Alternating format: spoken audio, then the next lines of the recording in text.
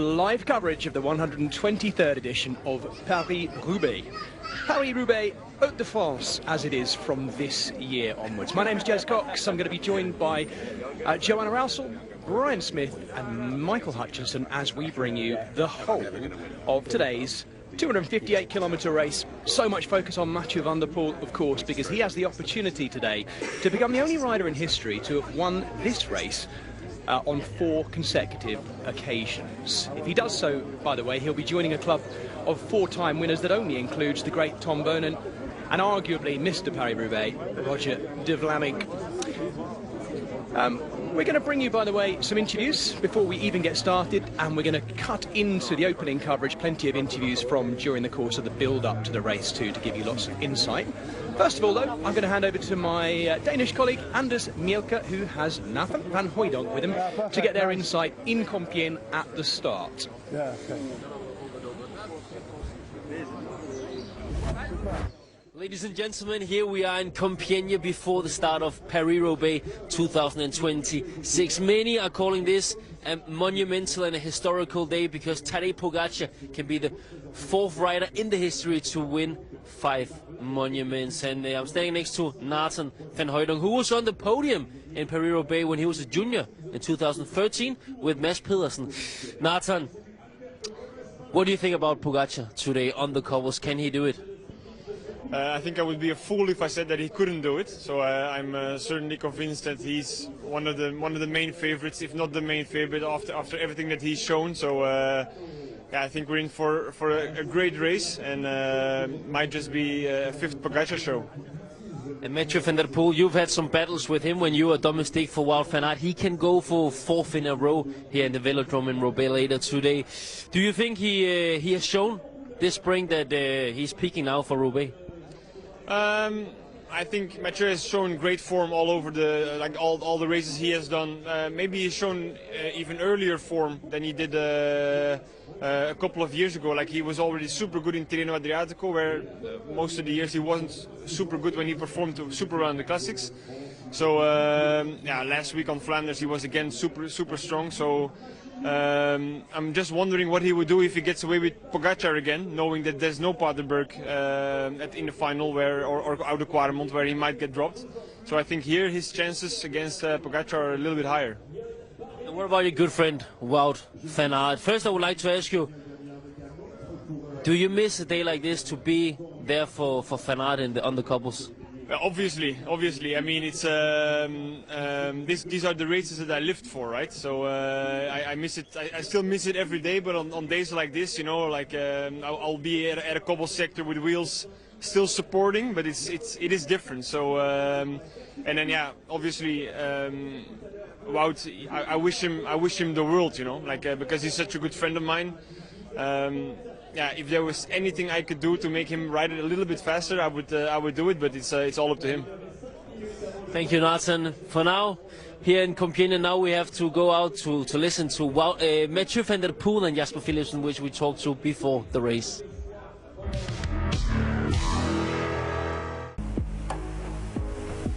You have a chance to make history this Sunday. It would be your 4th win, your 4th in a row.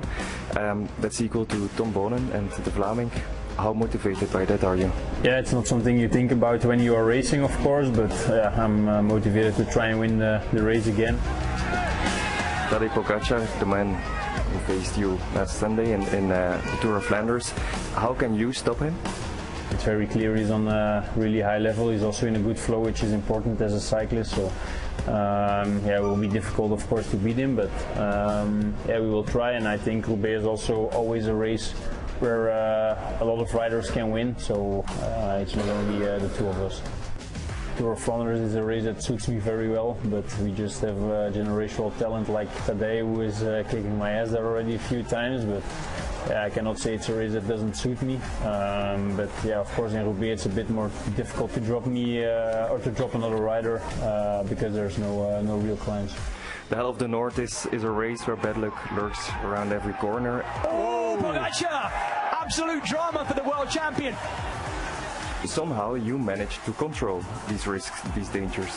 Of course you need a little bit of luck, but you also have to create your own luck. A flat tire is something that can always happen, but you have to be very careful with the material and also the lines you choose. And I think if you have a bit of margin on the cobbles and you can look around a bit better, I think it's easier to avoid the bad luck. Let's not forget about your teammate Jasper Philipsen. What role can he play for you? I hope he will be there again like he was last year. For me it's also easy to have him. He can definitely win the race. He's very fast in the sprint as well. So I think for me it's always good to have a card like him to play. Just history, the cobbles, it's just pure classic racing. It's a race with a lot of childhood memories. Watching the race, even going on my bike myself over the cobbles when I was really young and having this experience. This race is just something where I still wake up for and be motivated every day on the bike to try to do this race and try to aim for a great result. It's also a race where one of the only races I was really happy with the podium spot. So normally you race for a win, but I think to have a podium in Roubaix is also something special. So I think that also means a lot. I asked the same question to Jasper. Imagine a scenario where you and him are going to the velodrome. Just you two guys. Who will win? It's a very difficult one, and I hope we have this problem on Sunday. That would mean we have done a very good race. Could you imagine the two of them turning into the velodrome themselves? Sort that one out between you. Well, we are, of course, billing a big clash between the two top teams. UAE Team Emirates XRG, the team of Tadej Pogačar, and Mathieu van der Poel's Alpecin Premier Tech team. Unlike at Flanders, I think both these teams probably got their strongest lineup. We'll come back to bikes and tech, don't worry about that. First of all, let's have a look at previous winners, shall we? And in this instance, those two riders only who've ever won 4 editions of Paris-Roubaix. They are the two great Belgians, Tom Boonen and Roger de Vlaming. However, neither of them did it 4 in a row. So Mathieu van der Poel with an opportunity here, the Dutchman today, to go above them kind of on paper as well by doing it 4 in a row, I guess. You can see the other 3-time winners as well. What an illustrious list of riders, including, of course, Eddy Merckx, Johan Museeuw, Rick Van Looy, the 4 Belgians there, along with Fabian Cancellara and Francesco Moser, the Italian. Could we see an Italian winner today? So much excitement about the form of Pippo Ganna. We're looking at live pictures here. Tadej Pogačar and his UAE Team Emirates team making their way out. And he has the incredible duo of Niels Pollitt and Florian Vermeers to rely on here today. It is a very strong UAE Team Emirates team. Let's have a look back at how things went 1 year ago, because let's not forget, 1 year ago today we were wondering just how Tadej Pogačar might even go on the pavé of Paris-Roubaix. We were really unsure. By about halfway through, and certainly the first few sectors as we looked at this, we were fairly certain he'd be playing a pretty big part. This was with 103 kilometres to go, and this was the opening attack, of course, from Tadej Pogačar. That was his first acceleration. It was Mads Pedersen who was reacting. Now, lots of people saying afterwards that Mads Pedersen did a little bit too much here. Well, that's with hindsight. Then came this attack from Mathieu van der Poel, teasing out the big riders. Teasing out, of course, Tadej Pogačar going across to him, Mads Pedersen there too, and making a leading group of 5. That included Jasper Philipsen as well. Mads Pedersen puncturing just at an inopportune moment. This was where he punctured, with 71 kilometres to go. And he'll be hoping for much better luck today. We'll come back onto the Lidl Trek tyre plan for today, by the way, in a little bit. And then we were left with just these two. Jasper Philipsen was trying to come back. Mathieu van der Poel could see he was trying to come back, and he did. So 3 in the front with 45k to go. But once again, another acceleration, just gapping Jasper Philipsen that little bit. And this was the corner. With 38 kilometres to go, it looked fairly simple at first. You'd have thought Tadej Pogačar would just ride his way back onto the pavé. Van der Poel was looking around, and that was the gap opened. And that was how he led into the velodrome, with about a minute's lead over Tadej Pogačar. Mathieu van der Poel rounding in on his 3rd victory in a row in Paris-Roubaix. And there were the 3 fingers in the air. Tadej Pogačar actually, as he entered the velodrome, looked quite happy with his day's work, bearing in mind that he was a debutant. There he was. And already at that stage, we were asking questions in the commentary box. How can he do next year? Will he come back to correct it? We knew he'd come back to correct it. And that's what he's trying to do today. This was a sprint for third, with Mads Pedersen leading out, Wout van Aert, Florian Vermeers, and Mads Pedersen finishing on the podium on that occasion. But the big two on top, the same big two that everyone is expecting to clash today. Patrick Lefevere, I noticed in his column yesterday, suggesting he can only see it coming down to a sprint between those two on the Roubaix Velodrome at the end. Van der Poel and Pogacar entering the Velodrome together and sprinting it out. What a moment that would be if it were to happen. Well, we've heard from Mathieu van der Poel, understandably already, and our camera's following him live. We're also going to hear from Mads Pedersen, who seems quietly confident.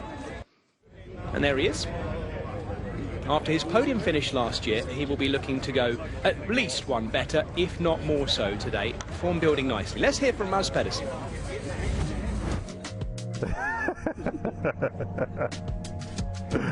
Okay, let's start over. We know what you've been through. No, you don't. Can you show how much you can? Maybe your wrist you broke. Like this to the left, but that's quite normal. Almost back to normal. This is the other way. So quite okay, I would say. Then from side to side is still a bit limited. But enough to ride the bike safely. We have to remember that the doctor said 10 weeks before I would be able to ride the bike outside again. And now we are 8 weeks in, and I did already 5 races and 4 of them on cobbles. That's also painful. The wrist is still painful, and I don't think that people get, even without the team, that it is still really painful, even that the bones are healed. But I still have screws in my hand. It's still not 100% as it should, you know. So I feel it for sure. But it's one more time I have to, let's say, suck it up, and then I can take a bit of rest, give my hand some rest. I had a lot of punches in this race. I also had some bad luck, some crashes and so on. So hopefully this year is my year where this race will be without any bad luck. You know, I think I had the bad luck I needed this season so far, and hopefully on Sunday it will be without any issues and just a smooth race. What will be the first thing you do? On the way home? Yeah, but you and I, we go to McDonald's. What are you gonna? Everything. One of each. Something easy to eat in the car. Are you planning to have a cobblestone with you in the car? Of course. It will be hopefully in between us in the seats the whole way. That's the deal. Oh dear, I think Anders Mielke is a bad influence on Mads Pedersen. Let's see if he does go home with a cobblestone in his car. Oh gosh, we heard there, didn't we? Fascinating. Oh, by the way, I'll be quiet for a minute. Watch this. 2 valves, you can see them there, double valves on the wheels of the Trek bikes of Lidl Trek. They are using a system which has actually been around for quite a long time, being used in mountain biking, where you have an inner tube in a tubeless tyre. Regular listeners will know that I don't have much time for tubeless technology, but here we have a tube inside the tubeless technology to allow it to run when you have got a flat in the tubeless system. It kind of replacing effectively the foam liner, if you like. But it does look pretty futuristic, doesn't it? This is the bike of Wout van Aert, of course, the Cervelo. And don't worry, we are going to be coming back to lots of bike tech, particularly in the opening stages, while we ride our way through the opening 98 kilometres or 90 or so kilometres we've got to get to the first of the pavé. We'll be updating you on everything we know about the bike tech incoming for today's Paris-Roubaix. Before we do, though, we're going to go over to Manon Lloyd and Danny Rowe, who are actually on the cobbles, or have been on the cobbles at the Carrefour de l'Arbre, and they're going to be giving you their insight to The way it's looking there in blustery winds and nice sunshine too. You can ride it on a little BMX, you can ride it on anything. Welcome to Carrefour de l'Arbre, one of the most important sectors of Paris-Roubaix. The fans are out ready, and after the men's race has passed, the women will be tackling these bone-rattling cobbles. No demi-vollering taken to the start line today, but Pauline Franpavot has decided to join the party last minute. But Danny, there are so many riders looking to take the victory in Roubaix Velodrome later today. Oh, absolutely. We've got the 3 past winners here today. As you mentioned, Pauline Franpavot is here, Lotte Kopecky, Alison Jackson. We've got riders that have stepped up. Francie Koch leading the team for FDJ Suez, and so many riders that are dreaming of crossing that finish line first in the velodrome. And they do not call this the Hell of the North for no reason. It's brutal, unpredictable chaos from start to finish, and this is probably the most excited I've been all season. It's going to be such a good one. Make sure to join us. Yes, don't forget, we should be able to go over to, we will be going over to coverage of the women's race when we've finished when we brought you the conclusion of the men's race here today where you're watching. Of course, if you're watching it digitally, you can choose which you watch, or even double screen if you wish. That's absolutely fine. Lots of excitement, I'm just going to say, as a British commentator, around Zoe Bäckstedt today after her fantastic ride in Flanders last weekend. She's, of course, the daughter of our colleague here in the commentary box, Magnus Bäckstedt, former Paris-Roubaix winner himself. Let's have a look at where they go. They're starting fairly soon now, shortly, in Compiègne, where this race has started since 1977, after it had to move 2 different stops out of Paris, so it doesn't start in Paris. It is basically 80 kilometres northeast of Paris, Compiègne. They ride northeastward for about 90 kilometres. They go through the Oise, they go through the Somme department and into the Aisne department, where the cobblestones start. 30 sectors in total, giving us 55 kilometres of pavé, there or thereabouts. And you can see them marked, counting down 30 to 1 all the way through. The biggies are up and coming, and we'll talk you through them, because you can see the stars. They go up to 5 stars. Ouchy les Ouchy at Bercy, the first of the 4-star category sectors. And then we move on to the Carrefour de l'Arbre, the first 5-star sector, of course. Sorry, we've already had the Truey d'Arenberg by then. 3 5-star sectors, you can see them, and they are the Arenberg Trench, the Truey d'Arenberg, Mont-Saint-Pével, and of course the Carrefour de l'Arbre, which is the last of them too.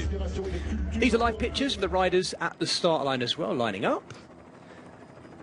And those of you who've just joined us for our live television coverage, welcome to this, the 123rd edition of Paris-Roubaix Hommes, as I like to call it. It's officially called Paris-Roubaix Hauts-de-France this year because it's had its regional name given to it. Nice to see the riders from Modern Adventure Pro Cycling. Of course, this is George Hincapie's team. He's the general manager of this team, a rider who rode this race in, I must have ridden, I think, about 14, 15 editions, George Hincapie, something like that. So they're making their debut here. Most of their riders, in fact, all of their riders are making their debut here as well. The American team, they are one of 25 teams in this race. We have, of course, all 18 world teams here, and 7 pro teams, Modern Adventure Pro Cycling, getting the invite today to be here. Very special moment for them that they'll be making the most of. And one of their riders has a rather funky paint job. I'm not entirely sure who that is. I'll try and find it out as we watch Tadej Pogačar, the world champion, who has won every race he's entered this year. Of course, that includes 2 monuments, 1 Strade Bianche, 1 Milan-San Remo, and then, of course, last weekend, spoiler alert, in case you haven't caught up, where on earth have you been? He won the Ronde van Vlaanderen last weekend, the Tour of Flanders. So, to give it context, for those of you who are still new to cycling, we have these 5 big races every year that we tend to refer to as the monuments, the ones with the long history, greatest prominence, and which attract the best classics riders too. A small handful of riders have won all 5, but nobody's ever done it in the same season. Tadej Pogačar, the world champion there, who you saw in the rainbow bands, has an opportunity today to continue that streak. He already acknowledges he may well have already won the hardest one to win so far, which he won in a 2-up sprint with Tom Pidcock when he won Milan-San Remo. That's when we started to think this streak of 5 might be on. Then he went and won again at the Tour of Flanders 1 week ago. This is the next step, and he's got to get through it because it is a race, of course, littered with so many potential pitfalls, as he experienced last year, crashing on that innocuous right-hander with about 38 kilometres to go. If he's to get that streak of 5, it needs to continue today. So either way, this should be and will be a monumental, impactful and historic day, certainly if Tadej Pogacar and Mathieu van der Poel are involved at the very end on the Roubaix Velodrome. If you've never watched Paris-Roubaix before, then welcome to this and don't go anywhere, because unlike some races, I'm going to say this now, unlike some races, the battle to get into the breakaway can be really, really important in Paris-Roubaix. Even in last year's top 10, we had 2 of the riders from the original breakaway, Jonas Rutsch and Marcus Hulgaard, both in the top 10 come the finish. The early breakaway, getting out of trouble, staying ahead of the race, can be a really, really impactful and meaningful part of this race as well. This is the neutralised rollout as they ride eastwards out of Compiègne, riding out through the Oise Département, and I can tell you it is dry, which is a good sign for the cobblestones.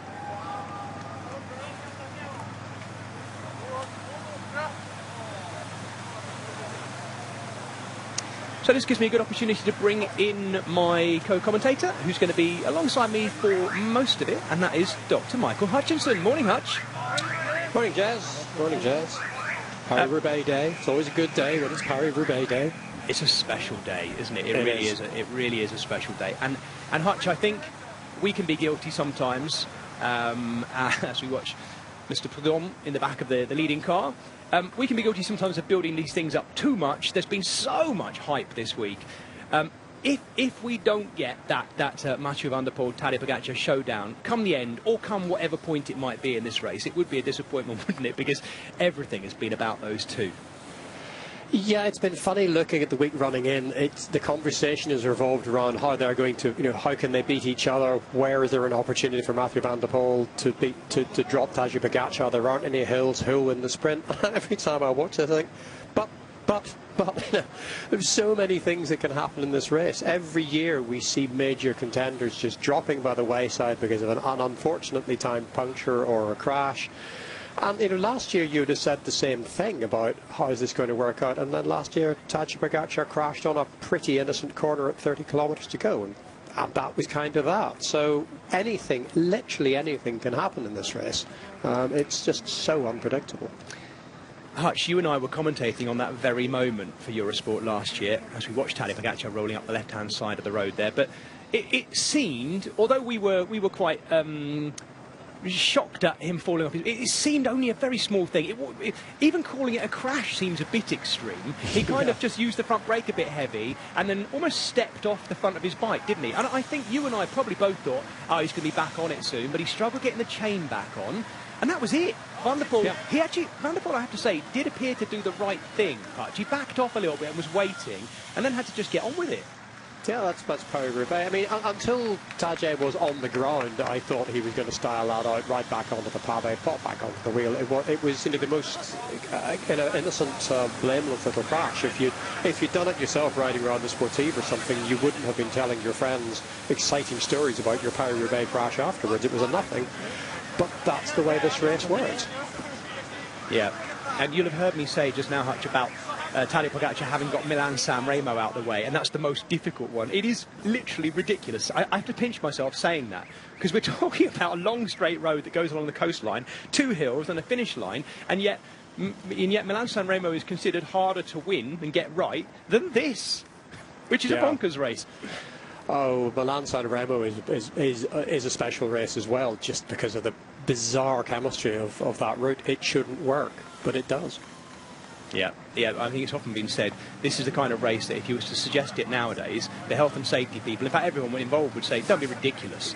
We have the Grand Prix d'Annan, that's hard, that's bad enough as it is, but who would send them over 55 sectors of pavé? We can't do that.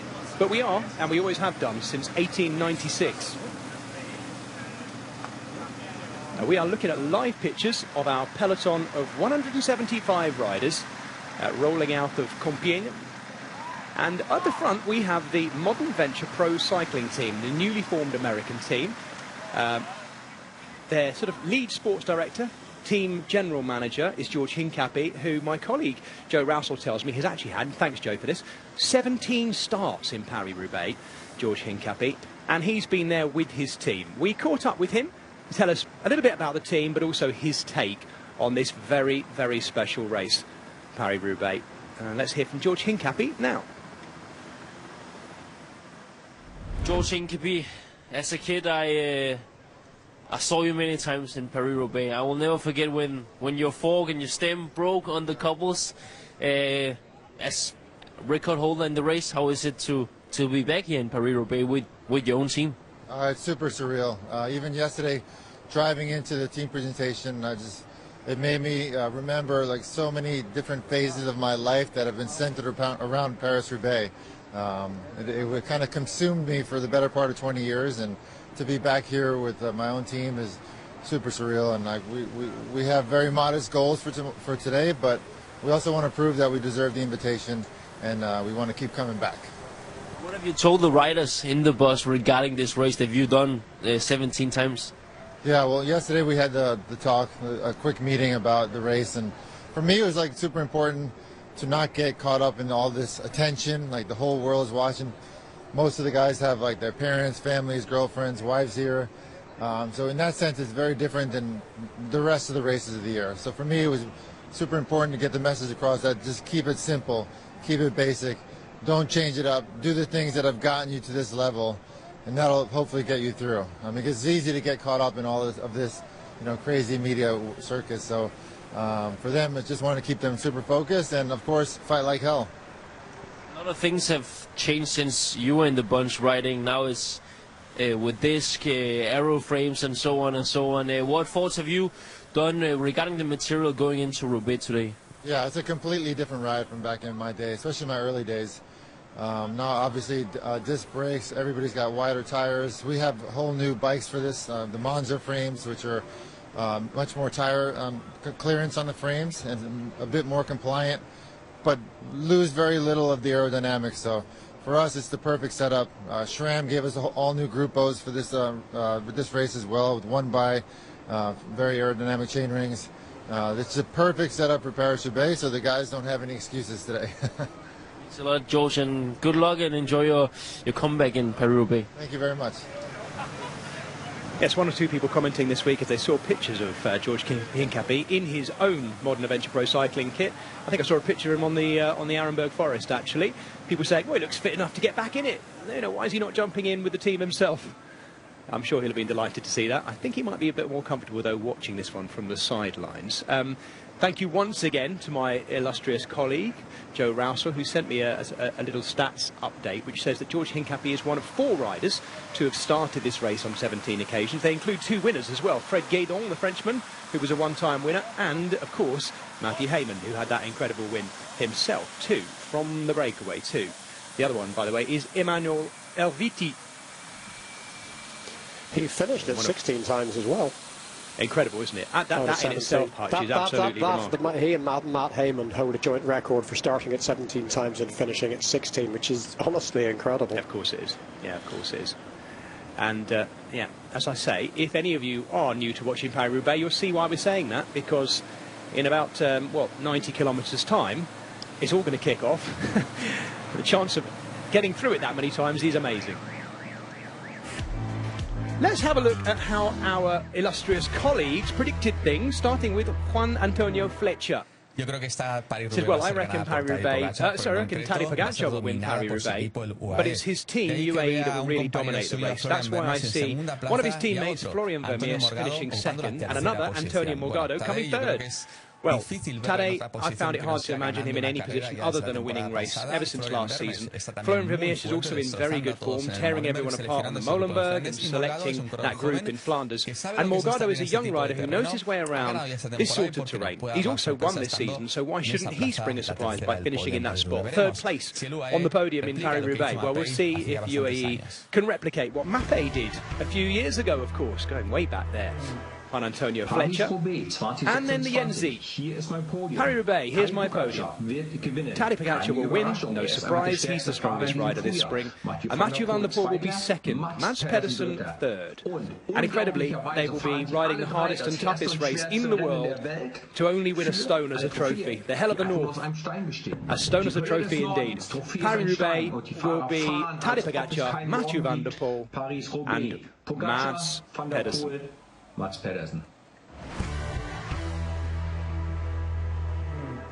Ladies and gentlemen, today I predict with my heart, not with my brain. Mads Pedersen will win Roubaix. Wout van Aert will be second. And Tadej Pogacar will be third. You might think I'm a madman, but it's a mad race, isn't it? Thanks, Anders. Well, here's what some of our other colleagues thought as well. Hannah Walker plunking for Wout van Aert, as did Steve Chanel as well. Van der Poel picked twice, and in there as well, Darius Baranowski, the only person to have picked Tadej Pogacar as the winner. Well, the betting odds have Mathieu van der Poel as the favourite.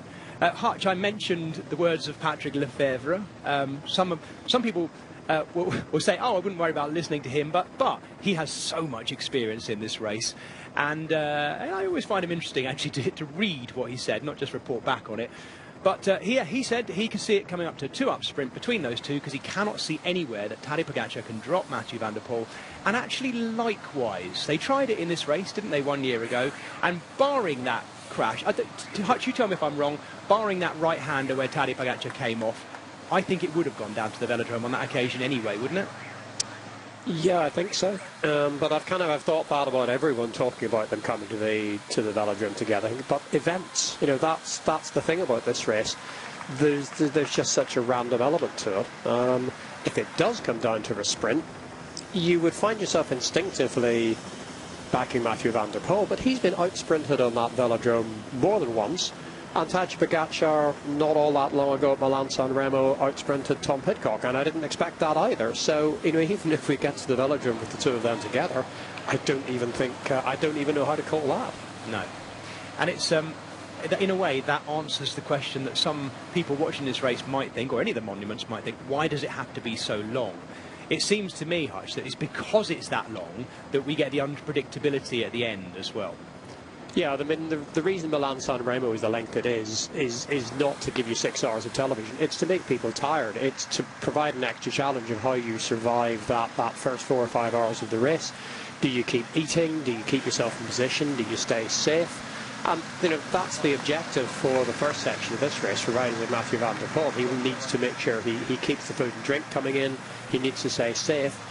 Then when they get to the cobbled sectors, you need to keep doing the same thing. And in Paris-Roubaix, eating and drinking can be a real challenge because you're on and off the cobbles. It's very hard to eat and drink on the cobbles. You then maybe got a chase back on. You've got a gap to close. It's a lot to concentrate on to ride your bike and keep the fuel coming in.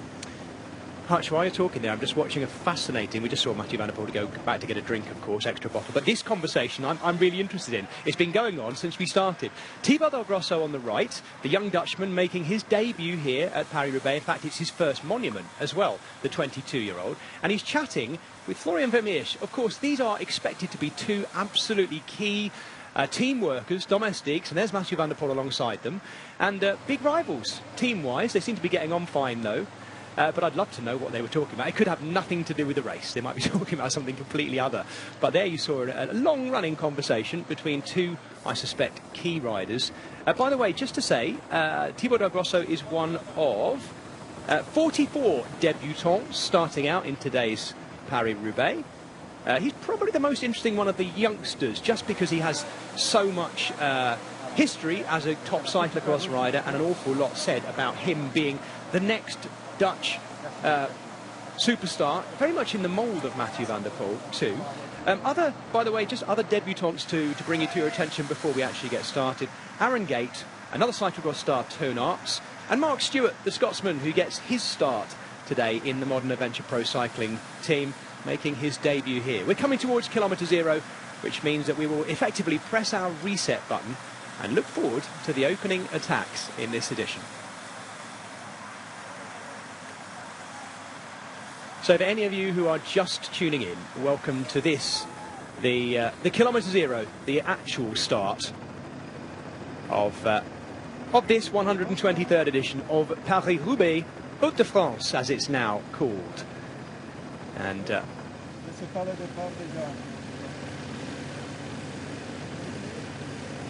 Christian Prudhomme, race director, of course, this being an ASO race, same organisation, of course, that bring you the Tour de France and a lot of the world's biggest races.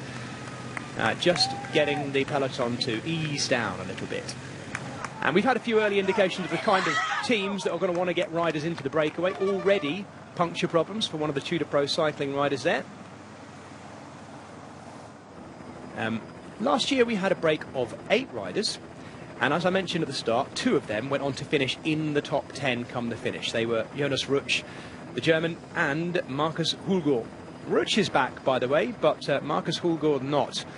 By the way, the reason that they've been slowed down a little bit is they're not going to be allowed to start racing just yet, because we've got a couple of mechanicals going on back there, not just the Tudor Pro cycling rider, there's a couple of others with mechanicals and punches, so there'll just be a little bit of an easing while we wait for them to get back on. Of course, Hutch, last week at the Tour of Flanders, while you and I were commentating, we had the episode with the closing level crossing, didn't we? Lots of talk about that in the days afterwards as well, about what happened and the way it worked. It was treated as a racing incident. But you did very well digging into the rules book and making sure we knew what was going on. Yeah, we've had level crossing incidents famously at Paris-Roubaix before. The rule is that it's treated as a racing incident if all of a group or a rider gets across the level crossing together and the crossing change closes behind them, they just go, they keep racing. If a group behind gets stopped, they just get stopped. The only thing that is different is if a group gets split. If a group gets split, as we had last week, they hold up the first half of the group to let the second half of the group rejoin. So that's the rule. The other rule that's different is if the breakaway actually gets caught at a level crossing, they then let them go to the same gap that they had before the level crossing came down. So that is the level crossing rule update. There we go, thank you. Christian Prudhomme has pulled his flag in, and the opening attack, as we thought it would, has come from the 24th of 25 teams in this race, Modern Adventure Pro Cycling, the American team, who open up the attacking. Good to see it all kicking off from the start. Hutch, do you think we're going to get one of those days where we get a nice little group of 8 to 10 clip off the front and that's it? Or is it going to go on like this for the next 50k? What do you reckon? History suggests it might go on for a while. In the last couple of years, it's taken a long time for the break to establish and get away. Paris-Roubaix is one of those races where being in the break is actually quite a good way to get a result. Because if you're up the road, you're in front of all the chaos, and maybe you get caught at 40, 50, 60 kilometres to go. But at that point, you're at the front of the race. So it's not just sort of the smaller teams like Modern Adventure, Pro Cycling, who we're talking about maybe trying to get into the break. Team Flanders Baloise obviously trying to get in as well. Some of the bigger, the more mid-ranking teams, you know, say we've got Picnic Post NL trying to get into the break at them, and teams like that might see this as actually their best way to get a result at Paris-Roubaix. So there's a lot of people with slightly different agendas trying to get into that group off the front. Yep. While we look at the whole field, let me just give people a few stats about this field. As I mentioned, 175 riders starting in teams of 7. And there are 3 former winners in here. Mathieu van der Poel, of course, a 3-time winner in the row. He's won the last 3 editions. John Degenkolb, who is the oldest rider in the race, if I'm not mistaken. Yes, he is, at 37 years of age. He was the 2015 winner. Also, of course, won the Roubaix-inspired stage of the Tour de France. Don't rule off John Degenkolb getting involved today, of course. Remember, it was only 2 years ago that he made that final selection and crashed, I think, off the hip of Jasper Philipsen, if I remember correctly. That was 2024. We'll look out for John Degenkolb today. It's one of our 3 former winners. The other one, of course, is Dylan van Baarle. Now, Dylan van Baarle, classic example, Hutch, as you say, of a rider who won from the breakaway. But that was because Ineos on that occasion split things early on in the crosswinds, managed to really cause all sorts of havoc in a very Team Sky way, and he went on to win on that occasion, attacking the remnants of that breakaway, coming in towards the finish as well. So it's possible. It can happen from the breakaway. We know that.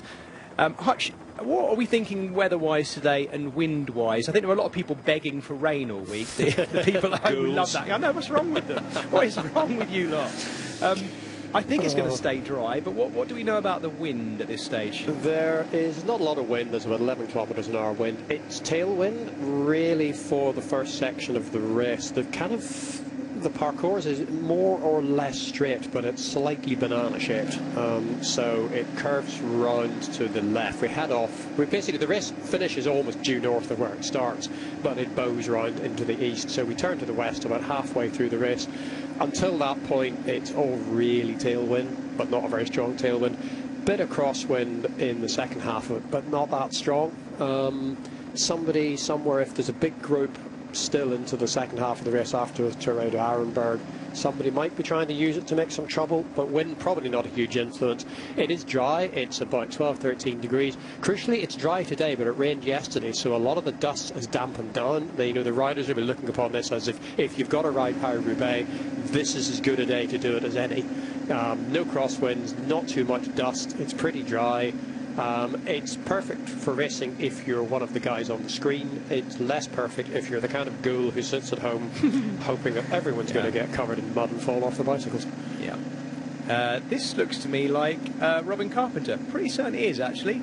The 33-year-old American from Modern Adventure Pro Cycling. I don't know all of their riders. I'm still getting to know their riders at the moment. It is 4 Americans alongside a Kiwi, Ben Oliver, Riley Pickrell, the Canadian, and Mark Stewart, as I say, the Scotsman who gets his debut in a monument here, and debut certainly at Paris-Roubaix. They're very keen to get in the breakaway today and show themselves off. You would be. Yeah, of course you would. It's the first time here for them. It's their first season as well. And then when you've got a team, I'm not calling him team owner, sorry, George Hincapie is the general manager, that's what he is. But a rider like that who's ridden it 17 times, there's a little bit of extra pressure, or at least a bit of extra impetus, isn't there, to make it count? Yeah, I mean, they're actually... George said that when they got their invitation to ride this, it was a little bit of a surprise, and his first instinct he said was to say, no, we can't do that. We're just not ready. Yeah. But he also said that not getting ready for it, the last few weeks of preparation has actually been really good for the team. It's given them a focus. So all of the riders who were here have had this in their heads for several weeks. What can they do? How are they going to do it? So it will be interesting. Yes, it will. Yeah. And I have to say, by the way, on a kit front, I do love a bit of what I would call that kind of claret, their kit as well. It looks smart. What would you say, huh? Claret? Yeah, I'd go with claret. Yeah, claret and gold. There's not enough gold in cycling kit anyway. I think claret and gold is a nice mix. I like that. Let's see how deep into this race they can survive. Modern Adventure Pro Cycling.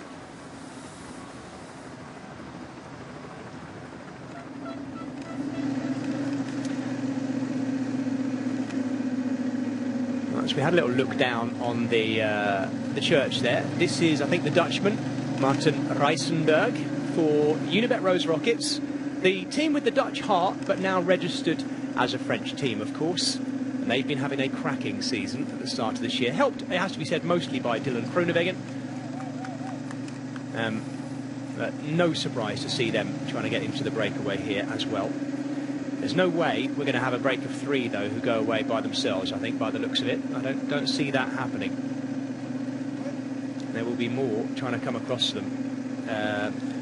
Really a very strong break of 8 we managed to have last year that survived into the cobbles, including, at that time, a flying Oer Lazcano, former Spanish road race champion, of course. Kim Hajduk was the Ineos Grenadiers man that was in there, along with Abram Stockman, Rory Townsend, the Irish road race champion at the time, and Jasper de Bust, Max Walker, another Brit in there.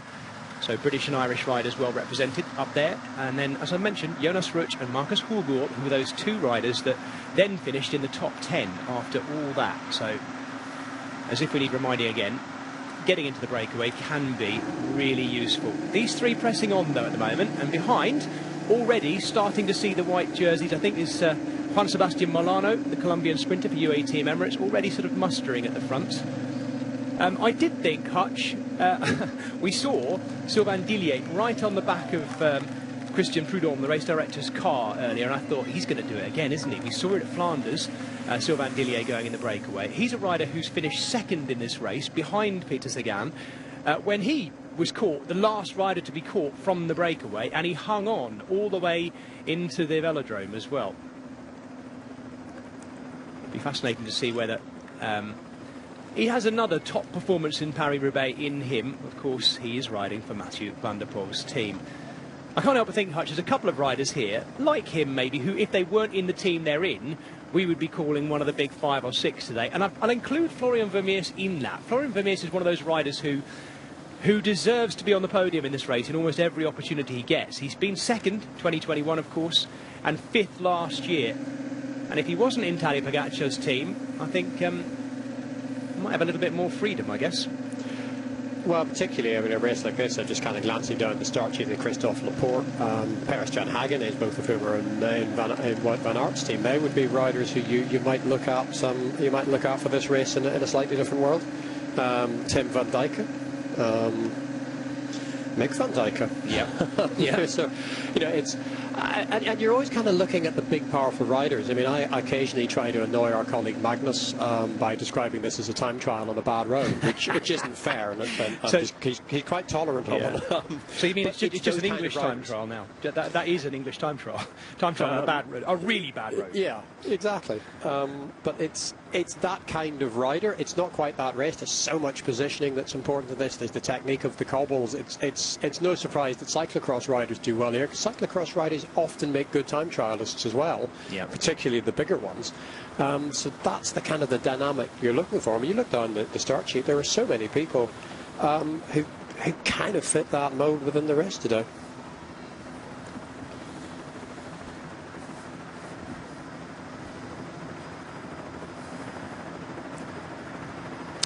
You are watching the very, very early stages of this 123rd edition of Paris-Roubaix Hauts-de-France, the race which stretches all the way back to 1896. It is the middle race. In fact, halfway through this race, we'll be halfway through this year's monuments. We have 3 riders out front, as you can see.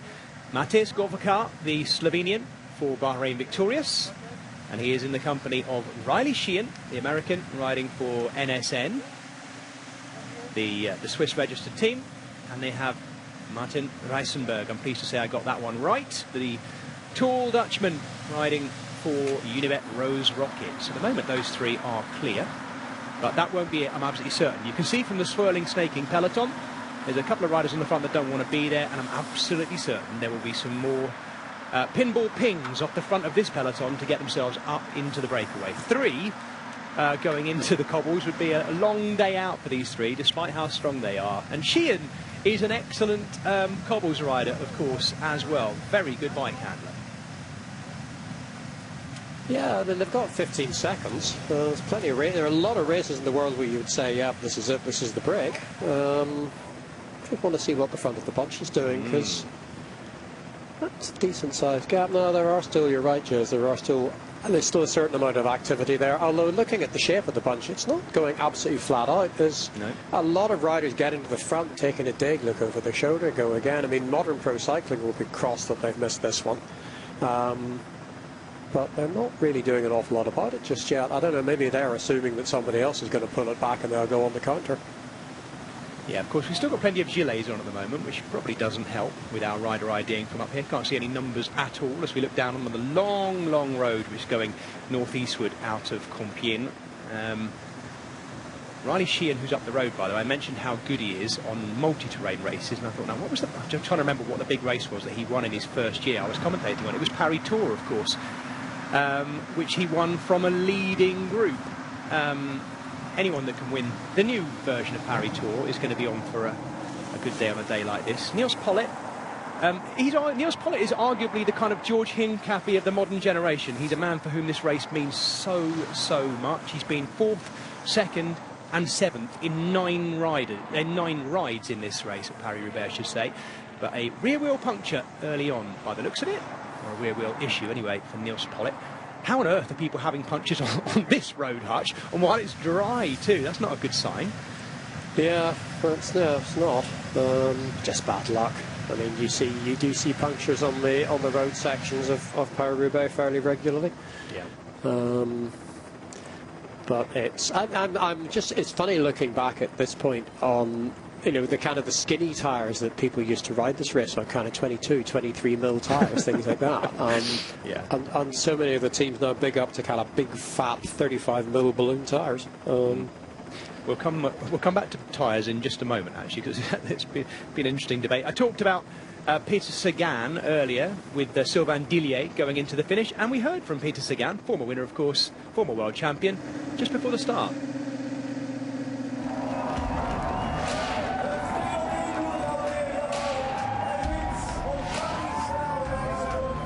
Tadej Pogačar is just another level. He's in the space. But at the Roubaix, it's totally different story.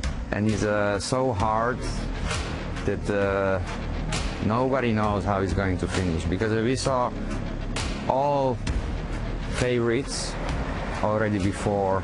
There was Cancellara, Bon, and you know, maybe sometimes it's just stars going together, and who is lucky guy is going to win. So last year there was a battle between Van der Poel and Pogačar, and I have to say Tadej did just mistake. Crash because he's fallen in the corner, and after he never come back, because I think it's much easier to race for Tadej when it's some hard kicks or mountains. But the Roubaix is almost flat, you know. It's gonna be hard for Tadej to drop Van der Poel because it's just totally different race. From Big 5, he won already 4.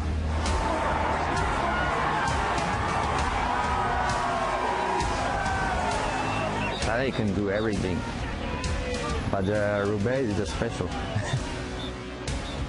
It's like 80% of the chance that every rider is going to puncture during the day, you know? Every sector or every moment could be crucial. As for me, I won Roubaix and I went in the breakaway on the asphalt, you know, and not even in the cobblestones. But after I get the first group, luckily we work together and we get to the finish.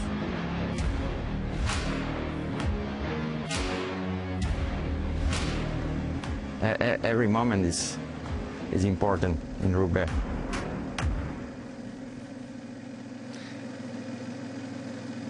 Great to hear from the former 3-time world champion, Peter Sagan, winner of this race, as we saw there in 2018 when he beat Sylvain Dillier in the sprint as well. Dillier back in the race today. We've seen him already. That was him wearing his Swiss Champions jersey, of course. Dillier, he still has those Swiss Champs logos around his sleeves, but he now rides, of course, for Alpecin Primatech. He's riding for AG Desert La Mondiale on that occasion there, the French team. That stat was really interesting. Of course, it's not an official one, Hutch, but the talk about 80% of the field puncturing. You mentioned the 35mm earlier, you know, so much talk about tyre width this week. What do we know in terms of what you say is the average tyre width, and what are most teams going for, Hutch? There's a real mix this year between 32 and 35. Last year it was mainly 32mm tyres, a few more up to 35mm this year, particularly Continental sponsored teams, because Continental have done a new 35mm edition of their GP 5000 TR tyre. So a lot of teams have gone up to that if they can fit it in the bike. I think I read somewhere that Tadej Pogačar is running a 32 on the front and a 35 on the back, simply because there isn't space in the Colnago frame for a 35mm tyre on the front. So I think most of the teams who have access to a 35mm tyre from their sponsors will be running it. A few that some of the ones that don't will be on 32, but it's in and around there. I don't think there's going to be anybody in the race running anything narrower than a 32. I do scratch my head sometimes in the week leading up to this, Hutch, while I try and stay on top of all the news that's coming out about the tech, and then I suddenly start to think, maybe it's a bit cynical, but I think, well, hang on a minute, this is such... Paris-Roubaix in particular is a wonderful marketing tool because it gives us an opportunity to talk about tech, and it gets kind of sent wider and further afield, if you look at Mads Pedersen, than it would normally, because there's always a build-up to this. And one thing that's changed over the history of this race, as we know, is that these riders cannot be using anything on their bikes or made up of their bikes that cannot be bought by the general public. That's the change that's happened in the last, 10 years, isn't it? And so they have to be very, very careful with that. One team that I think has fallen foul of that, although I think it'll have ongoing repercussions, is, of course, there's Melissa Bike, who'd been preparing their their wheels, their bikes for weeks, if not months, expecting to use the Gravart system, something we talked about a lot last year, with this sort of self-inflating and then deflating, the ability that a rider can pump up and then release the pressure of their tyres in between the cobble sectors. They received a letter from the UCI saying that they wouldn't be allowed to use it. That's a very, very late change. If I believe what I read, I think it was middle of this week or something like that they actually got the notification. And so, as far as we know, Hutch, no Gravart system being used in the race. But we have seen that system that Lidl Trek are using. What did I say it was called? It's the Odyssey system, which is slightly different. What do you know on all this? The Gravart, the company that made the system that Visma have used in the past, went bankrupt in January. The UCI banned the system a couple of weeks ago on the basis that it's not commercially available. They informed Visma that they couldn't use it. At the minute, you can actually buy it off the website. Either the administrator or somebody's bought the company. So I think there might be an argument that'll go on about that, because at the minute it looks kind of commercially available to me, but in practice the UCI may know something I don't, in the sense that the UCI may well know that it's simply not actually available. The Lidl Trek system, as you said, it's a kind of a mountain bike system. They're running a tougher version of an inner tube inside the tyre, a bit like one of those foam inserts. That's blown up to 6 bar of pressure. So the idea is that if you have a problem with the tubeless system, you've kind of got a backup, and you can ride on the tyre supported by that inner tube until you can get a wheel replacement. Clearly it doesn't work if the tyre comes off the rim and all manner of chaos breaks loose, but if what you have is a fairly conventional puncture, hopefully at least it would let Mads Pedersen, for example, get off the cobble section to wherever he can find a team helper who will give him a whole spare tyre, or even get a spare bike from the team car. You know how I feel about tubeless. Anyway, Hutch, maybe I'll go there with that a little bit later on. the tubeless with a tube, it kind of proves my point, but there we go. That's just my little take. So, our three in the breakaway are still there, but they've been joined by another Dutchman. Kees Bol of XDS Astana has ridden across them by himself, and that must show some kind of good form. We know how strong Kees Bol is anyway, but to get across when others wanted to by yourself is a little indication that Kees Bol, I think we can say, is going rather well. Just before people start riding in, it's Decathlon, not XDS Astana. What did I say? XDS, oh dearie me. Where did that come from? Where on earth did that come from? Yes, of course, sorry. You're falling apart already. I am falling apart. You haven't even reached the cobbles yet, and you're in trouble. It's a long day out, isn't it? Thank you for pointing that one out. Yes, he is, of course, now a Decathlon CGM team rider, although it looks like the peloton is closing up the gap behind those four. Niels Pollitt very steadily riding his way back through the convoy, having had that rear wheel change. And Hutch, as we look at the Colnago under Niels Pollitt here, that's what fascinates me about this race. Seemingly the kind of the technological gains are held between being able to rattle across baby's head size cobblestones and maintain control and grip and all the rest of it, but then also be as aero as you possibly can be in between them. And as you've already hinted at, fitting whacking great, almost gravel width, well they are gravel width sized tyres, into a close-fitting aero-foiled frame is not the easy thing to do. No, and it's a one-off. Crucially, it's a one-off race, really, isn't it? Yeah, and there's a lot of sort of fascinating bodges to condemnatory, where there are a lot of kind of interesting compromises that people are picking their way through, and Paris-Roubaix has always been like that. In fact, technologically these days Paris-Roubaix is probably closer to normal cycling than it's been at any point in its lifetime. We've seen in the past sort of full suspension mountain bikes, the Bianchi full suspension bikes in the 1990s that famously probably cost Johan Museeuw a win at Paris-Roubaix. But these days, yeah, it's generally fairly standard kit, a lot of wheel tech, bigger tyres, a few other odds and ends of things like the Lidl Trek kind of fakey inner tubes, things like that. But they're fairly normal. I actually quite admire the fact that Visma Lease a Bike pretty much turned up with their normal bike, standard group set, standard wheels, slightly fatter tyre. That's it. They haven't really done anything much at all. They've turned up with a bike that they could ride. They would take to a Tour de France stage. Yeah, well, on the topic of all those different things, and we've not even got on to chainring size and what have you yet, there does come a point, doesn't there, if you've been watching the cycling news all week and following on social media, so much talk about it. We roll out of Compiègne, we ride northeastward towards the cobbles, and suddenly we stop talking about it because it literally becomes about the bare-knuckle cobble fight that is Paris-Roubaix. So there we go, it's all coming back together again now. So that was a nice move. Cees Bol making his way across and actually really pushing on to try and keep those four clear, but we are back together again. And the next of interviews we're going to be bringing you, by the way, is with Tadej Pogačar himself. I'll bring you that in just a moment as we see the next 3 or 4 riders going off the front. Beautiful scenes looking down on northern France in the spring sunshine. A field of rapeseed oil off to their right in bright yellow, and 2 more riders now go off the front. Looks like Stan de Wolf is one of them for Decathlon CMA CGM. And when we just pan right, we should see 2 or 3 more riders trying to come across to these 2. We've had 1 breakaway of 4 already that's been brought back in. The Bahrain victorious. Go on. Alessandro Borgo. Thank you. Sorry. Thank you. Just 2 at the moment, though. And there is what's coming after them. It looks very much like the figure of Dries de Bont for Jaco Alula, trying to get into the breakaway. No great surprise there. One of the older statesmen of this peloton now, at 34 years of age. He is also the rider who's got the most kilometres of racing logged this year. I remember this from last year, seeing the motocross. What a fantastic opportunity to see this. Of course, Eurosport has long been the home of motocross as well. That looks like fun. What was I saying? Yes, Dries de Bont, I'll give you the figure. 4,539 kilometres raced so far this year, certainly according to his Pro Cycling Stats page. He has raced the most of all these riders, the vastly experienced Belgian for Jaco Alula.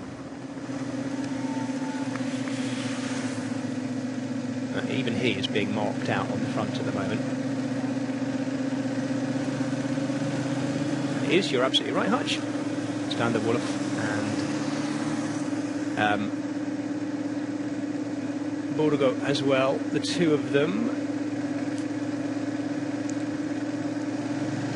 I don't think, looking ahead, I've just gone and checked again now the weather forecast, I don't think we're going to get any more rain today either. So we are looking, it is remarkable, isn't it, that we're looking at yet another dry, dusty conditions one. The last one we had that wasn't, that was properly wet and muddy anyway, was, it seems like a long time ago now, Sonny Colbrelli winning, of course, ahead of Florian Vermeersch and Mathieu van der Poel in that velodrome sprint. They were absolutely caked in mud.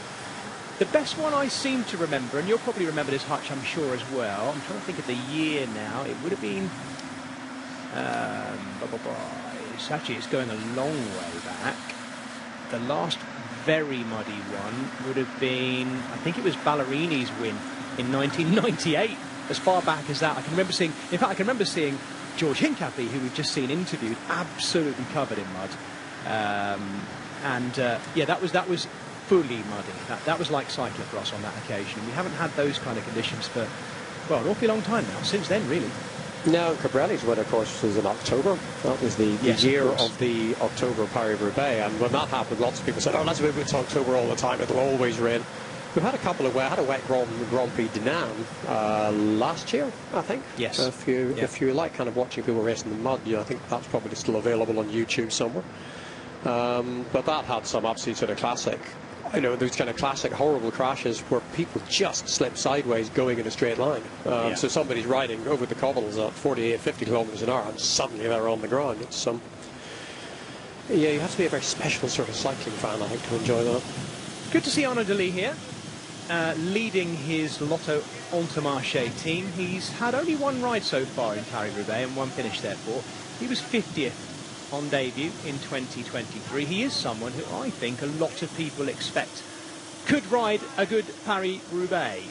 Let's see. He's actually riding alongside Toon Aerts there, who makes his debut in this race, the Belgian cyclocross superstar. There is Toon Aerts, so 2 top Belgians. in the Belgian team, Lotto Intermarché.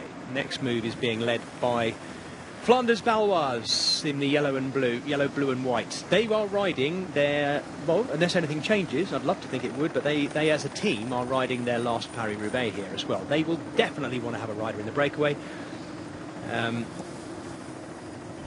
But not just yet, by the looks of things. First team to attack today, if you weren't with us from the very off, the flag drop, was the team of Modern Adventure Pro Cycling, George Hincapie's newly formed American team, and here they are in this move as well, by the looks of it. Hutch, just while we're on together, because it won't be too long until we hand over to Joe Rousel and Brian Smith. Before we do, can I touch on, we've talked about the big 5 races, the monuments. If we're in Flanders a week ago, we were talking about the big 5 there, and we included Remco Evenepoel in that. In this one, are we just swapping a Remco Evenepoel for a Filippo Ganna? So let me give you what I suggested, the big 5. The big 5 today, I would suggest, I want you to tell me if I'm right or wrong, Mathieu van der Poel, Tadej Pogačar, Wout van Aert, Mads Pedersen, there's our 4, and then as you say, you swap out your Remco Evenepoel for your Filippo Ganna, the 2-time trialists, as you'll be pleased to know, make up that 5th rider. Is that the top 5, or is there anyone else we should be including, the biggies? It's probably the top 5. You know, as soon as you say that, I start looking down for other people and saying, is Gianni Vermeer, should he be in there? Things like that. But no, I think those are the 5 clear team leaders who I think we're looking at. There are a lot of other riders I'm really fascinated to see. I'm really curious to see how Alex Segart goes, given the season he's doing, and he, of course, won Grand Prix de Nan, which is the sort of a mini Paris-Roubaix. Curious to see about him, curious to see Jonas Abramson. There's a lot of other riders, but yeah, I wouldn't argue with your top 5, your big 5. Well, I don't think I've exactly stuck my neck out there either. Yeah. I think they are the big 5 that everyone's been talking about. We just caught a glimpse there, by the way, of a rider who kind of slipped my notice coming into this race, and it's Jonathan Milan. He's had 6 wins this year already, the Italian, for Lidl Trek, and he is in Mads Pedersen's team. A very strong team as well. Lots of big boys in there, dare I say it. With Matthias Vacek, Max Walscheid, Jonathan Milan. Mads Pedersen's going to have plenty of shelter, I'd have thought, should he need it today, to keep him protected and out of the wind. These 3 still just dangling off the front. Borgo and De Wolf have been joined by one of the Modern Adventure Pro Cycling riders. While we watch them coming back in, I think it's Robin Carpenter again who's tagged onto the back of this group. A man who has lots of breakaway experience. While we watch them, though, we're going to hear from the man himself, Tadej Pogačar, the world champion, and his thoughts prior to this edition of Paris-Roubaix. Today is your first Roubaix on the Aero frame. How has it been to ride the cobbles in the Recon on the Aero frame? Yeah, it was really good, and I think in Paris-Roubaix the technology, the tires, the frames are always developing, because it's not as targeted as the road bikes. I mean, as for the road. So there's always still room for improvement, but I think we definitely did upgrade from last year, but I think everybody is doing upgrades for the year to come. Is there any room for wider tires in that frame? Not that much, not so much, yeah. 35? Are you starting with 35 millimeters? Yeah, the front is 35, the back I still keep 32, yeah. Finally today, we saw when you did Recon with Famèche, you were so muddy, and Famèche said that you crashed on Harvey Louis sector. What happened that day in the Recon back in March? Yeah, man, it was so muddy, it was not even cobbles, so we were basically riding on the field, and I crashed twice, but luckily it was so much mud on the cobbles I didn't get hurt. Thank you, good luck. But so dirty. A bit of intel about that crash there as well. So, Tadej Pogačar seems to cope rather well with crashing. We often forget. I'd actually forgotten, of course, until we saw the clip of him winning Milan-San Remo, that he, of course, crashed there too, as did a lot of the favourites, Mathieu van der Poel included. But it's about how you deal with these things and keep going. And talking of keeping going, more riders trying to get across to that break, including Fedorov there, the Kazakh road race champion for XDS Astana. Well, this is going to go on, I think, for quite some time, by the look of it, as we continue to see these attacks going. Dr. Michael Hutchinson, I'm going to thank you for now. And, you know, I'm the only person here that hasn't got very important letters before and after my name. I'm going to hand over to two other people who also have very important letters after their names, and they are, tell me if I get this wrong, Joe Rousel, MBE Ollie, and Brian Smith Ollie. I'm in illustrious company. Good morning, Joe. Good morning. Thanks for the intro there, Jez. Yeah, you've got that spot on. So yeah, the OLY after the name and the post nominals there for Olympians, which I think is nice that we can add that. And of course, Brian Smith, who's going to be joining me, former pro, former British champion, and Olympian as well. So yes, we're very grateful that we can add the OLY post nominals. And yeah, thanks for the intro, Jez. I love how we were talking before we came on air about how we were going to sort of hand over at the start, and of course we've got all the pavé sectors coming up that we all know so well about, and we sort of had a little chat about how we might switch over at the start and wait for the break to form and then switch, and I think we were very wishful thinking that 30 kilometres we'd have a break forming, but there was a point where I thought, when we had that group of four away, that this might be it, and I optimistically got out my highlighter pen and highlighted the 4 riders on the start sheet that were in that breakaway. And of course that's come back, so I wasn't even on air, but I've already had the curse of the commentator making sure that breakaway didn't survive. So there we go. No breakaway just yet with 2:27 to go. No, indeed. Joe, one thing before I hand over, don't forget Brian's a double British champion. He has been known to get a little upset just being called a one-time British champion. It's 2 times British champion, Brian Smith. Right, just to get that in now, because I've been picked up on it, and rightly so. Rightly so, Jez. Well, thank you very much. We'll hear from you again in, I don't know, about an hour or so. We'll see how we get on with when will this break form, to seeing Benim Gamay on our screens now. And I can welcome Brian to the broadcast. Welcome along, Brian. Morning, Joe. How are you feeling about this race today? I mean, we were just chatting just there about when this break might go, and I'm guessing you're not too surprised that we're still in this situation after, what, 30k of racing? No, I'm not surprised at all. Look, we're talking about Pogacar and Van der Poel show, and when you're in that situation, you know, and we heard from George Hincapie about the situation they've got of, you know, the goals for today, I think, is just to infiltrate the breakaway and maybe try and get top 30. Maybe that's the modest goals that they've got. So it's really no surprise. You can clearly see a lot of riders just sitting and waiting, but there's a lot of teams that have been told to get themselves in the breakaway, and a little bit like what happened last week in Ron van Vlaanderen. They're kind of cancelling each other out. Of course, a small group of 3 or 4 is going to find it very, very difficult. But there's a lot of riders and teams know that they can't go toe-to-toe with the top 2 in this race. There are some riders like Mads Pedersen that are hoping to get there, Wout van Aert, maybe a couple others that may think they can compete with these guys.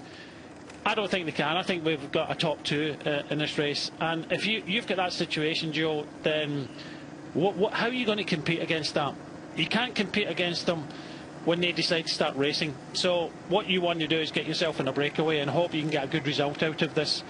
As Jess said earlier on, we had 2 riders that managed to get in the breakaway last year. They got themselves to top 10. So for a top 10 for a team like this, that is possibly their goal.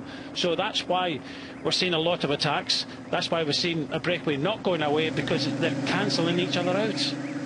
Just off for a short commercial break, but do stay tuned. We'll be back very soon.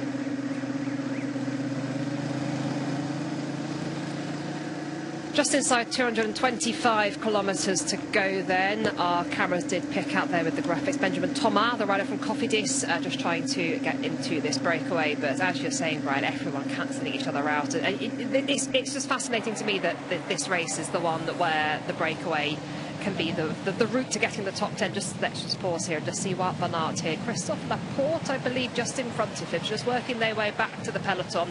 There's a lot of hearts out there, Brian, that are saying they want Wout van Aert, when we had a couple of our experts predicting him today. It's going to be a tough ask, though. Yeah, of course it is. You know, he's ridden well. You know, the way he rode Dwador Vlaanderen and just get pipped by Filippo Ganna come the end, who just happens to be in this same group. Coming back to the peloton. But yeah, Wout van Aert, there was a stage where it was only a matter of a few years ago, he's the eternal second, and you know, you have to think that, you know, maybe one day that he will have that chance of winning it. Everything has to go his way, of course. You know, we've already been talking about it from the start. I think you mentioned that Hincapie and maybe a couple of others had started this race 17 times. I was a teammate of George, and although I rode the amateur version of this race, I was more in the climbing programme. You know, I was Basque Country and Catalonia rather than, you know, the Cobble Classics. But George was pretty much a Cobble Classics man. He loved these. He kind of lived for these races, and you know, from that interview that we did have, I think he'd be more nervous sitting in the team car today than he was possibly when he rode this race.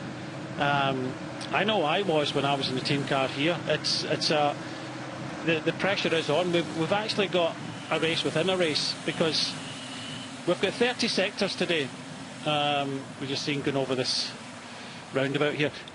We've got 30 sectors today, and in each one of these sectors you have to have a staff member with a pair of wheels and bottles. And of course, not every team has got the luxury of 30 staff members and 30 cars. So normally the teams will have a team of maybe 5 or 6, and they have to do maybe 4 or 5 sectors each. And you know, I've been in that situation, and it's crazy. Of course, no team cars can go onto the course unless it's the race car. And we've got deviations, so not all the team cars can go over all the cobble sections. So you're relying on people being there, because the last thing you want, Joe, is if you have a problem and there's nobody at the end of that sector. So there's a lot of racing around out with, you know, the race that we're seeing at the moment.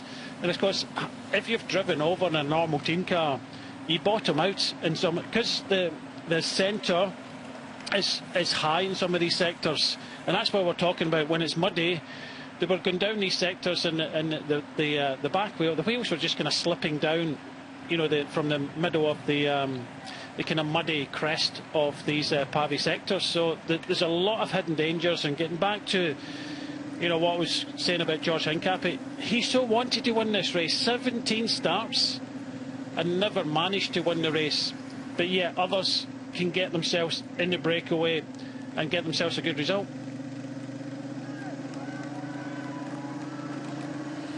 Welcome back. You are watching Paris-Roubaix, the next of the monuments for the 2026 season. We are at 221.3 kilometres to go. This is a 258-kilometre race. We do not have a breakaway formed just yet. We can see from the graphic on the screen just there the sort of speeds these riders are riding at, well over 50 kilometres an hour.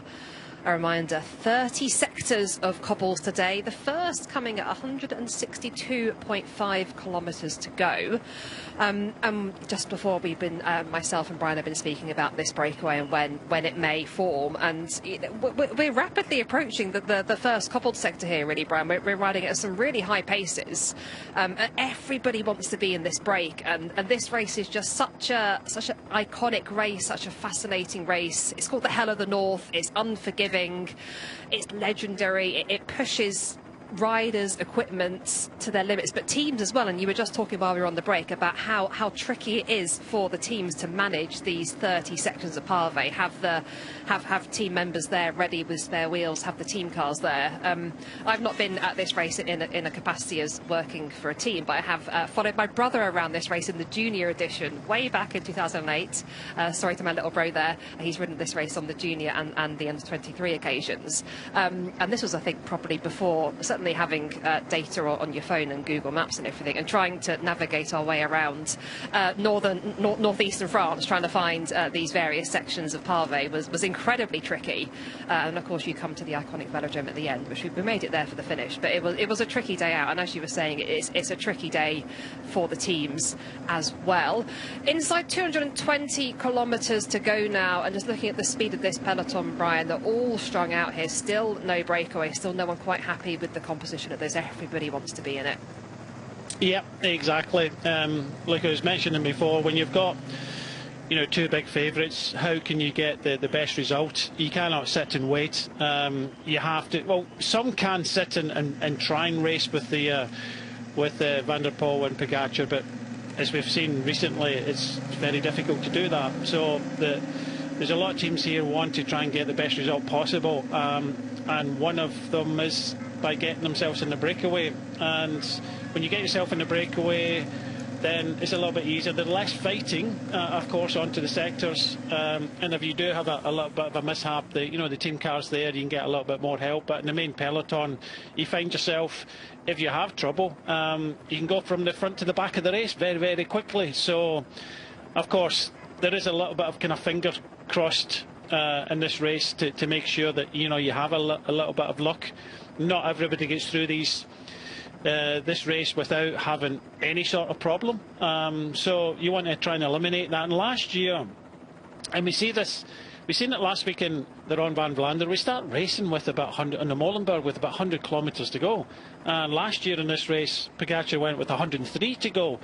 I can understand the psychology around that, because when you're in this big peloton, Joe, and you do have a little bit of a mishap, the length of the peloton, the team cars are behind, you've got a harder fight to get back. So I believe that, especially in technical races like this with cobbles and things, a lot of kind of hidden dangers, you want to split it up.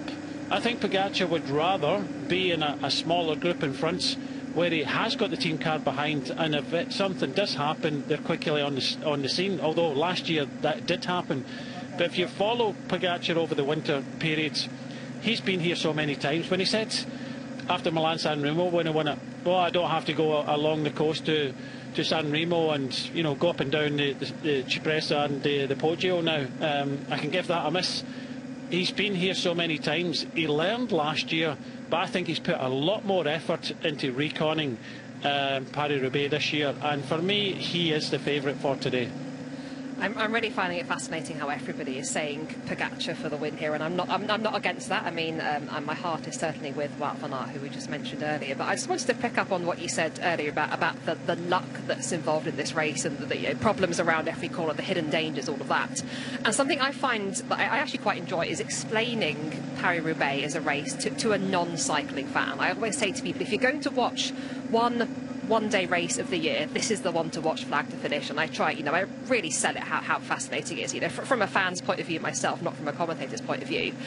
And trying to explain it to people about how the cobbles are so key to this race, the pavé sectors, and how there's the risk of puncturing, the risk of crashing. And people say to me, but surely that doesn't, that's not fair. And I'm like, yeah, but that's the whole point of it. It's all, there's so much luck involved. There's so many sort of hazards around every corner. And then you say, well, what about the end of the race? And then I say, well, the race finishes on a velodrome, and your prize for winning is a cold shower. So it's an absolutely bonkers race, but we certainly love it, and we of course are here for flag to finish coverage today. So we're getting all this running as well to the cobbles, where the tension is really, really building, which is exactly what we all like and what we're all getting excited about. Just having a look here at these runners just trying to form this breakaway, still not clear. 216.5 kilometres to go. We began at 258 kilometres is the distance of this race.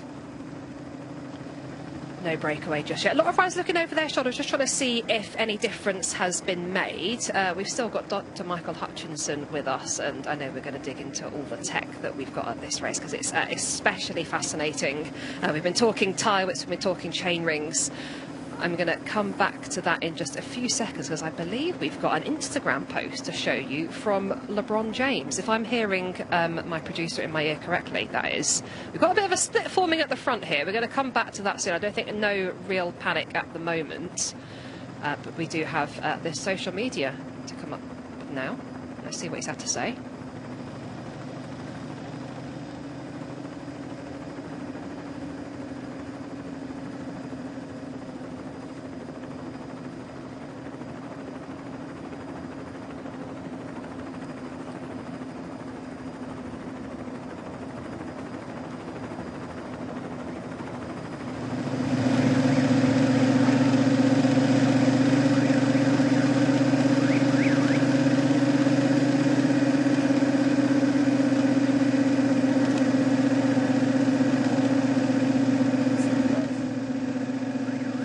Well, greatness awaits at Paris-Roubaix. There we go. Superstars here, fans of this monument, and we are all so excited for this race today. 215 kilometres to go now. No breakaway has formed. Dr. Michael Hutchison, I know you are here ready to give us loads of info about this event. I don't think we had any audio on that Instagram post there. So I think I didn't hear any, so I'm very sorry if anybody at home did or didn't get that audio, but I'm sure you can find the post on Instagram yourself. You'll know what you're doing there. But Hutch, we've been talking about the tech. We've been getting very excited. We've been having people out there with calipers measuring tyre widths, and it's just a world away from my racing days when we were sort of thinking about like 27 mil sort of tyres back then. Yeah, I mean, we've got, I've certainly snuck around places like Paris-Roubaix with a pair of calipers in my pocket, sneakily measuring tyres, because sometimes they're not even marked up correctly. Love that.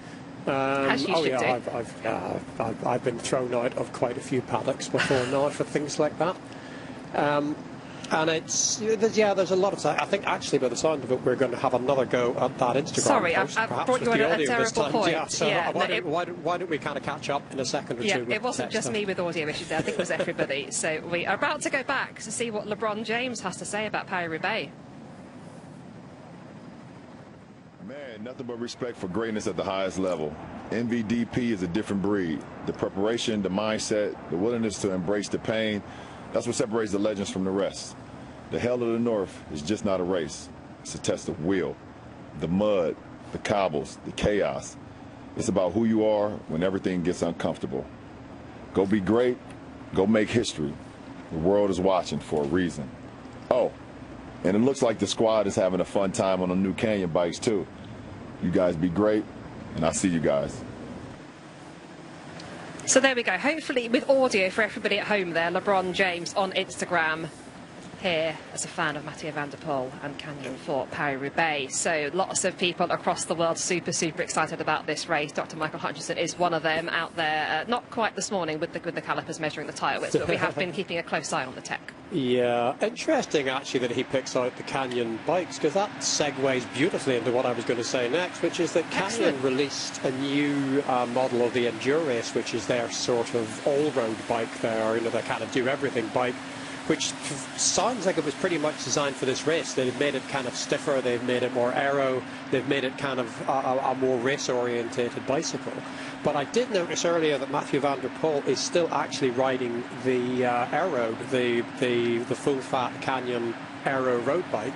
So despite the fact that Canyon have pretty much launched the bike for him for this race, he still, as far as I can see, unless he's planning to swap later, he is riding the bike he rode last year and the bike that he rode in Flanders last week. So he's clearly more focused on the Aero and wants the absolute sort of the raciest bike that he can have. He's not too worried about the extra comfort.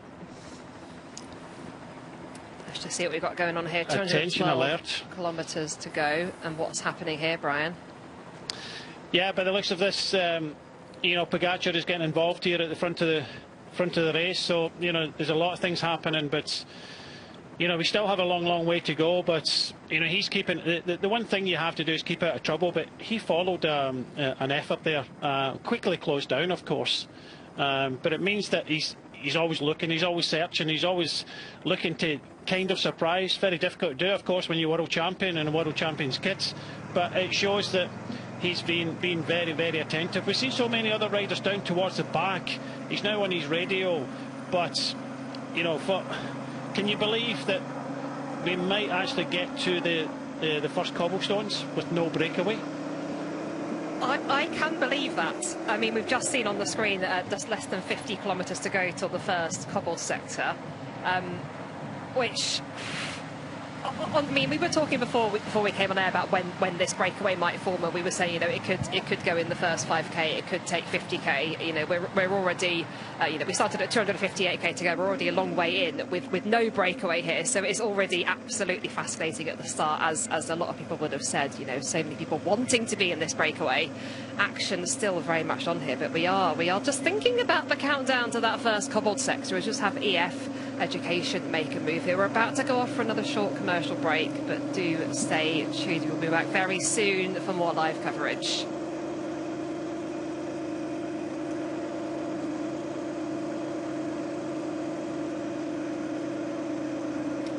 Well, if you're with us on digital, thank you for staying tuned. We have got the entirety here, flag to finish, of this iconic race that we've been getting ever so excited about.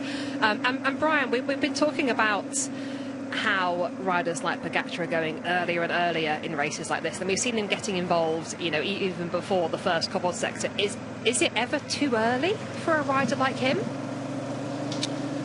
Ever too early? It seems not at the moment.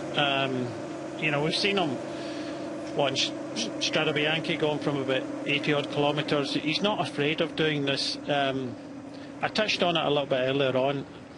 A lot of the philosophy around this is of going early is making sure that, you know, you're in a smaller group. It's a little bit safer. But then again, the way he does it, an occasion is solo, and that's very, very difficult to do. If you look at, if you follow him on social media and see what sort of training he's done, he can do zone 2 for hours and hours and hours, and you know, he's quite happy doing that. And last week, Van der Poel said when Noord-Quaremont, when he was going up it, you know, he's doing 650 watts, and you know, he can't go with him. He can't stop. He can't stay on the wheel of Pogačar. Of course, we've had a few interviews already today saying that, you know, you can't see where Pogačar can drop or get rid of the likes of Mathieu van der Poel. Well, I know there's not a lot of wind. There's about 16 kilometres an hour. We saw earlier the graphic came up, and we do have a little bit of potential of crosswinds. But then again, on the sectors, you've got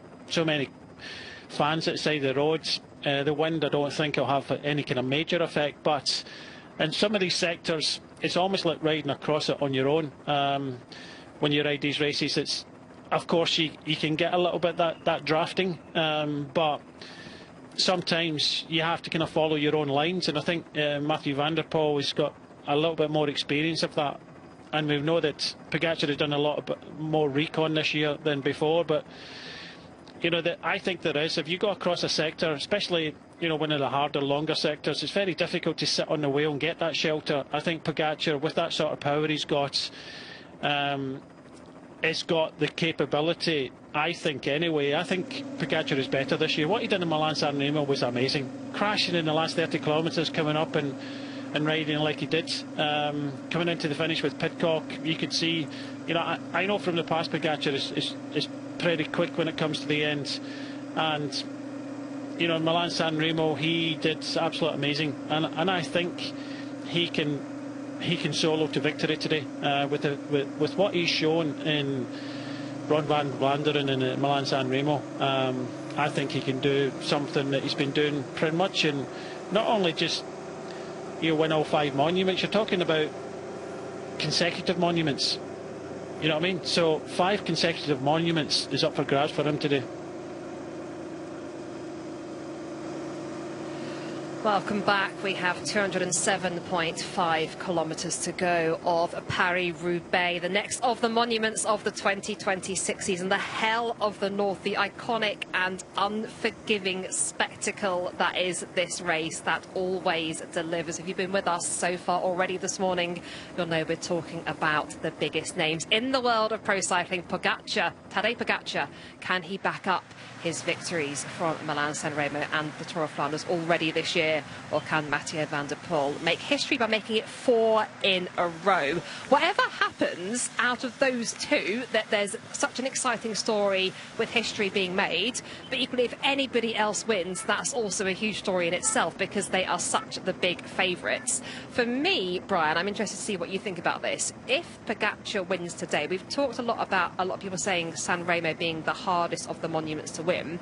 For me, that makes Liège and Lombardy even more exciting this year because of the potential to do all five in one season, and it just really adds to the jeopardy of those 2 remaining monuments that we've got this year. Yes, indeed. I think the Milan-San Remo was the easiest to ride but the hardest to win, and he's got that in his back pocket now. If he wins today, it's not only is he on track to win all 5 monuments in the 1 year, because you have to think that Liège-Bastogne-Liège and Lombardia suit him right down to the ground. So this is a case today, and of course Mathieu van der Poel wants to join that, you know, winning 4 and this would be 4 in a row for him, and you know, very difficult to look kind of past that. Pogačar is the only one I think can steal the thunder from him today, but you got to remember Pogačar already won Liège and Lombardia last year, so this would be 5 in a row for him and put him on track for that, you know, 5 in one season, and no one's done that. Of course, there's a very elite group of winning all 5 monuments, but he'll be hoping. Last year when we came into this, it was a bit of an experience finder, and I think he surprised everybody. I thought he'd be in the mix, but I never thought he would ride as well as he did last year. I don't know what you think, Joe, but I thought that was absolutely exceptional, what he did last year. When you consider, you know, he's a Grand Tour winner on multiple occasions, and going into a race like this, it's so specialist that, you know, what he did last year was phenomenal. Okay, I had that wee incident with 38 kilometres ago, but I think he's learned from that, and he's got that little bit of experience of picking the line and picking the right lines, which he just made one mistake last year, and I think it cost him. So I think he is on track, and he's got the form to deliver the victory today. I mean, I agree with you there, Brian, and I think a really interesting fact that we've got from our colleague Killian Kelly, who's given us some info before the start of the race. The last time a Tour de France winner, after they'd won the Tour de France, to ride Paris-Roubaix before Pogačar was Bradley Wiggins back in 2014 and 2015. So we're talking 10 years ago that people have done this. It's so unusual, it's so unheard of, it's so absolutely fascinating that he is sort of rewriting the rule book, really, in terms of what can be done in these couple of classics. But Joe, it's the same with some of the sprinters. I was quite fortunate to work with Mark Cavendish, and I said to him at the start of the year, what races do you want to ride? And he went, Paris-Roubaix. And I went, okay, because in the past, even some of the sprinters weren't kind of looked at when it came to this sort of race. And I said, why? And he said, well, with Quick Step I never get a look in, because, you know, they tend to look for the kind of cobbled classic specialists, and not the GC contenders or the sprinters even. And look at Jasper Philipsen, what he's done over the last few races, and now we've got Jonathan Milan in the race, and obviously Mats Pedersen is riding well in this race. So some of the sprinters can actually do well here. So we've kind of gone away from these kind of cobble specialists. I wouldn't think there's any chances Jonas Vingegaard riding this race. A lot of GC contenders wouldn't even think about that. And like I said earlier on, George Hincapie, when I was riding for Motorola, he was on a kind of classic programme. I was in the Climbers programme, and that's the way it used to be. You used to have specialists, you know, but now we're kind of going away a little bit from this. And I think with what Pogačar is doing is showing that GC guys, especially him, he's a bit of an anomaly, of course, but some of the sprinters coming here, they believe that they can do good results here now. They certainly do, and while we're still waiting for a break to be formed, just under 203 kilometres to go. Now, I'm going to hand you back to Jez Cox, who I believe is eagerly waiting in the wings and eagerly waiting for this breakaway to form. We have been debating when or even if this might go. So, Jez, how have you been thinking about the race so far? Thank you, Joe. I enjoyed that. It's one of those things, we just expect there to be a breakaway. I don't ever want us to make it sound as if pro cycling is quite so formulaic. We're pretty certain there will be a breakaway. It takes a bit of pressure off the big teams to allow it to go. But, you know, who knows? Maybe we'll have no breakaway, and we'll just hit the first cobbles, and then the big 5 or more will come to the fore, and that'll be it. Hey, Joe, just before you go, I've got a quick question for you. You, correct me if I'm wrong, but you retired from racing, of course, before this the women's edition of Paris-Roubaix started. You'd have seen, obviously enjoyed watching Lizzie Deignan winning on that wet day back in 2021. But do you ever look at it and think, oh, do you know what? I'd have loved to have a go at that. Is it in your wheelhouse? I'm going to be honest and say, for me personally, no. I've ridden Tour of Flanders on 3 occasions, and I've been told by a lot of people a lot of times how much tougher the Paris-Roubaix cobbles are than the Tour of Flanders cobbles, which I know we spoke about last weekend. So I don't think it would have particularly suited my strengths. I would have loved there to have been a Paris-Roubaix for the good of women's cycling, and I don't know whether I would have found my way onto the start line at some point. But I don't think this was really would have been my forte. There's a lot of other riders that are a lot more better suited to this sort of terrain than me. Well, it is good to have you in our team here, Jo. You have a little rest. Thank you. And we'll chat by the soon. way, yes, indeed. Still no breakaway, as Jo has indicated, as we know. We were talking there about Tadej Pogacar's, they were talking about Tadej Pogacar's debut last year. It reminded me to go and look up. That's what I found absolutely fascinating. Sonny Colbrelli's win back in 2021, that same wet year that Lizzie Deignan won the opening women's Paris-Roubaix, the Paris-Roubaix Femme avec Zwift. He was on debut. Sonny Colbrelli was on debut when he won. He'd never ridden the race before either. That was a fascinating fact. Fascinating fact, Michael Hutchinson, that I'd forgotten actually that Sonny Colbrelli actually won on debut in the mud on that day. Yeah, a little bit on the unusual side to do that. As a race, we've talked a lot about just how the experience, how much experience counts in this. I don't know if Brian's still with us. Brian, you still there? Brian's gone off for a break as well. It's just, I was interested to listen to Brian talking about, how this is such a specialist race. And I wanted to ask him actually, and putting it out there, is whether the different tyre technology, the wider tyres, have actually made it a slightly less specialist race, because people used to do this on, we talked about it earlier, like 25mm tubular tyres at higher pressures, and picking your way through the cobbles was just that much more difficult. And the slightly fatter tyres with the lower pressures and the tubular system are a little bit more forgiving, so I wonder if that's also part of the reason that we see a broader spectrum of riders coming in to ride this previously very specialised race. Yeah, we're watching, by the way, Lorenzo Milesi here, the Italian from Movistar, trying to stir something up on the front if he can. They are in Saint-Quentin, in Hauts-de-France. They've ridden out of the Loire where they started. They've ridden all the way through the department, which is Somme, and they're now in the Aisne department, spelt A-I-S-N-E, of course. So the third department as they ride their way through the Hauts-de-France region in the far north of France, going northeastward, of course. And this is Saint-Quentin. We've been having shots as well of the kind of the cathedral. Although it technically isn't a cathedral, it's actually a church. It's the Basilique de Saint-Quentin. It is named after a Roman martyr whose relics are believed to be buried there too, according to my research in my notes. Big town, Saint-Quentin, though. It's kind of the halfway point. We are, well, in fact, we're over halfway to the cobbles themselves. They come thick and fast as well, thicker and faster than in previous years, because we've got new pavé sectors that have been added quite close to Troisville-à-Angers, which is sector 30, the first of our 30 pavé sectors, and there's been more packed in, including a new slightly uphill sector as well, which has been of interest this week. It really does kick off from there. We get a few pauses. We get a pause around about Denain. There's a bit of a regrouping phase in there after the first 9 sectors of pavé, before it all then kicks off again.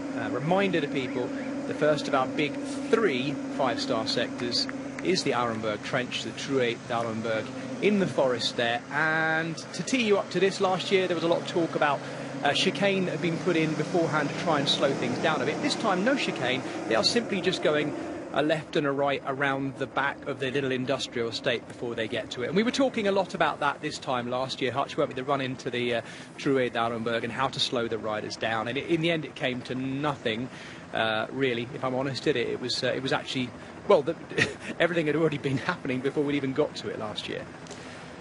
Yeah, that's true. I think we're using the same little kink that we did last year. I think the kind of full-on chicane was 2 years ago. So we just we go left down kind of through the mine and then back right and left, and it's just to take some speed off the entrance, because you were kind of bowling into Arenberg at 60 kilometres an hour, which is an absolutely terrifying prospect. So it seemed to work okay last year. But, to be honest, yes, at 197 k's to go, we're beginning to get to within the orbit of the first section of cobbles. because that's at 165 kilometres to go. And I kind of 15, 16 kilometres out from that, people are really going to start worrying about positioning, and the pace is going to go up. So I suspect that if the break doesn't go quite soon, genuinely we might see a different shape of race this year.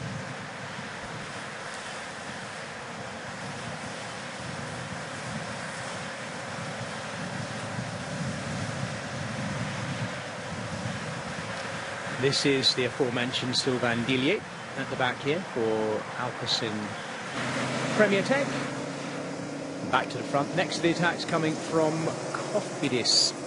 Now a second division team, of course, having been a world team for so long. It's Cees Bol again now, who takes off in the colours of Decathlon CMA CGM. He is keen to have another go. It's onto a little false flat plateau here. Another opportunity to try and press it. Don't forget they've got a tailwind, and I'm going to check the wind speed for you right now in the direction in which they're riding, around about 17 to 18 kilometres per hour. And is that another reason, Hutch, why we're seeing it so hard for the breakaway to form, where there being this very neat block tailwind? Well, yeah, I mean, the traditional logic is that a tailwind, it should be easier to get a breakaway form, but I think maybe part of the issue they're having here is just that the race is so fast with the, with that tailwind, it's negated the advantage you might expect to have from it. This is the second fastest opening hour that we've ever had at Paris-Roubaix. So far we've been averaging about 54 kilometres an hour. It was a little bit quicker 2 years ago. But just the race has been so fast from the off because of that tailwind, and I think, yeah, you're right. I think that is making it more difficult to get a gap. This is Yevgeny Fedorov, the XTS Astana Kazakh multiple national champion, as well. He's rarely ever in a standard jersey. Fedorov is, of course, a former under-23 world champion as well. There he is swinging out right. And it's much the same teams having a go here at the moment. Unibet Rose Rockets again. Modern Adventure Pro Cycling having a go. We've also got Kel O'Brien there, the Aussie, for Jaco Alula, going in this little move here. Every time you think it looks like a promising move, you think this might be it. You look behind and it's all strung out. They're chasing after it again, Hutch. Yeah, there was that little break of 4 that got 15 or 16 seconds almost from the flag, and I thought we were going to look very stupid because we've been giving it so much, oh, it takes the break ages to form, it'll be 40 kilometres, and I thought, oh, right, there we go. But no, that's the biggest gap anybody's had. It's just, what we're seeing at the minute is just this washing machine of riders attacking, people going with them. And yeah, we're how far into this race now? Ooh, blimey. You've got to do the maths in reverse. Come on, you're the mathematician. I've got to do the maths backwards. No, I can do the maths backwards. We're 60-odd kilometres into the race here. First sighting, for me anyway, of Matthew Brennan there at the front. We were bigging him up. Hutch, I fully hold my hands in the air. I was bigging him up. In fact, I was bigging him up all last season, of course. Being a British commentator, I can't help it sometimes. But Matthew Brennan had just won the GP d'Antin, the race we were talking about, didn't he, this time last year? And we were kind of right to bill him because he survived pretty deep into the race at the front of the race last year too, Brennan, didn't he? Still only... hang on, what is he, 22? No, he's still only 20. I'm getting well ahead of myself. He was a teenager last year. He was one of the youngest riders who's ever done the race last year. Yeah, right, he was still a teenager. Yeah, so, well, we've seen him there. And there are 2 other teenagers in this race. Ezra Kandel of the American Modern Adventure Pro Cycling Team, and Camille Charret. Welcome back, if you've just been on a break. I was just explaining, as we look at the rear of Wout van Aert, that there are just 2 teenagers this year in this year's race. Ezra Kandel of... Cordell, I should say. Ezra Cordell, the American 19-year-old for Modern Adventure Pro Cycling, and Camille Charret of Cofidis, also 19 years of age. And yes, you're right, Hutch. Matthew Brennan, who we were just looking at there, was 19 years of age when he'd already won his first pro race, which was the Grand Prix d'Antin, and then went on to win, 12 races last year? Not with his stats page up, something like that, wasn't it, during the course of the year, and did survive at the front of the race until very deep on last year. Problem is, he's in Wout van Aert's team, and they have Christophe Laporte, and they have Per Stijn-Hagenes. It's another one of those embarrassment of riches teams, Visma Leasebike today, isn't it? Yeah, 14 wins for Matthew Brennan last year. I don't feel he's quite had the form this year. He won Carna Brussels Carna, obviously, And he was second in the Great Ocean Road Race, but sort of the last few kind of classics, Belgian classics, he just hasn't seemed to quite have had the same form that he had when we won GP Dinan. I'd love to be proved wrong. I hope I'm proved wrong. But the other thing, as you say, today very much in the service of Wout van Aert. And Christophe Laporte is probably also ahead of him in the pecking order at Team Visma today. So he will hopefully be doing a good job for them. Yeah, Christophe Laporte, another one of those who's won Paris Tour at the end of the season. People wonder why I keep referring to that race. There's such a big difference, and we hear this so often, don't we, Hutch, about the difference between the cobbles of Paris-Roubaix and then, of course, the pavé of the Ronde van Vlaanderen last weekend. The kind of size and shape of the cobbles, the gaps in between them, the nature of the roads themselves, in northern France here, as being quite different to the Belgian cobbles, as being very different to the likes of Paris Tour, which is a multi-terrain race with lots of gravel tracks. The same with Trobo-Lyon. They are just non-asphalt races, but then they have quite different terrain under tyre, though, don't they? Yeah, they do, but you've got all of the the same issues of things like positioning, getting yourself in the right place in the bunch, how you deal with these kind of transitions on and off asphalt and onto another surface. So despite that, there are a lot of similarities. Some more super slow-mos. Who's Tadej Pogačar looking at? I wonder, was he looking across at Mads Pedersen? That's what our clip will tell you there. I don't think he was. He may be looking at the rapeseed oil in the field. It would have blended in with the yellow of Wout van Aert, and there is Pipo Ganna. He might be contemplating the aerodynamic properties of Filippo Ganna's beard, which I always think looks like the front of a ship slicing through the water. Hey, now that is a split. Now, I wonder how that's happened. We've obviously got a bit of crosswind here, haven't we? Coming from the right, pushing the riders into the left gutter.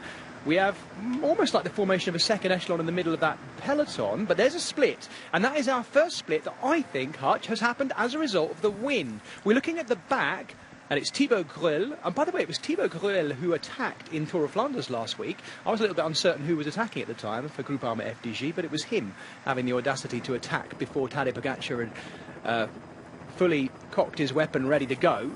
Hang on, let's have a look at where we are now. They're looking back. I think you can see Florian Vermeers possibly there looking back over his shoulder as well to that second group.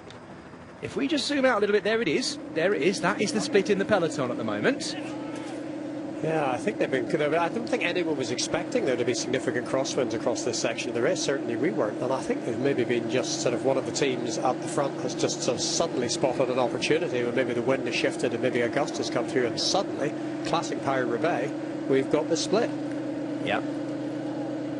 Yeah, indeed. That there looks like Stefan Bissiger, who's missed this, by the way. Who else has missed it? This is Yves Lampert coming through. Hang on. Which group are we looking at the front of now? That's group 2. So we've actually got enough of a space in there to have a camera motorbike between the two groups as well. That shows you where they're at. Let's have a look down here. Jonathan Milan is in this second group. Pretty certain I can see him. A couple of Alpecin Premier Tech riders too. They could do with being in that first group, assuming, of course, that... Well, Dillier was sitting at the back before the split, so he's probably back here. Yeah. Yes, indeed. Wow, didn't see that coming. We'll wait to see how... No. We need to zoom out a little bit here to see who else is stuck in here. Yves Lampert is at the front of that group chasing. Yeah, I'm not entirely sure. We aren't also looking down on Arnaud Delis. Can't see his race number, but it looked like the slightly longer hair of Arnaud Delis. There is Jonathan Milan right in the middle. And Evgeny Fedorov has gone from the front to the back very quickly. It is Florian Sénéchal, former French road race champion for Alpecin Premier Tech back there, who, if it stays like this, won't be able to help Mathieu van der Poel. And actually, I'd have thought Florian Sénéchal would be very helpful on a day like this, particularly in between sectors, but he is stuck in this group. I can't see any UAE Team Emirates riders in there, though, but I might have missed one of them. I think that's the front group we've just been looking at, Jez, sorry. The back of the front group, right, okay. Yeah. Hang on, where's our camera motorbike in there? There isn't a camera bike in between. There isn't. Okay, there we go. And the bigger, the larger group is the second group. I'm just thinking, well, the kind of people we didn't see in that front group either. I'm not sure we saw. Didn't see Pogačar. Yeah. Okay, so right now that explains it. Here, yeah, desperate. It's pretty desperate, Hutch. This is Jonas Rickard who's leading Mathieu van der Poel. So I was completely wrong, and actually things are far more serious at the moment. Although we could just class that front group as a breakaway, but I don't think it happened like that. It looked to me like a split in the wind. No, you got it. Arnaud de Lee is back here. Yeah. A lot of Jumbo-Visma are back in this second group, actually. Jumbo-Visma. Visma Lease Supply. Visma Lease Supply. That's all right. That's all right. Right. Judging by the numbers in this second group, then, it should be a little bit easier bringing them back. This is Mick van Dijken, not doing team job for Tadej Pogacar, but I presume Pogacar looks like he's just gone back to take off his long-sleeve jersey. What do we read into that, Hutch? And also, first time I've mentioned it today, he's in the white shorts, black shorts, as he was for Tour of Flanders. Some said it was bad luck. It didn't make him unlucky at all, but he's in the full white skin suit today. Should we be worried? And currently chasing on to the back of the second group, although it does look as if that's beginning to zip up at the front, because I think the urgency's gone out of the front group by the shape of them, so this is all coming back together. But an interesting early scare, particularly if you're Visma, who had, well, they got two riders in the front group, I suppose. And look at this, though. That is a lot of hard work. You can see the nodding shoulders of Sylvain... sorry, not Sylvain Dillier. Who did I say it was? Jonas Rickard. Rickard has just closed that down with Van der Poel on his wheel. So Alpecin Premier Tech not messing around. That needed to be shut down straight away. Whether it was Van der Poel or the team management making the decision, Jonas Rickard has gone to the front and spent some pennies, definitely there, bringing that one back. And it's now back together again. Great moment to throw in a counter-attack just as that comes back together and everybody sort of takes a beat and looks around them. Great moment to just try and clip off the front, particularly if there's a little bit of crosswind still blowing. Filippo Ganna following Tadej Pogacar. We just get a chance to see Tadej Pogacar's watch on his left wrist there, by the way. Hutch, you'll have seen this, I'm sure, but I'll just tell people. That is, I believe, a £350,000 Richard Mille watch. Some people remember last year he was wearing it in Paris-Roubaix and was bleeding from underneath it, apparently through the abrasion of the watch banging around while he was riding on the cobbles. This year, apparently, Tadej Pogacar has gone for longer length gloves which go up underneath the watch so the watch can sit on top of it. You could say when you have a bike, I love marketing. It's true. So you could say that while you've got a bike computer that gives you all the data in the world in the middle of your handlebars, why on earth are you wearing a watch? But the watch is worth £350,000, so imagine what he's being paid to wear it. Mark Cavendish did it too. Wouldn't it break your heart if you're the bike tech who produced the bike that doesn't have any paint on it to save weight? I know. How much does paint weigh? Another thing I enjoyed last year was that Mathieu van der Poel was wearing the same watch. The watch didn't cut Mathieu van der Poel. I thought that kind of a certain, is that experience? Is it slightly longer wrists? It's hard to know. No, it's more just more elegant wrists, not longer, just more elegant, slender. Let's see if he keeps his gloves on, though, because you and I have had this conversation too many times before. You know how I feel about a number of things, Hutch. Not wearing gloves, I'm not happy with. Tubeless tyres, I'm not happy with. Not least because this year you've got to be able to put a tube in your tubeless tyre, but still call it a tubeless tyre, even though you've got a tube in it to make do for when the punctureless tubeless tyre happens to, puncture. You're beginning to sound hysterical, James. And old. But I don't get it. I don't get it. I don't get it at all. There we go. Right, the next of our interviews we're going to bring you is with one of the big engines, in fact the turbo engines in this peloton, riding for Jayco Alula, the former Australian road race champion, and that is of course Luke Durbridge, who we've already seen his teammate Dries de Bondt trying to get into breakaways, Kel O'Brien doing lots. Let's hear from Luke Durbridge just before the start, the 35-year-old. So Luke Durbridge, can you do a Heyman in Roubaix? I wasn't meant to laugh when you said that. I think it was more just like, oh yeah, that would be incredible. So yeah, I think that's all you can do. You can just nurture the hope that you get in the break and things come to you. And look, to be honest, we can all say that Heyman got in the break, but I was there a couple of days beforehand, and the guy had some diamond in the legs as well, as you saw in the final when he put away Boonen. So I don't think it was just luck for Matt Heyman. It was a lot of work, and also he had incredible legs as well. So hopefully he had some nice legs out there tomorrow. And for my goal is just to be a part of the race. I just want to be out there, potentially in the breakaway, maybe anticipate a little bit before the final kicks off, and then when they come to you, then hopefully play that card and sort of all the real tactic you can do. The racing's changed so much. The way they open up the final, what they did in Flanders, like it's incredible. It's impressive. Yeah, Luke, you're one of the few riders who've been first-hand witnessing the transformation in cycling, and that's why I would like to ask you: do you think it's possible to do a Heyman these days with superstars like Van der Poel and Pogacar? I mean, my dad would always say you got to be in it to win it. So I'm in it. That's a good start.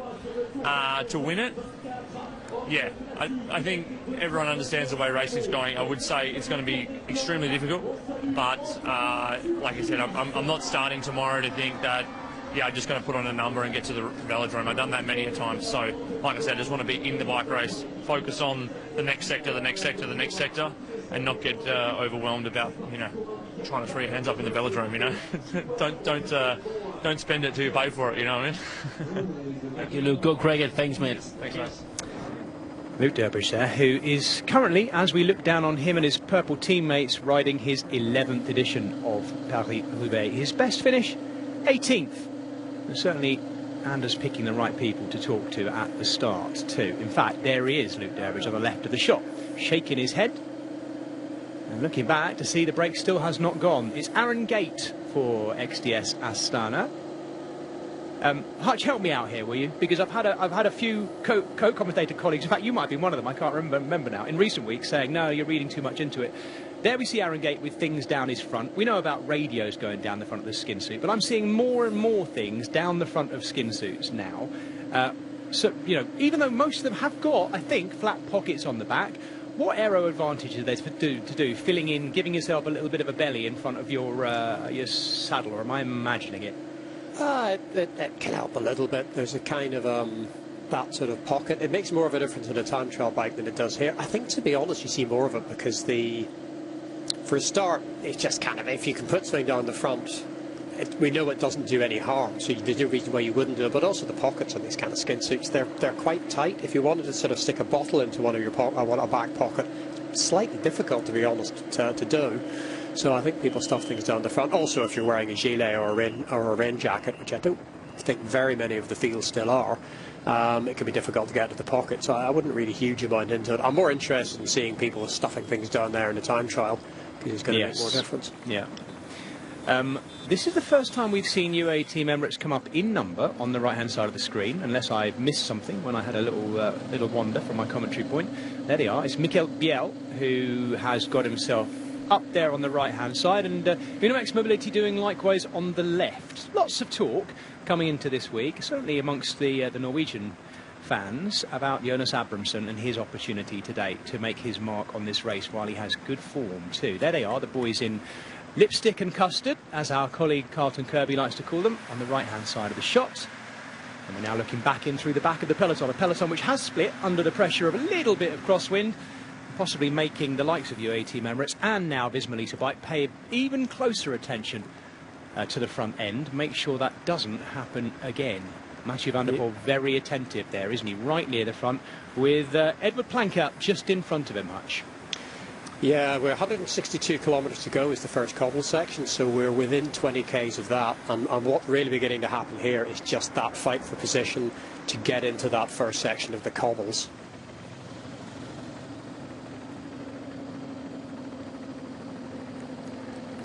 Yes, we will enter Trois-Villes-à-Anchy, the first of our cobble sectors, or therefore our 30th, sector 30. Maybe count down all the way down until we get to the Roubaix Velodrome, or the Velodrome André Petrou, to give it its full name. Expecting a finish this afternoon, for those of you who are measuring out your day, around about 4:30, somewhere between 4:15 and 4:30 maybe. Local time, CET that is, but this could well be one of the quicker ones. It's certainly been incredibly quick so far, Hutch. Last year was not the quickest on record, but the fastest editions of this race, I think if I look back at Killian Kelly's notes, have all come in the last 5 or 6 years, haven't they? Is that right? Yeah, 2024 is the fastest. there's ever been. One of the early races, one of the races in the 1970s, I forgot which one it was, that was the fastest race for 2 decades or something, as it was conducted in a howling tailwind. I think it was even earlier than that. According to Kilian's notes, it was Peter Post's win in 1964, 45.13 kilometres an hour. Yeah. There we go. There we go. No, this will be quick because we said we've seen the tailwind. I'm beginning to suspect that we might not see a break, certainly in the conventional sense. Yeah. Because his pace is just going to pick up now. Yeah. Unless the only other option, I suppose, is it's also possible that some of the big teams might get to the front and just try to sort of almost to take a bit of the pace off if they can control it, and let a break go, but probably not. Hutch, before it all does kick off, I've been going back through kind of what's been popping up in the news feeds this week about the race and what's been going on. We talked a little bit about Visma Lease a Bike being given the letter, reportedly, from the UCI about the use of Grava, the self-inflating and deflating tyre system, which is out for the meantime anyway. Tyre widths, you and I are part of an extremely illustrious and slightly geeky at times WhatsApp group here that concludes all of our Eurosport and TNT colleagues, Warner Brothers Discovery colleagues in the cycling world anyway, and so much talk in there about tyre widths, trying to figure out who's using 35mm, who's using 32mm. Did you say you think no one will be beneath 32mm wide tyre width today? Is that... I think that's the case. The way you're asking that leads me to suspect you've got a piece of intelligence. No, not at all. No. But I'd be personally, I'd be surprised there's anybody under 32. Yeah. And, yeah, I mean, why would you? What gains, though, Hutch, I mentioned earlier this blend of trying to make the most of the aero and the speed that can be gained in between sectors. You mentioned, didn't you, that Van der Poel is still basically riding the Air Road, or a version of the Air Road. I believe it might be an earlier version of that canyon today, but the aero in between is still an important factor, isn't it? Yeah, and to be honest, Jez, we're going pretty fast on the cobbles as well. Aero matters for this whole race. We are approaching that sector, the first sector. Although we are getting slightly ahead of ourselves, as you can see, it's 15 kilometres from now. This lot will know that. Are we really going to go into Sector 30 of this edition, the 123rd edition of Paris-Roubaix, Haute de France, as it's now called, with no breakaway? It does, Michael Hutchinson, it does look that way now, doesn't it? Yeah, and I honestly couldn't tell you the last time this happened. It may never have happened. But we've sort of seen, it's one of the things we've seen in some pro racing in the last couple of years.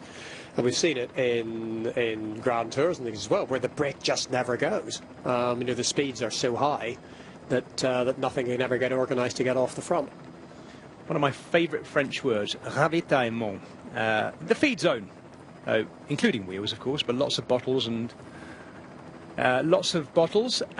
musettes going in as well. So that's another reason why we've eased up a little bit into there as well.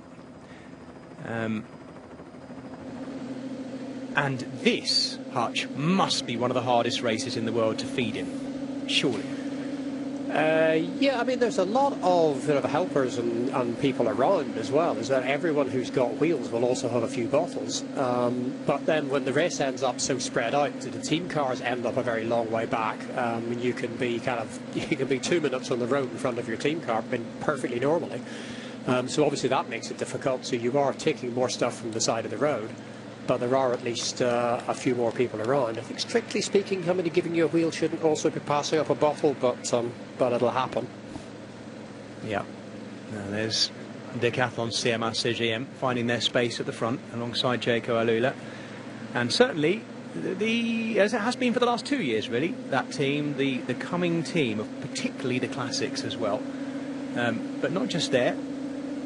Spoiler alert, but most of you will have seen this, I suspect, that as of yesterday, Paul Sexas, their up-and-coming potential challenger to Tadej Pogacar, Paul Sexas was the dominant winner of the Zulia Basque Country yesterday after a full week of racing that started out with him winning the individual time trial back on Monday. Of course, you can watch that. If you're watching our digital coverage, you can watch all of that race back on our digital coverage right here. A lot to be catching up with. This is a pretty clear day today, though, with Paris-Roubaix men's and women's races on the same day. Now, talking about tyre systems and that double-valve Odyssey system we talked about earlier, we actually caught up with Mads Pedersen again, or I think Anders Mielke did before the start, to hear his take on how the whole thing works and hopefully how it might prevent him having what that he had last year, that inopportune puncture just as we went into the key moment of the cobbles with the attacks happening. Now, he will be able to give us a little bit more insight into how this double valve system might actually work. It certainly looks interesting.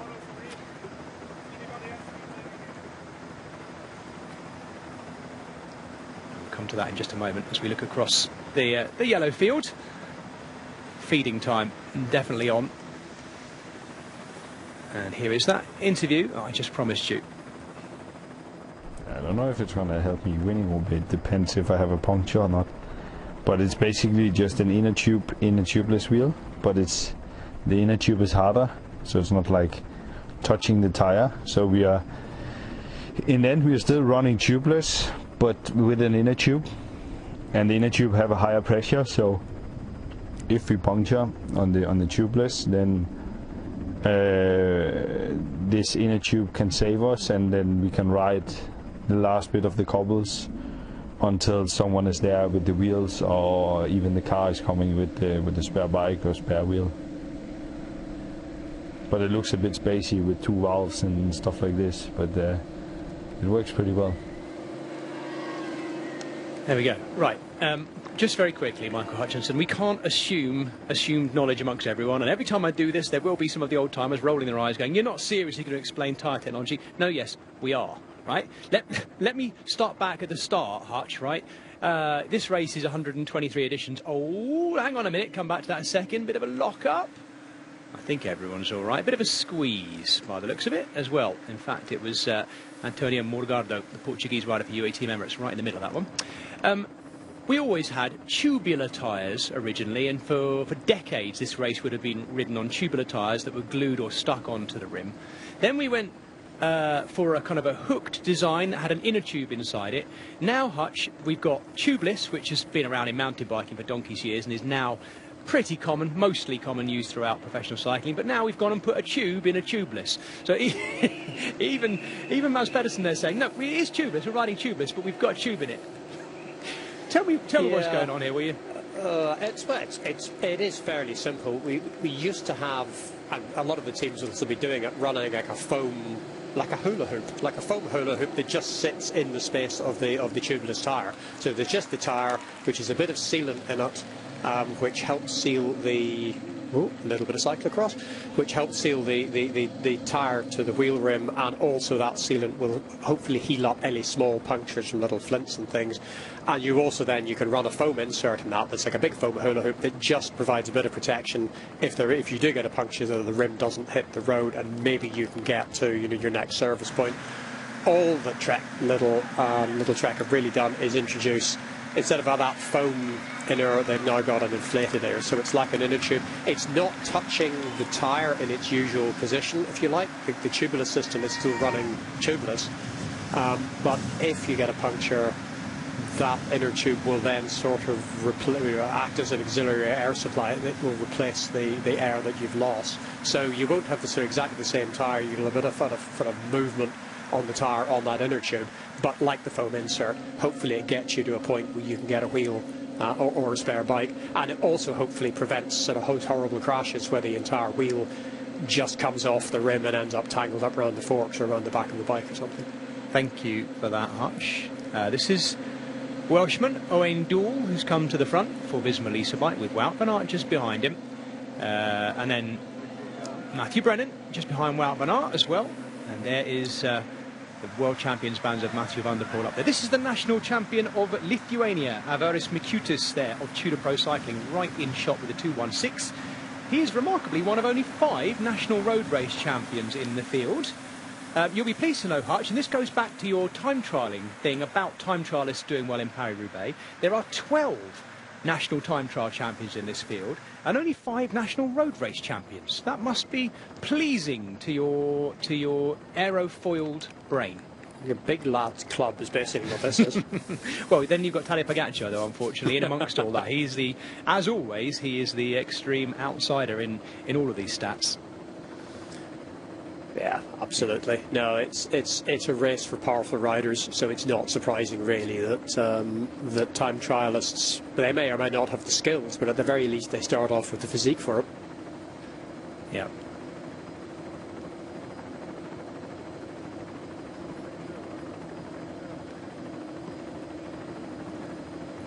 Some of you are going to be going away to a short break in just a moment. As soon as we come back, we're going to have an interview with Wout van Aert. Is he just coming to the boil at just the right time? Don't forget, he got ill during opening weekend. He broke his ankle riding cyclocross during the winter. He's not had the perfect build-up, but has that meant he's held back? He looked really good in Flanders last week. He was able to respond to the first attack of Tadej Pogacar before even Mathieu van der Poel had. Is this going to be his time to win his Paris-Roubaix, a race that seemingly Wout van Aert has been destined to win his whole career? The problem is, he is riding in the era of Tadej Pogacar and Mathieu van der Poel. And there is Van der Poel with Pogacar almost on his wheel, just alongside of an actual fact in the World Champions skin suit. Rui Oliveira on the front, thankfully not crashing at the start as he did last week. I thought it was a little bit unfair. I thought at the start last week, Rui Oliveira turning left while the rest of them went straight on and turning straight into the hoardings as well, having touched the wheel of the rider in front. And it got repeated on social media an awful lot this week. Yeah, I've seen that clip a lot. Yeah, I was just unlucky. He drifted one way. I think it was a Jayco rider in front of him drifted the other way, and they just overlapped the wheel, and no harm done, but yeah, it was a bit of a pratfall. I've never heard that expression before. I'm sure he'll enjoy that if he watches this back. But yes, crucially, he got back up there and played his part for Tadej Pogacar last week, and he's doing exactly the same now. Right, I promised it to you, the interview with Wout van Aert, and we're going to bring you that in a second. It'll be interesting to hear what his energy levels are like before the start. Wout van Aert, it's quite special to be here witnessing your crowds. They're all shouting your name. Yeah, even here so far away from home, so that's pretty cool. And following you this season, Wout, it's like maybe I can speak from behalf of Cycling World. It's been so nice following you're making these results. I know you fight for the win, but it also seems like your shape curve is only going to one direction, peaking in Roubaix. Yeah, hopefully I can confirm this statement tomorrow with the legs, because yeah, it's been good so far. Still felt good this week, and yeah, I'm really motivated for tomorrow, because it's my last chance for this spring, and yeah, how it's going now, I think that's a real opportunity. What confidence are you starting with? With a good confidence. On the other hand, yeah, last week was the confirmation of what I already thought, and what we could have known, that especially Tadej is stronger than the others, and also behind Tadej we were all by our own, so it was almost like the UCI standings riding behind each other or something. So yeah, I think this race is obviously a bit different, but yeah, it remains the same favorites. Well, as a Belgian, as a Flemish rider, you would love to love Tour of Flanders, obviously, but Roubaix, doesn't it suit you better when it's so flat? Yeah, I always have had a good feeling in this race, and maybe always the feeling that it suited me a bit better as well, but yeah, it's hard to say. Preferably I don't want to choose, but yeah, for this year at least only Roubaix is coming, so that's the one I'm targeting now. Finally, well, we found out that you were, as a team, not allowed to use that special tire system. What have you done as a replacement for it, and how big an impact has it had on the recon building up to the race? Yeah, it definitely has an impact on our team, because it was a system we would like to use, but yeah, we're still having the same tires, changed our mind, and tried to start with the best possible setup. So yeah, it's something I don't have in my hands, and I'm not planning to let it distract me. Thank you and good luck. Wout van Aert there, who, and I don't know what you want to read into this, has been in the last 3 editions in order, starting with last year, 4th, 3rd and 2nd. So technically over the last 3 years he's getting worse. But his worse is pretty damn good. And I think, yeah, it's been looking good coming into this as well. Don't forget, he was 4th last weekend in, as he said, the sort of printout of the UCI rankings behind Tadej Pogacar. The big 5 last weekend, all finishing nice and evenly spaced in that order at the Ronde van Vlaanderen. And Tadej Pogacar ahead of Mathieu van der Poel, ahead of Remco Evenepoel, then Wout van Aert, then Mads Pedersen. Literally like a printer printing out the prediction of where they might finish on the day as they came down towards the finish in Oudenaarde. Well, that was last weekend. This is today, and we are just a few kilometres away now from Sector 30, the first of 30 sectors, 55 kilometres of pavé in the sunshine of northern France, and that is Troisville-à-Anchy. We are just a few kilometres from it. So that's all you'll hear from me for a while until we're into the thick of the dust of these cobbles. I'm going to hand back to Joe Rousel and Brian Smith. Thank you, Jez. We are inside 5 kilometres to go to the first section of pavé. We have 30 sectors today. They are numbered in reverse order, so sector 30 comes first all the way down to that final sector, and the tension is really building here. We're going to go from these beautifully smooth roads to absolutely brutal cobbles in an instant. And Brian here, this looks like the front of this peloton here looks like the lead out for a bunch sprint at the end of a sprinter's race. Yep, exactly that. This is what the kind of major contenders didn't really. They don't like this. They don't like the kind of pushing and shoving. Like you say, it's like leading into a sprint finish, and you have to do it. They've been doing it from about 20 kilometres out. They have to do it because it's kind of colour blocked across the road. If you're too far back now, then there's not a lot you can do. A couple of riders have managed to come up a little bit, but this is a fight for the first sector because I've actually been here myself. First sector crash in the first, the open meters of it, and you're off running around the field at the side to get back onto, the route further up because everybody's so nervous about it. It is a case of you have to be there. It's not a case of, you can sit back and come back afterwards. This is the big fight that they've got. This is 2.2 kilometres in length. It's classed as a 3-star difficulty. They class them from 1 up to 5. So this is a decent sector coming up, and that's why for the last kind of 20 kilometres we've seen the fight now for the front, and that's the safest place to be.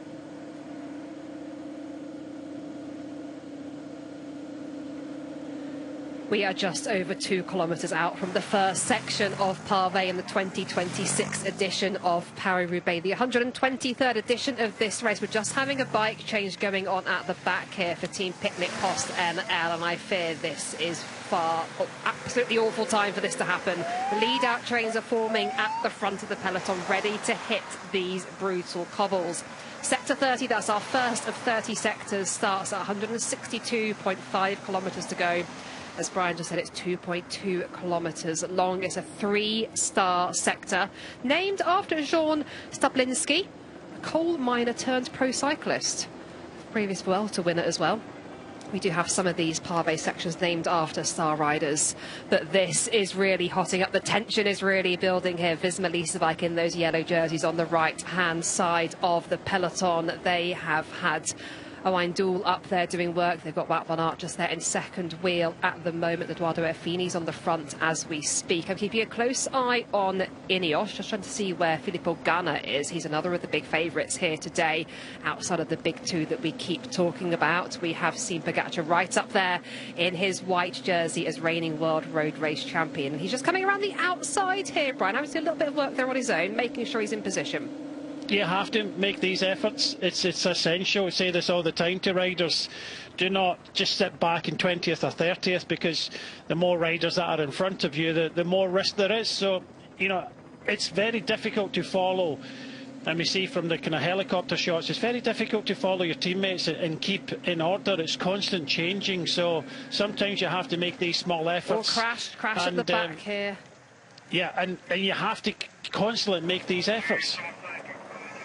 plenty of efforts being made. This is Govakar, who was in the very early breakaway that gained about 15-second maximum before that was reeled back in. We are rapidly approaching the first section of Pavé with no breakaway away. Inside 300 metres to go. The peloton is complete. All the big favourites are up to the front. This is racing for survival on the first of 30 Pavé sections. Hold your line and hold your nerve. This is Paris-Roubaix. This is what we are all so excited for. The first of these sectors of Pavé about to start now. Here we go on to these cobbles, Brian. And what is this like? A 3-star sector here to open up the race. Well, when you're in the race, there's not a lot you can think about. Just, you know, trying to get good position and stay there. And again, a little bit of luck. Hopefully, nobody has any incidents in front of you. But you know, you're going over here. You're full of adrenaline. You're bumping over these cobblestones. Some feel it a little bit more than others. You can just see kind of popping out a little bit in the kind of dark blue. Van der Poel and Philipsen right up towards the front, but Van der Poel looks so relaxed. Mats Pedersen in third place there. Ineos kind of led on to that section, but I don't think we're going to see any kind of action on these kind of first few sectors. The surprising point for me is, you know, we don't have a breakaway, so, you know, we're all together coming onto this section. It's just a case is, you never know, Joe, what's going to happen, and the safest place to be is at the front, and this is why there was a battle with 20 kilometres to go to this point. You wanted to have a good position. Not about, you know, someone's going to attack over this section of cobblestones. It's just a case of, we saw, you know, a crash. Govekar had a crash coming onto this. It's just a case of staying as safe as possible. Now Pogačar just kind of choosing to move up with Vacek, the Czechia champion as well. Wout van Aert is up towards the front, but you want to give yourself a little bit of space. By taking it on from the front, Joe, you can actually see the road in front of you. The more riders that are in front of you, the less of the road you can see. Look at that dust riding up around the riders. Now we've had Ineos Grenadiers right on the front there. The biggest names all exactly where they need to be at the moment. Problems at the back here for Movistar. Just getting a little bit of assistance there from the roadside. But look at these shots. This is what we've all been waiting for. This is the opening sector of Pavé. Travail-en-Anchy here in France for this edition of Paris-Roubaix, and we're looking relatively calm towards the front. There's far more action happening at the back at the moment. There is potential bad luck around every corner. We've had some crashes, we've got some incidents here, and Brian, there's so much going on for these riders at the back of the peloton. Yeah, unfortunately, you know, you've got a team member at the end of the sectors, but during the sectors you don't have anybody, and you have to rely on the cars. And you know, not everybody can have their car right up towards the front, and unfortunately for a lot of these riders having difficulty in this sector, they're going to have to wait, and they're going to find themselves, you're possibly at least a minute behind. It's one of these races that you cannot just give up. No matter what happens to you in these sectors, you just have to keep on going and hoping that you'll come back. It's Decathlon's Bissiger, the Swiss kind of time trial expert, that's kind of pushed on at the front, been joined by looks like it's this Tönnissen for Astana here, but he just looked, Bissiger doesn't want to get involved, but most of the major contenders made it over that first section nice and safe. So the first section of Pavé done. The runners at the very back of the peloton just finishing that sector now. We've got just under 4 kilometres until the start of the next one. That's 156 kilometres to go. That's also a 3-star sector, slightly shorter, 1.8 kilometres long. If you're with us on the TV, you're off for a short break now, but things are getting exciting. Stay tuned. Just whizzing past a few of the riders there at the roadside with a few little problems on that cobbled sector. Problem there for a little trek ride. I didn't just quite see who that was there, Brian. Oh, is that Pedersen? Possibly. Couldn't quite see that. Might have been Walscheid as well. We'll have to wait. Just looking at the riders that are out front, I think that's Milan for Lido Trek. So Lido Trek looks as if they could, because Mats Pedersen was up there. He hit the section. He was in about 3rd place. Mike Tönnissen is a rider here from Astana, just trying to kind of push on a little bit. But you see the snaking effect behind. it's just a constant, chase to get back on if you've got a bit of a problem. But we'll keep an eye on that. But it did look as if it was a major concern for Mads Pedersen there. Did look very, very concerning. Of course, this is the first sector of 30, so it's perhaps slightly calmer than we're going to have later on. And we now, for the first time in the race, have got a solo rider clear here at the head of the course. We didn't have a breakaway forming before the first cobbled sector. Ever so unusual, not unheard of, but we were eagerly awaiting a breakaway forming. More problems at the back here. Uno X Mobility just with the rider just getting back onto his bike now. So we've got one rider clear at the front. Just a quick reminder, the next cobbled sector starts at 156 kilometres to go, so just over 2.5k until we reach that one. This is the back of the peloton. Riders have had some issues on that first section of Pave. We're just whizzing past them as we get ourselves back to the front group of the race. The Shimano neutral service car there, just behind the commissaire car, always following the back of the peloton. And this, Brian, it's not where you're going to win Paris-Roubaix, but an issue at this moment could be potentially disastrous. It's very early, but this is what nobody wants. No, we're still not caught sight of Lido Trek. There is an opportunity to come back, and again, it's one of these situations where you just kind of hope. The team cars are starting to appear now. It's neutral service, but nobody really wants to take a wheel from neutral service because it's not the same setup of we've been talking about it all day long about how specialist the wheels and the pressures are actually set at individual. You've got a team of 7 and they're all at different pressures depending on their body weight. But yeah, it's everybody's back. There's Mads Pedersen there at the back of the group now. He is back. I still don't know if it was actually he that actually stopped at the side or whether it was one of his teammates, but he went from the front to the back. He's kind of bouncing on that back wheel to see, he thinks, because it's one of these things, Joe, and you've probably done it yourself, that when you're riding like lower pressures, it feels kind of awkward when you come off the cobbles and onto the normal tarmac, as we call it. It feels a bit kind of bouncy, but he's taking no chance whatsoever. Don't know if he punctured before or one of his teammates, but definitely he's got a problem now. Definitely got a problem here for Mads Pedersen, looking like he had a bike change there. Just going to welcome back our TV viewers.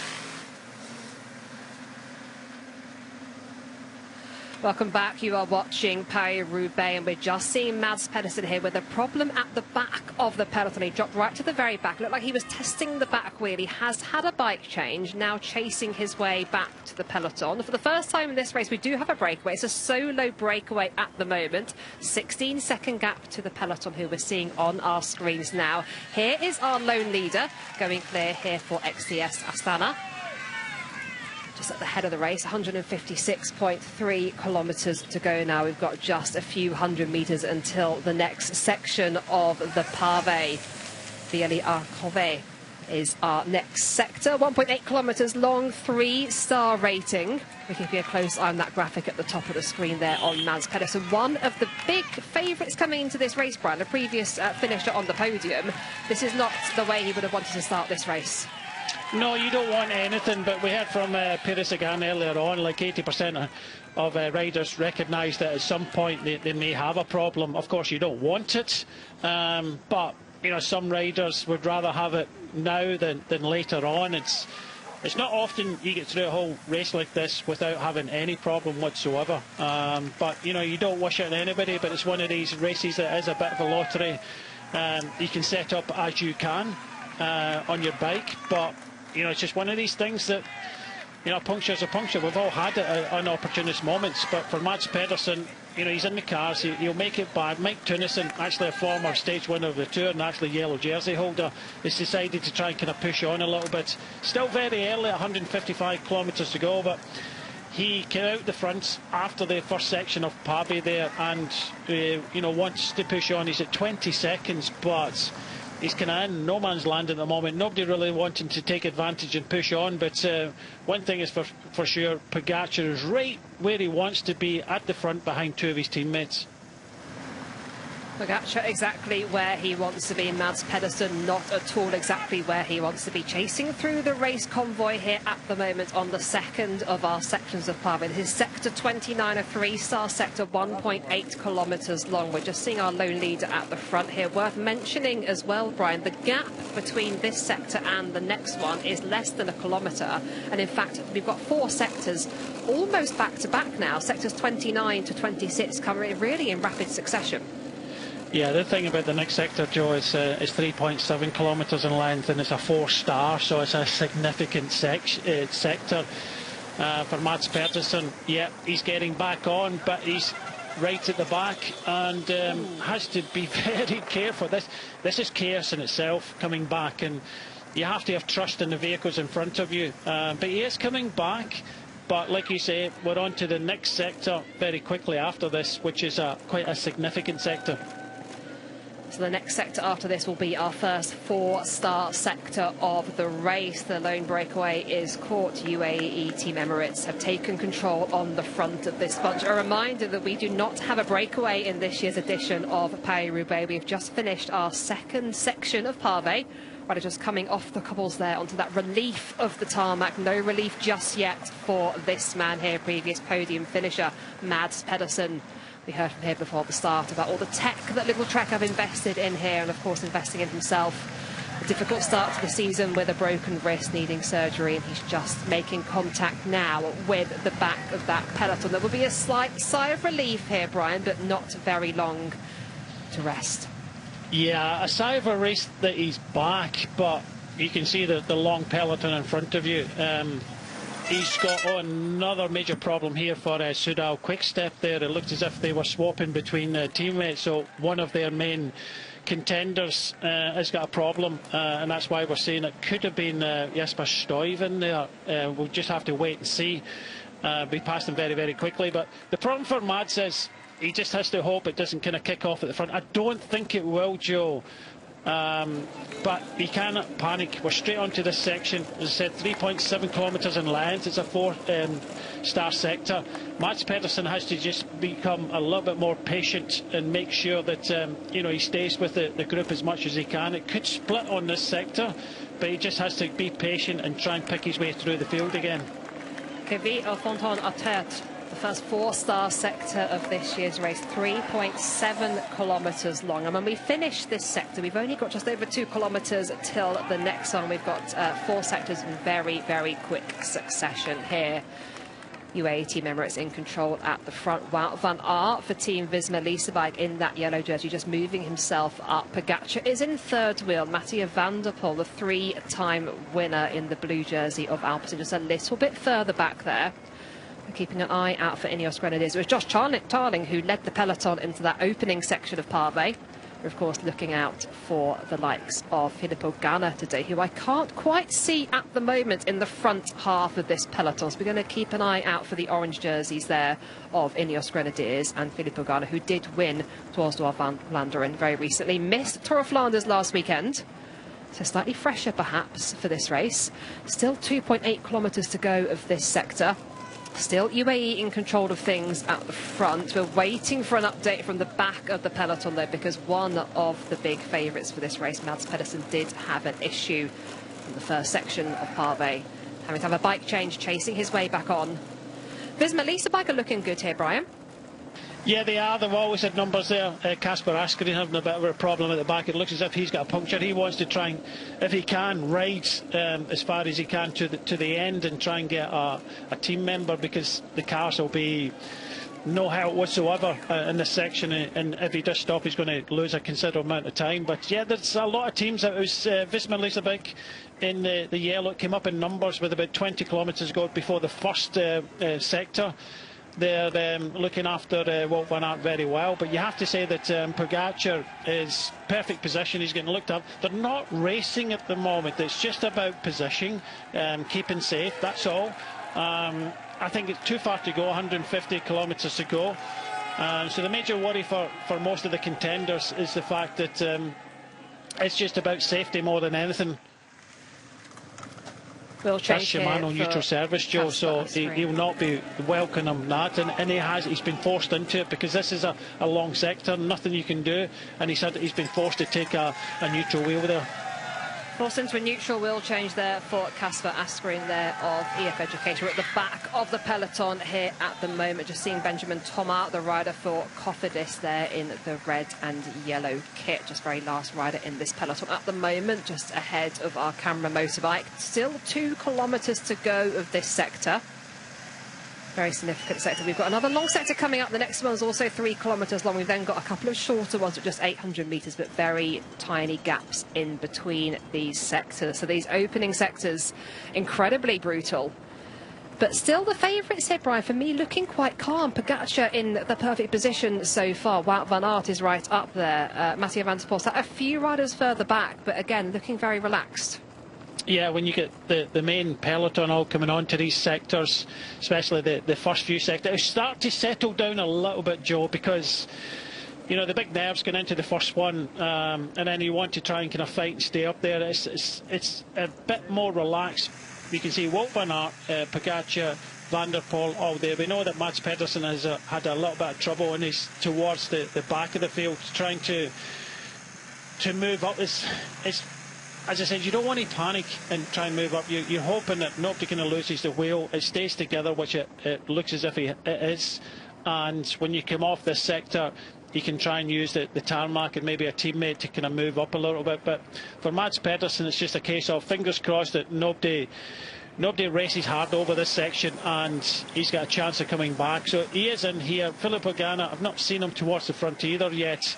But it's one of these situations where you just have to hope that they don't race, and it doesn't look as if they are. They're kind of bunched up, they're taking it relatively easy. Pogačar is happy, he's towards the front, same with Wout van Aert, so Mathieu van der Poel just behind, so they're there in numbers, they're getting looked after. It's not kicking off, which is going to help Mads Pedersen come back to the front. Certainly is, so not kicking off just yet. And if you're enjoying this, we've got plenty more of this to come. 1.4 kilometres remain of this sector, one of the very long earlier sectors for Stars Racing. We're just seeing this helicopter shot here pan back over the peloton, just getting a little close eye on exactly where everybody is. I think I'll just let Arnaud De Lee there just go through the shot. Back at the front, it's UAE Team Emirates still keeping control of things there. Pogačar nicely ready in third wheel, in an absolute perfect position for keeping out of trouble. Of course, we have mentioned far too early for this couple section to really be raced just yet. But of course, positioning is key, because if you're in the wrong position and something happens, it's a long old chase to get back on. Wout van Aert is right up there with teammates in the yellow jerseys for Visma Leasebike. Again, exactly where he needs to be as we finish Sector 28. Sector 27 is coming up very soon. That begins at 147.2 kilometres to go. So slightly longer break now, but still a relatively quick succession. That's a 3 kilometre sector. Not quite as highly rated, Brian, in terms of the star ratings, but still another long sector to contend with after very little respite. Yeah, it doesn't have to be a hard sector. It's the length of the sectors that can, if you have any trouble, causes more damage than anything. So, you know, obviously they'll be hoping that, you know, they stay safe as possible. That is the key to this, and that's why we say Mikel Biel at the frontier. Over the sectors, you have to say that UAE Team Emirates, XRG, Milano did a very good job there. He done his turn. He is the team sprinter, and of course he's been used in this race because, you know, his strength and making sure that you know, he does his work.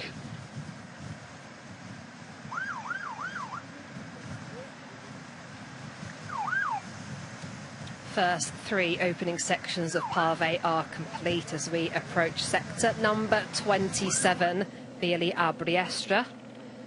This is a 3-star sector, but 3 kilometres long, and as Brian was saying, the length of these cobbled sectors really being what adds the extra challenge here. And now, Brian, it's interesting seeing on this wider road here, once again fighting for position at the front. UAE very much in control of things there, but I have seen Sylvain Dillier there trying to help with positioning for Alpecin. Or issue here for Wout van Aert. Wout van Aert with an issue just out the back of the main group here for Visma Leasebike. Hartz will be braking here for the rider that has finished finished on the podium before, but has never had this race as a victory. Just got a teammate. Has he got a teammate just waiting for him? We've got a few other riders with a few problems here as well. Yes, he has got a teammate waiting for him here. This is good news. Owain Doull here, the British rider, looking over his shoulder, looking to see where Wout van Aert is. Yeah, he's changed the bike, so he had an issue there, changed the bike, and Ondo is waiting. Abrahamsen as well, I think he jumped back onto his bike because I think he swapped with a teammate's bike, but yeah, you just don't want this. You come into this race not wanting any mishaps at all. We've already seen it with Mads Pedersen, Wout van Aert here. He's got a section here where I think he'll come back, but it's all these dangers. Another problem for one of the UAE Team Emirates riders here, don't know who it was, Red Bull as well. Look, it happens and you just have to keep your fingers crossed it doesn't happen to you, but it's absolutely chaos. Absolute chaos indeed. Wout van Aert is chasing back on with help of teammate Owain Doull at the back there, trying to get back to the peloton. We've got the next sector rapidly approaching. We did see the UAE team car stop. We didn't see who for. We'll bring you that update as soon as we get it. But we're about to start sector number 27, Vieli Abriestra. 3 kilometres long, 3-star rating coming up now. Here we go. Onto the cobbles once again. A little bit of change in personnel towards the front. But there he is. Pogačar is still there, still with 2 teammates at the front. Mathieu van der Poel is still there. So the big 2, Brian, so far, luck has been on their side. It's very early days, but looking good. Yeah, Wout van Aert just coming onto that sector, and he'll be hoping that he doesn't have any other problems. But yeah, I don't think they're going to race hard over this sector. I still think they're going to bide their time. Wout van Aert just in the convoy here on the wheel of Owain Doull, just trying to get back to the back of this peloton. Of course, it's a very long peloton, Brian, of course, with these narrow roads. So just getting back to the back, you know, you're not quite in the bike race if they are racing at the front. I know you've said a few times it's a bit too early for the race to really be on, so it's not quite panic stations. I think the maturity of Wout van Aert here, knowing that he doesn't need to panic at this point, knowing that he can get himself back, is really good to see. Yeah, again, like I said with Mads Pedersen, you're just hoping that you know, nobody kind of loses the wheel and this group stays together. This is just about position and safety at the front, so that they're not racing hard. Although Magado may think otherwise at the front, but it's just make sure that your team leader is there and out of trouble. And if you're at the back, you just have to remain patient and hope you come back. Again, it's one of these races that do not just kind of give up. If you have a bit of a puncture or a crash or anything, never give up in this route. Just keep on riding and hopefully you'll come back to the front, but still too far out for any, you know, major concerns and racing to be had. There's no breakaway, no nothing to worry about apart from just staying safe and keeping your leader out of trouble.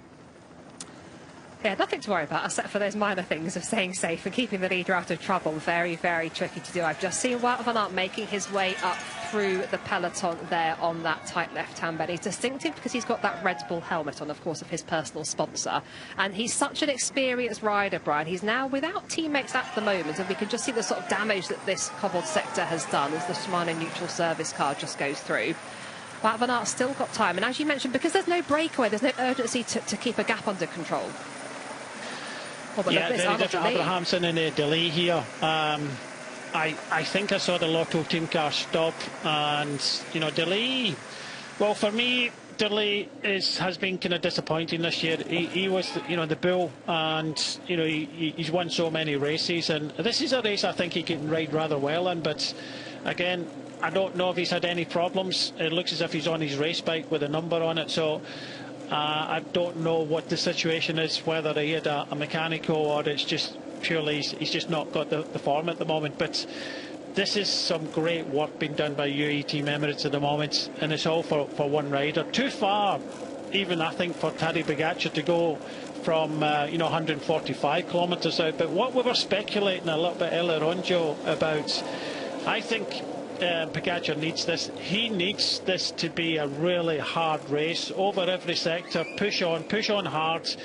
He wants to fatigue everybody. But for the moment, anyway, for most of the riders, they can get a little bit of respite by sitting behind. Just looking at this shot, just look at some of the kind of gaps that are happening. And this is what we talk about. sometimes you're going to cross these sectors as if you're riding on your own. There's very little kind of aero advantage because you're having to give, you know, the riders in front of you a little bit of room.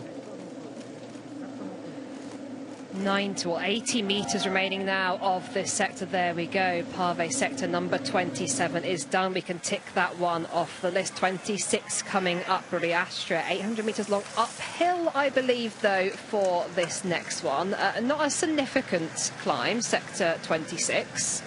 Not quite in the realms of the likes of the Tour of Flanders, but just worth noting that we do have that. Most riders opting for the single chain ring at the front. Of course, no option to change down there, as we just are with the back of the peloton. Another problem there on the right-hand side for Team Picnic Post NL with one of their riders. We just see Arnaud Delis getting his way back to the back of this peloton. And we can see all the team helpers here on the right-hand side of the road, Brian, with all those wheels ready. Yeah, wheels and bottles, very essential. And you will not...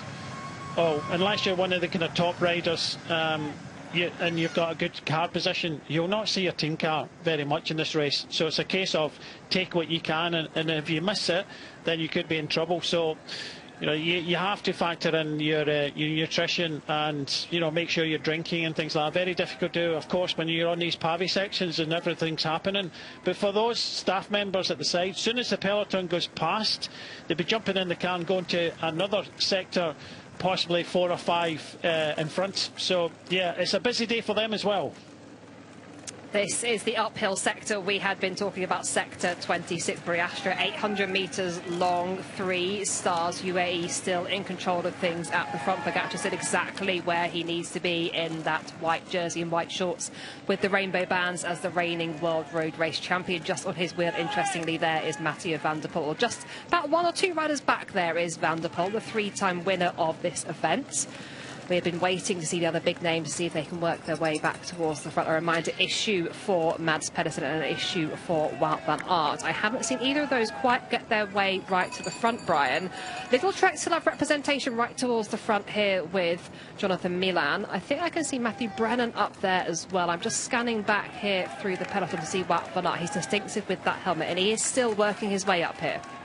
Yeah, he's on the right-hand side. He's in about, what, 40th place, so he's coming back. Yves Lampaert as well, coming back here. So I think it was he that had that problem for Soudal Quick-Step a little bit earlier on. Of course, they have got a rider that is interesting to me in the race, and that's Tim Merlier. Won the Shelder Prize in the week on Wednesday, the Sprinters World Championships. He's won that 3 times in a row. So, again, what we're talking about... how can sprinters do in this race? And I think in the past they've done rather well with Philipsen. Why can't Merlier be up there? So it'll be interesting to see how he gets on. But yeah, I just saw there was a problem for one of the UAE Team Emirates riders. He was on the radio drifting back with a problem.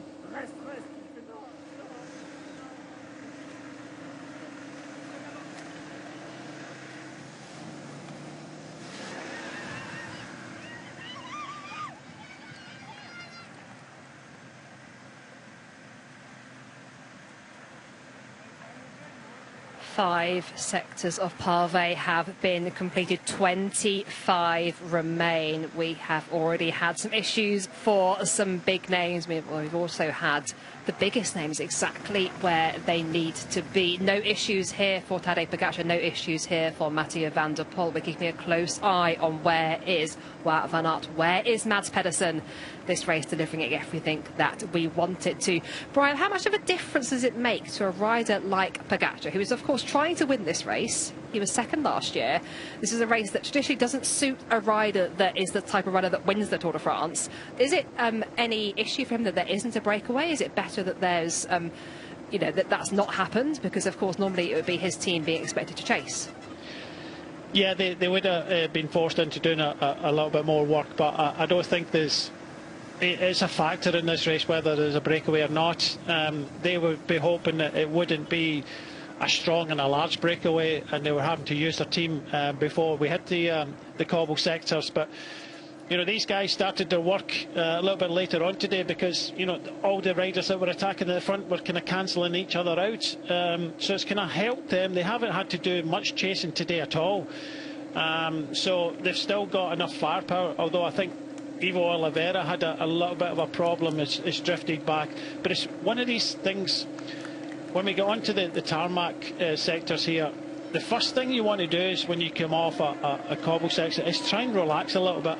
Eat something, drink something, and try and relax a little bit. You cannot stop moving, because as soon as you stop moving, you miss out in positioning for the next sector.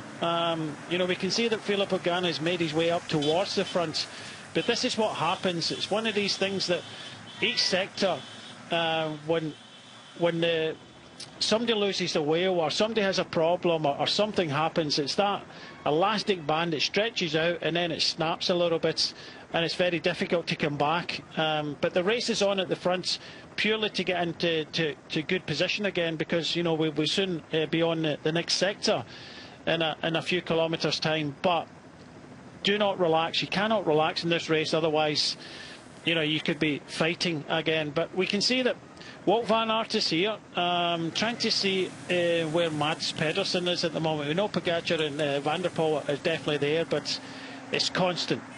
Everything is happening all at once, with punctures, mechanicals. We've seen a couple of crashes, not significant of course, but on these sectors you want to try and relax a little bit, and all of a sudden you're on to the next sector and you're out of position. Next sector is coming at 134.6 kilometres remaining, so we can see that distance there at the top left-hand side of the screen ticking down nicely. You're already 138.9, so it won't be long until this next sector. It is a short one, just 800 metres long and just 2 stars, and the one after that is also just 2 stars, 1.2 kilometres long. We have had just one 4-star sector so far. A reminder, of all the 30 sections of Pavé, there are 3 5-star sectors, and I'm sure you're all very familiar with them, so we will build up to those as we get there. For now, UAE still in control of things. 4 riders here, 4 teammates ahead of Tadej Pogacar, who's exactly where he needs to be. Mads Pedersen has got his way back up there, Brian, and that's really good news to see the former world road race champion just on the wheel there of Milan. Yeah, he's joined Milan, Vacek as well. He's there with them. Numbers are there. And a big effort here by Michael Biel. Well, he did exactly the same thing in Ron van Vlaanderen last week. So, yeah, UAE Team Emirates doing what we expected them to do. Still with just under 140 kilometres ago, this front peloton, there's a lot less riders here. So I think by the looks of things, so far so good for Pogacar and his chase to win all 5 monuments in a row. So no major problems. Van der Poel as well, he's got numbers there. Phillips also involved here. This second group, however, not too sure if there's any kind of major contenders here, but definitely there's a lot of numbers here. Definitely kind of missing out 30 seconds, and with the speed that Michael Biel and UAE Team Emirates are going at the moment, I don't think there's, you know, much of a chance of you know, this group coming back. Just picked out a few riders there. Connor Swift on the wrong side of this split. I've just seen a couple of teammates of Wout van Aert. Owain Doull is back there. Eduardo Affini is back there. Doull was doing a very good job earlier on helping Wout van Aert work his way back up. I did just think I saw Connor Swift, as I wasn't mistaken. So a couple of riders from Ineos Grenadiers in there. So plenty, you know, a very sizable group here. 31 seconds back. But as we've just said, UAE Team Emirates riding very hard on the front at the moment. 2 of their riders just in that wrong side of that group there. Yeah, that was Milano and Oliveira. Oliveira had a mechanic of some kind and had to drop from the front to the back, and you know, they'll be hoping that they come back, but I don't think they will. I think this race is full on now, and you know, UAE Team Emirates taking it on, pushing hard, the gap holding at 31 seconds, and like you say, we'll be on this next section very quickly. But so far so good for UAE Team Emirates. And you have to say for the rest of the contenders, De Lee was at the back of the Abrahamsen for Uno X as well, kind of caught out at the wrong time. Not too sure if they'll manage to get back, but for UAE Team Emirates, they're in a good position. Okay, they've lost 2 of the riders in that second group, but you know, they do have significant numbers and strong numbers here. 136.6 kilometres remaining. We are 2 kilometres out from sector number 25. Salem, aussi. 800 metres long, just a 2-star sector, less than a kilometre long. Will feel like a nice bit of respite compared to the 3+ kilometre sectors that we've had. Just looking, some riders from Visma Leasebike working their way towards the front here. This, visually looking at this peloton, Brian, you could think this seems, relatively calm and relatively organised, but it's going to be far from that when you're in the thick of it. Yeah, you would think you get kind of lulled into a false sense of security here. You look around, it's a smaller group. You think, well, I don't have to make the same efforts as I was before. I can just sit back a little bit in 20th or 30th place, in a group here of about, 60, 70 riders. You cannot afford to do that. You'd really have to make the effort. I cannot emphasise it enough that the more riders that are in front of you in a cobbled section means that there's more risk for you. Just needs a puncture, a crash or anything, so there's more risk. So you really have to keep on making these efforts, and it's just, you've done it. It's like interval training the whole time, and when you're doing interval training, sometimes you get, I just want to relax a little bit. There's no chance of relaxing, even in these kind of easier parts in tarmac. You can see the effort has been made by a lot of riders, and you have to keep on pushing, because you never know what's going to happen. Some person might crash or puncture in front of you, and then all of a sudden, see, look, they're just still pushing and shoving, making sure Pogačar is in the perfect place. Well, 57, 58 kilometres an hour, and look at the speed here of UAE Team Emirates XRG, making sure Pogačar is nicely in second wheel here, getting themselves right to the front of this peloton, keeping control of things. Other teams want to get involved. Left-hand turn here onto our next cobbled sector. Just a 2-star sector this time, 800 metres long officially. Pogačar is in second wheel as we are back onto the brutal cobbles. Not much further back, we've got Mathieu van der Poel, the 3-time winner, always right where he needs to be. Where are the other big favourites? Is there going to be a little bit of a split opening up behind there, Brian? And there is Filip Ogana, rider number 61 for Ineos Grenadiers, a rider that a lot of people spoke about coming into this race. A little bit out of position here, Brian. Yeah, taking a bit of a risk. He wasn't prepared to kind of push and shove and get good position. Magado here at the front with Pogačar. Nils Pollitt is there. Vacek, the Czech champion, just behind there. You have to constantly do these efforts. Mads Pedersen is a little bit further behind, so I don't think Pogačar still is going to go with 134 to go. He's going to use his teammates as much as possible, but I reckon, Joe, when we start to get to about the 100 k's to go, he'll start to, I think, make his move. Graphics there just picking out Pogačar, Van der Poel and Van Aert. Ganna right at the back of this group, but safely through that cobbled sector for Ineos Grenadiers. Plenty of teammates there as well. And Brian, you were just talking about that 100-kilometre going mark. That's what we saw last weekend at the Tour of Flanders. No fear of going early, riding hard on the Molenberg with Florian Vermeersch splitting the race to bits for the final 100 kilometres. Just onto the smoother tarmac now. Yeah, that was sector 25 just done. That's the way they race. It's, I don't think anybody expected it to go in the Molenberg with 100 k's to go last week in the Ron van Vlaanderen, but I think this sizable group needs to be whittled down a little bit more now. The less riders there are, the less complications there are. So I think UAE Team Emirates are using their team up very strongly now.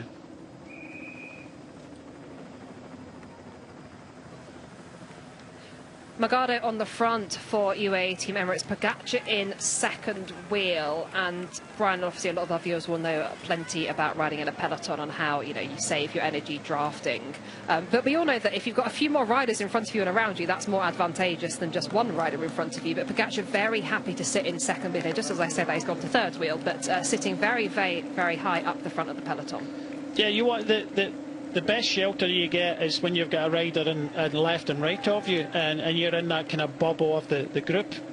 So there's more shelter. You'll up to 30–40% of your energy you can shelter in the bubble of the group behind. But there's less shelter when you're kind of lined out in front of your teammates. But this is a race that it's about safety more than anything, and that's why Pogačar is right up there towards the front. So when you're the likes of, you see Wout van Aert there, he's surrounded by riders, so you get more you get more shelter. But Pogačar, it's purely just safety at the moment for him.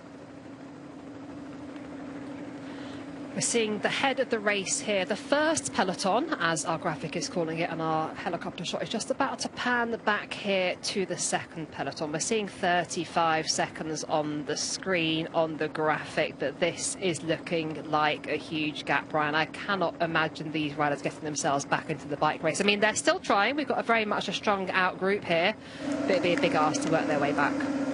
Yeah, I think so. This is Unibet, and I think with Abrahamsen in this group, you can see him on the left-hand side. I think he was the, maybe the protected rider. That's the only team. So there's a couple of teams, but most of the contenders are already in that front group. So this is just about Uno X trying to get Abrahamsen back. In 36 seconds, they've got 2 riders trying to bring it back. Unibet, where they've put a rider up there. So it's, like you say, I don't think they're going to be able to bring that second group back. Puncture here for Hagenas of Visma Lease Bike. So we are back with the front group now. Just seeing on the helicopter shot. But that's the problem, Joe, that was neutral service. Because there's no team cars allowed in a 36-second gap there, unfortunately for Hagenes there, he's had to rely on neutral service, and then he'll be swept up by the group behind. Luckily, Wout van Aert still has 3 teammates in there to try and help him, so they still have numbers here, but it's just quite unfortunate. And by the looks of things, he's got a neutral wheel by the looks of things, but I think he'll want to maybe kind of change that with his team car just behind this group. Yeah, so as you said, Brian, no team cars in the gap between the first and the second peloton as we're approaching 130 kilometres to go of this race. We are rapidly approaching the next section of Pavé. Section 24 begins at 127.8 kilometres of the race remaining, 1.2 kilometres long. Inside the final 130 kilometres of Paris-Roubaix men's race 2026. We have tackled the first 6 sectors of Pavé. We're approaching sector number 24. They're, of course, numbered in reverse order, 30 sectors in total. We've had our first 4-star sector as well, and we do have the peloton split in half at the moment. The big names are up in the front half of this peloton, being controlled by UAE Team Emirates there. Pogačar is in 4th wheel behind his teammates in the rainbow jersey. Wout van Aert getting brought to the front there, and he's got a couple of teammates still left in this group, Brian. Matty Brennan is one of them. Wout van Aert working his way back to the front after issues earlier on, but now looking composed there towards the front. Yeah, it's Matt Brennan. It's actually, it just brought him up there. He just looked behind and moved. Same with the decathlon, like we say all the time. You cannot relax for one moment.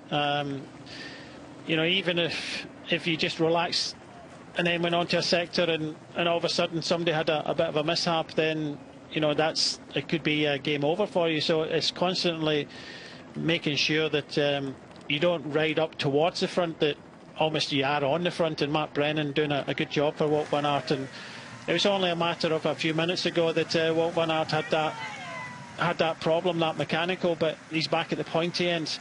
For Filippo Ganna here, he's taking a little bit more risk. He's not getting involved with the pushing and shoving.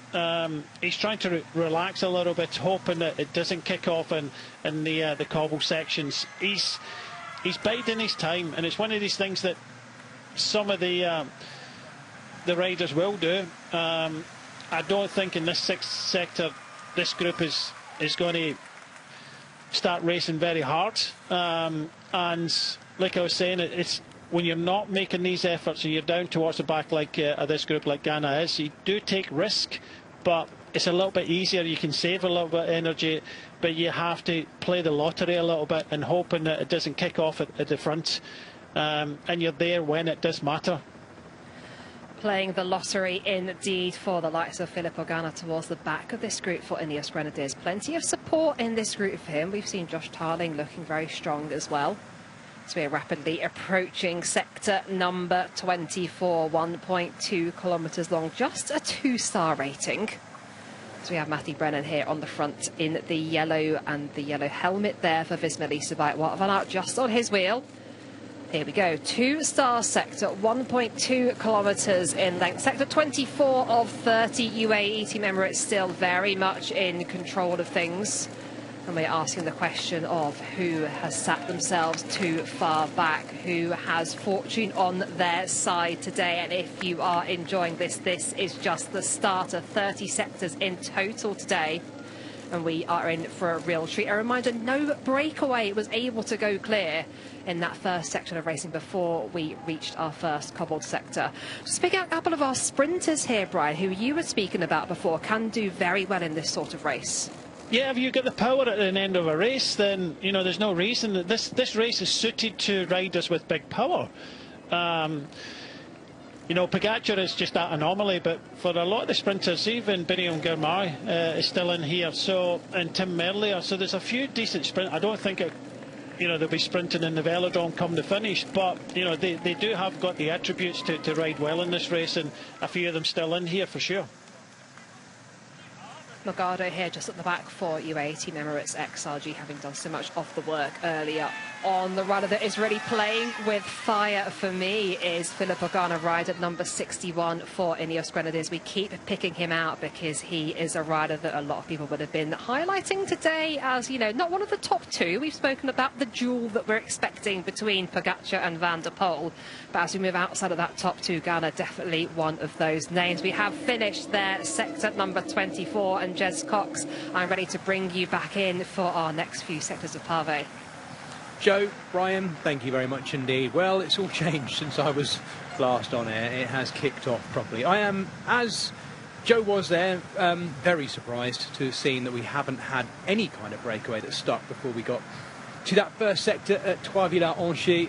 And basically what's happened is kind of what Paris-Roubaix does. The greater that we take to our peloton that started as 175 at, what was it, 10:30 this morning when they set off from Compiègne, is now being grated every time we go across those rough cobbles. And this is the front of the race. That second group being timed at now 31 seconds, but I have to say I do agree with Brian and Joe that it's unlikely they're going to get back in. Instead, what we'll see is riders dripping off the back of this group with sector after sector until we see probably a select group of favourites at the front. Despite that, there might be some attacking that goes on from the front too. This is Rasmus Tiller, one of those riders who really specialises on this kind of terrain as well. Always rides well at Trobro-Léon, a race which we'll be bringing you here at the Home of Cycling in just a few weeks' time, of course. The Hell of the West, as it's known in Brittany. And the Uno X Mobility now is picking things up. Michael Hutchinson, nice to be back with you. Other than Ghana, is there anyone else you've been watching in here that you're worried about? No, not as such. It interests me that Tadej Pogacar has been sitting second, third wheel very safe, but catching quite a lot of wind compared to Mathieu van der Poel, who's back in that little group in there behind Wout van Aert and his teammate. So, you know, he's expending a little bit less energy, and there's that trade-off in this kind of race. Do you play it super safe and stay at the front, or do you just sit a little bit further back, take a bit less wind and save a little bit of energy? So different horses for courses, and maybe that's what you'd expect, because still Mathieu van der Poel is more experienced in this terrain than Tadej Pogacar. Tadej Pogacar, maybe he's got the energy to burn. We'll see. We will see. He's been showing plenty of himself so far as well. Thank you for being with us, everybody, particularly those of you who've been with us since we started at what was 10:30 local time, 9:30 in the UK, where we're coming from right now. My name's Jez Cox. I have with me Dr. Michael Hutchinson here, former pro, winner of more national titles than I think anyone else I ever get to commentate with, time trial specialist, of course, and the other half of our commentary team, as you've just been hearing, double Olympic champion, 5-time world champion, Joe Rousel, MBE OLY, and Brian Smith, double British champion, former pro, Brian Smith, OLY, Ollie. There we go. That's our commentary team, the four of us swapping in and out during this long day of racing in this 123rd edition of Paris-Roubaix. We are looking down on that leading group, seeing that everyone that should be there is there. The split that happened in the middle happening across the first sort of 3 or 4 sectors of cobbles. And right at the back here, I think we're looking at the back of the helmet there of Mike Tønnesen, the first man to attack in the cobbled sectors on the Trois Villars-en-Ski sector.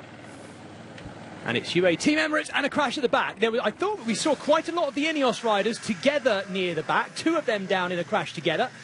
Could there be an argument every now and again for splitting them up a little bit in these groups, particularly if they're not actually on the front? Ben Turner was one of them. Yes. And another one, thank you. 3 crashes. Josh Tarling was the other one. And it looks like we've also got Davide Ballerini down there for Astana, XDS Astana. Not too phased by it, though, straight on the radio. Davide Ballerini, very experienced in these circumstances. But we are into the next of our sectors. This is Waller at Elms. It's a 3-star sector, 1700 in actual fact. Yeah, we're stripping little bits of asphalt in the middle of it as well. But here we are. Hutch, did you see anyone else down there that I might have missed? There was a picnic post rider went down, but I wasn't fast enough to see who it was. Carnage. It has been that classic. There he is. No, can't see him. It has been. I really enjoyed watching those opening sectors with Joe and Smithy there commentating. And it's hard not to use that term. Absolute carnage on our screens, particularly the shots behind when you're chasing back in. This is Ben Turner, as we saw. I think Josh Tarling was down in the same crash. And I raised it, Hutch, that thing about if you're not on the front working together as a team, maybe spreading yourselves out on a day like this might not be a bad tactic. It's probably quite, you know what I mean? It's probably Seriously. hard to do that deliberately. No, good point. You've got to ride on the wheel of someone you trust, and you've got to be able to trust your team. And also, if you do have an issue, if you're maybe it depends a little bit. If you're a team leader, certainly you want riders thereabouts because you might want a bike, you might want that kind of. Because at this point, we won't have any team cars between the groups. So, if you're Filippo Ganna, you want your riders, certainly you want any of the riders who are a similar size to you. Yeah. Quite local. Arnaud Delis is in that second group. It's probably the biggest contender. He and Jonas Abramson be the biggest contenders if missed it. And also most of Red Bull Bora Hansgrohe are back there.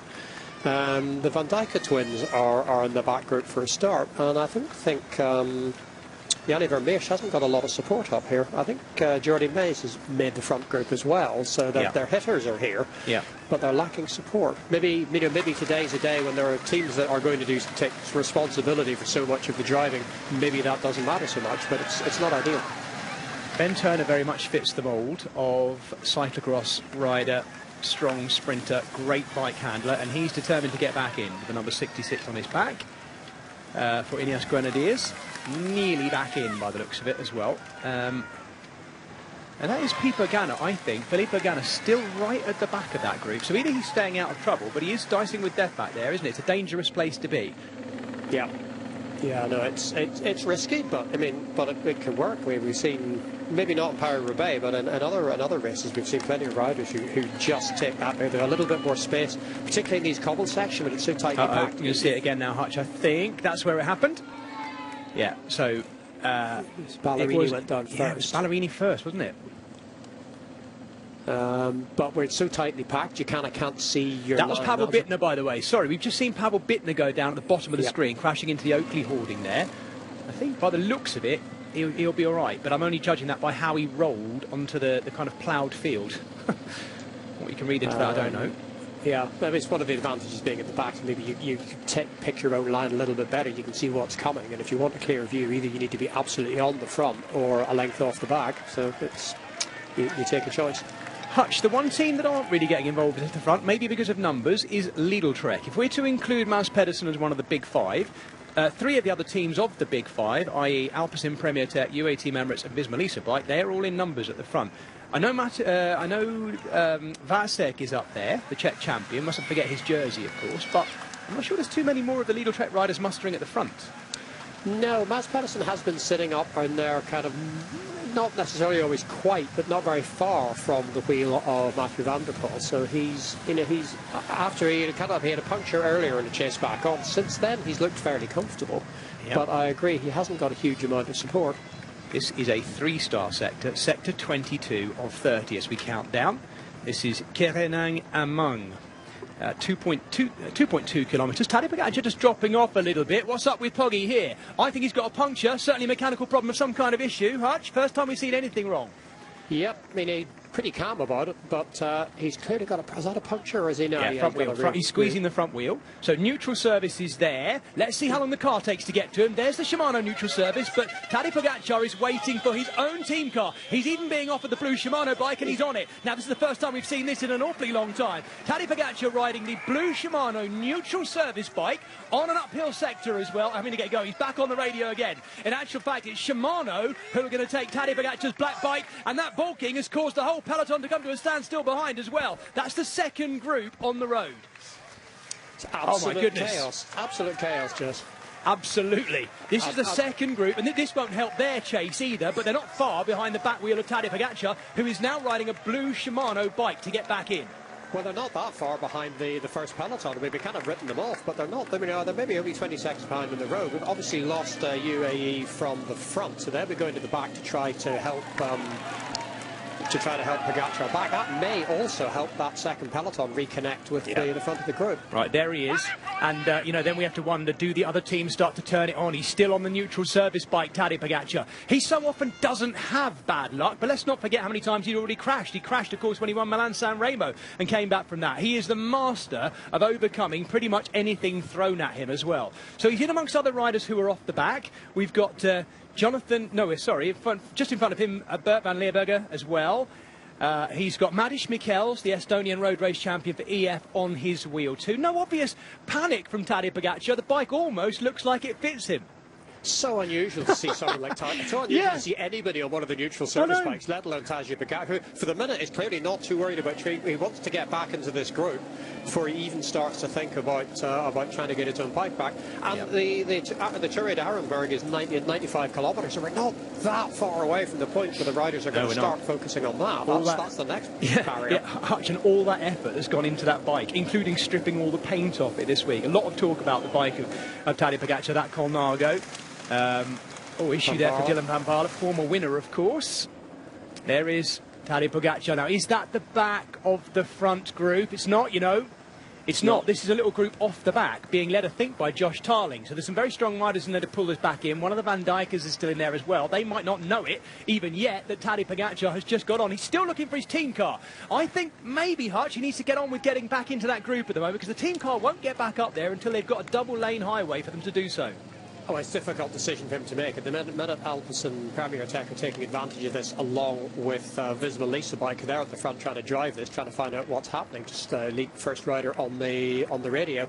I mean, Van Dijker brothers were in that second group, so that's who Pogačar's now with. Is he going to try and maybe get his own bike now back onto the asphalt? Can he get his own bike from the team car? You can't take a bike from a helper by the road. If you want a new bike, it has to come from the car, which is maybe a disadvantage of taking the Shimano neutral service bike rather than taking a wheel. If he took a wheel, he could take a wheel from a team helper back onto his own team wheel now, if that's what he wanted to do. But if he's on the bike, no, he's looking for his team car now. Yes, he is. He desperately wants to get back on his own bike. Correct me if I'm wrong, Hutch, but UA Team Emirates XRG rides Shimano anyway, so at least it is a Shimano bike that he's on. He'll be familiar with it.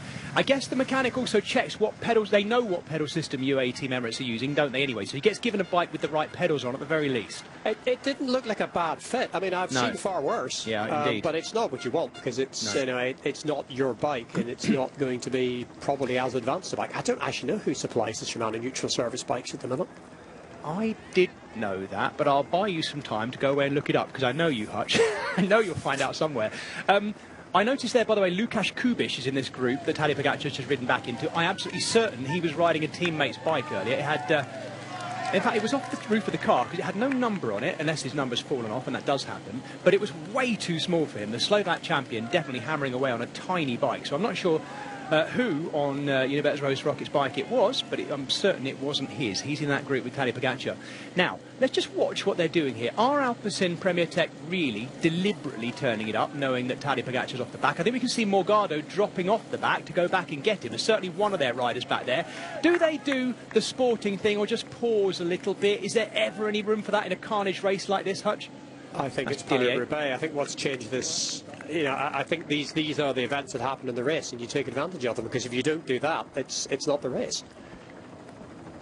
No, so not only is Tadej Pogačar, by the looks of it, on the wrong bike for him, neutral service bike, he's obviously got no head unit on there. He did. We saw him take his head unit off his bike. That gives him his data. It's gone in the back pocket. There's the visual gap to the group in front. Is that gap that we're looking at right now the gap that stops him on that charge to win the 5 monuments this year, in what might be the only chance he gets in his whole career to do it? With other riders, we wouldn't really be talking about this. It wouldn't have come into play. But with Tadej Pogačar, it's always a possibility. We still have 116 kilometres to go. But this could be one of the most important parts of today's 123rd Paris-Roubaix right there. We might look back on it, Hutch, and say, like we did with the level crossing, and say, oh, it was no great problem in the end. But it could be the big moment. Yeah, we just don't know. That could be decisive at the minute. Visma seem to be driving on the front, and just looking at the size of the gap on the road, it's a big old gap. Pogačar seems to be kind of undecided what to do. He rides and then he puts his hand, and he's clearly waiting for his team car to come up.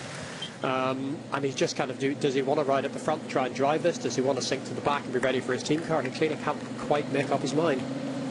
That was set to 21 complete. Mang à Montchaux-sur-Écaillon.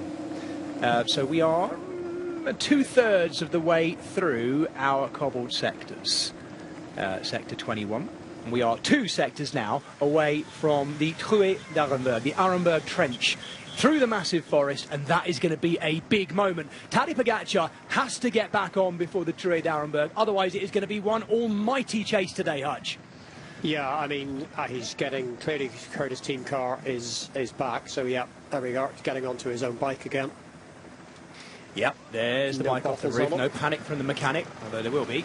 Big push back in, and a mighty chase is on, because that's lost him more time again. He really, from the second he was on that Shimano bike, as we said, he looked like he fitted it quite well actually, but he was desperate to get back on his race bike. There's no number on that bike, so I guess that's a second bike there alongside him.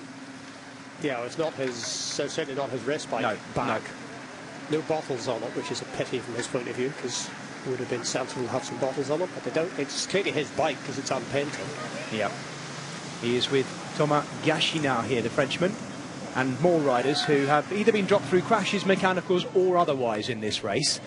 And we're back to Florian Sénéchal, who looks in good form today, the former French champion for Alpecin Premier Tech, a man who's finished 6th in this race way back in 2019, Sénéchal.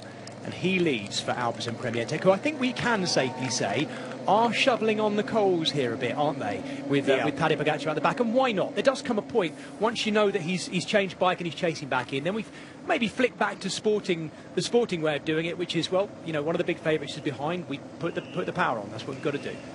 Yeah, but you can't do it. I mean, if you did that at Paris-Roubaix, you would have a 175 rider punch sprint every time. It's not going to work. Well, you mean every time someone punctures? That's what this race is made of. I mean, you're talking about, it's not the neutralised zone anymore. Look at this, look at this. So, Niels Pollitt is trying to get all teammates back to bring Tadej Pogačar back up there. So Niels Pollitt's going to have a nature break. He's calling back, I think by the looks of it, Rui Oliveira. I need to check who that is, actually. Sorry, it's Mikel Biel, and they are going back to get Pogačar. So Biel and Pollitt going back to get Pogačar. If anyone can bring them back in, they can. You can see from the in-stop there that Morgado is back there. Morgado was chewing the bars 20 minutes ago, and I thought he'd gone. He's had to go back and help. Hang on, what's Wout van Aert doing off the back here? I think he's just had a nature break. Right, fine. He's just popping back on. Clearly the pace has come off this front group a little bit. There's a few riders just been taking a nature break on the right-hand side of the road as we were looking at it, including Wout van Aert. Yes. I don't know what size. I think they were showing 48 seconds back to Pogačar, which is a big old gap. I honestly thought Morgado was done for the day. I'm not sure he's dropped back. I think he'd already done all of his work and was dropped. But still, yeah, I mean, he is a hardy man, the Portuguese rider, Morgado. He'll turn himself inside out here. There you go. Some of the riders in this group would not have been expected to be in a group with Tadej Pogačar at this stage of the race, I suspect, after everything that's happened anyway. This is them coming... Hang on a minute, wait a second. There's Pogačar. This is them coming back. So things have slowed right down. And I do think, Hutch, you tell me if I'm wrong, I think there has been a little bit of a truce in that group to get Pogačar back on. It just looks that way to me. Is that the front group? Oh, sorry, no, that's the second group on the road. What am I talking about? That is the second group. No. So there we go. So they do still have work to do, and Morgado's gone straight past. That's the second time today I've got my groups wrong. Hutch, do me a virtual tap on the shoulder when I'm doing that, will you? Because I look at it thinking, no, actually, I'm not sure that's big enough. You're right. And how comes Unibet are all in the front? So that is, well, it might not even be Group 2. Here was the big clue, didn't it? Wout van Aert. There's a good clue in there. Yes, you're right. You are right. Because he's a really good marker with a different helmet. You can always spot him. Morgado, though, is yet to catch Pollitt and Biel. Now, when they latch on, it's going to be all the watts being laid down in this group to try and bring things back. But they are pulling that in at the minute. Yeah, We've gone from 48 to 46 to 41 seconds in the last. Here's the puncture again. Yeah. That was in sector 22, Kerenang Amang, and it's impactful. At the moment, standing, waiting for the neutral service bike. I don't even think he saw the neutral service bike coming until the last second there. He would almost certainly rather have had a wheel.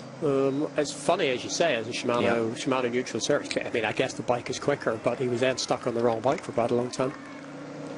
Yeah, and there was that bike change. So he has just been brought by Antonio Morgado, as you pointed out, Hutch, and Brian Smith as well, pointing out to me that was Group 2.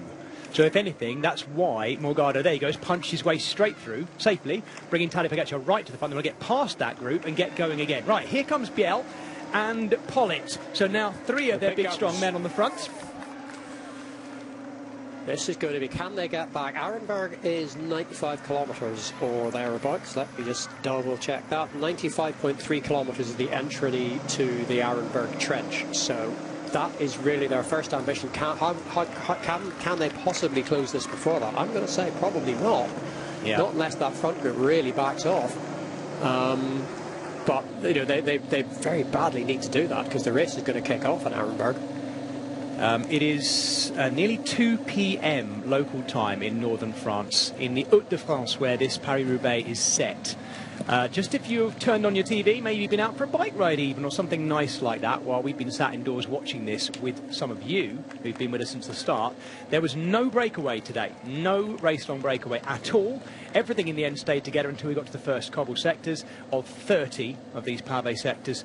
And the big news is that 2 sectors ago, Tadej Pogačar punctured, front wheel puncture, got himself a neutral service bike, and is now chasing with, there he is, sitting 4th wheel right now with 3 of his teammates. Let's zoom out a little bit more. I was wrong before. There was me thinking they'd eased off in the front group. Now, it's not massive, Hutch. Yeah, they might get that back. There's quite a lot of motorbikes in that gap as well, which is going to have an influence on it. Yeah. We've got a bit of a gap as well on the road, thankfully for him, or I don't know whether it is thankfully for him, but certainly in terms of engaging the UAE train back there to bring him back in before we get to the next sector, which starts in about 8 k's time, Avenue Wallel. But it is a 4-star sector that leads into the 5-star Truet d'Arenberg. The next 2 sectors are absolutely critical and very hard.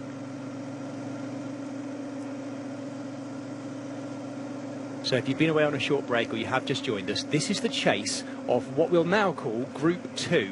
And the reason it's chasing how it is because Tadej Pogačar is in there. They'd have been chasing a bit anyway, but definitely not as fast as this. And in the front group, Mads Pedersen, as yet, without any big problems. Last year, of course, it was Mads Pedersen who punctured just the wrong moment when things were kicking off. This year, Tadej Pogačar. That kind of bad luck that only comes with Paris-Roubaix really can hit absolutely anyone. And I think last year I said to you, didn't I, after Tadej Pogačar crashed, I think I said in commentary, he normally glistens over bad luck and just sort of has this aura around him when nothing goes wrong. But it can, can't it? And it does. Yeah, it can. And actually, maybe he even had in mind what happened to Mads Pedersen last year, because Mads Pedersen ended up waiting 90 seconds with the Sarza-Rosier section. He waited over a minute and a half for his team car, and that was kind of the end of his challenge for the win. I mean, he made it to the podium. So that may well have been what inspired Tadej Pogačar to take the neutral service bike, because nobody really wants to take the neutral service bike. No. I think we were talking about it earlier. I think they're made by a French bike manufacturer called Origine. They were a couple of years ago. They might have changed, but that's the most recent information I could find. I'm sure they're a perfectly nice bike, but you do want your own team bike. Hutch, here's a thought for you, because we've just seen there Florian Vermeers at the back of the front group. Now, I don't know whether he's been told to go back yet. I guess they'll see how well they do here, and they are doing well, because we're now seeing 25 seconds. Niels Pollitt is biting his tongue off, as he always does. And so it is working. So I think Florian Vermeers will be spared. I mean, I must admit, I wouldn't call Florian Vermeers back because he's such a good bet for at least a podium or something like that today. I wouldn't either, because if they don't get back, I mean, it is, I suppose you have all your eggs in one basket if you're UAE at the minute with Pogacar, but all the same. Right, this was the problem for Abramson, if I'm not mistaken. Am I right? No, I'm not. Hang on. It was Soren Vanskold. Soren Vanskold having a bike change. Abramson is already out in the back in the second group, and there is Vanskold. Best finish for him 2 years ago. He was 9th. Now, that's not his bike, is it? He is riding Eric Ressel's bike. And Eric Ressel is even taller than Vanskold. He looks a little bit low on that, I must admit, Vanskold, and a bit short too, which is odd. I think Eric Ressel must have a longer levers or something like that. It looks a little bit small to me. Anyway. I thought he looked like he was sitting a little high, but there we are. What do I know? Listen to us. There we go. Everyone's entitled to their own opinion. You might be right, actually, Hutch. I'll go with yours. I'll go with your 20 opinion. seconds still. I mean, I think the pace had gone off a little bit in this group, but it looks to me like it's back on again. Oh my goodness, is it? Yeah, I mean, maybe they thought they got rid of him, and they're having to think again. All of a sudden, actually, there's not as many motorbikes. The commissaires have got all the camera bikes out of the gap. There's not much in that gap, is there? And all of a sudden, Alpecin Premier Tech, Mathieu van der Poel's team, is looking very, very strong. We can see really clearly in there. Thibaut Del Grosso looking ice cool. Contributing plenty all race, actually. Oh, he has, hasn't he? But he does, though. He's so comfortable. I think that's one of the many reasons why Thibaut Del Grosso is kind of looked upon as being the next Mathieu van der Poel. I know it's easy because he's been Dutch champion, road champion and cross champion, I think. And he's been cyclocross world under-23 champion, and he rides for, you know, it says so much about him that's Van der Poel-esque, and it's easy at comparison to Poel, but also he just always looks so easy on the bike. He's a wonderful bike handler as well. Very popular on social media. Thibaut Del Grosso as well, speaks excellent English. There he is, just in front of Florian Vermeers as well. In fact, both the Vermeerses in here, and both of them looking good. Hutch, can I raise a quick topic with you while they're not in shot? Red Bull Bora Hansgrohe, we've not really talked about them so far. Gianni Vermeers with a wonderful opportunity today to really be, I think, leader of that team as well.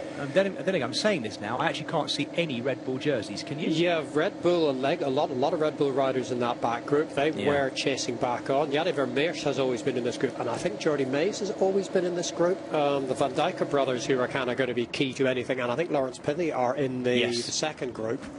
So they had been, before UAE came back, Red Bull had been working on the front to try to pull this back together, because they'd left Gianni Vermeers, who, you know, as we know from Ronde van Vlaanderen last week, is in terrific form, and I think is their nominated leader, but just at the minute unsupported, and they're clearly were happy to try to bring the group back together to get more support up to the front, on the assumption, I think, that the race was going to break up again.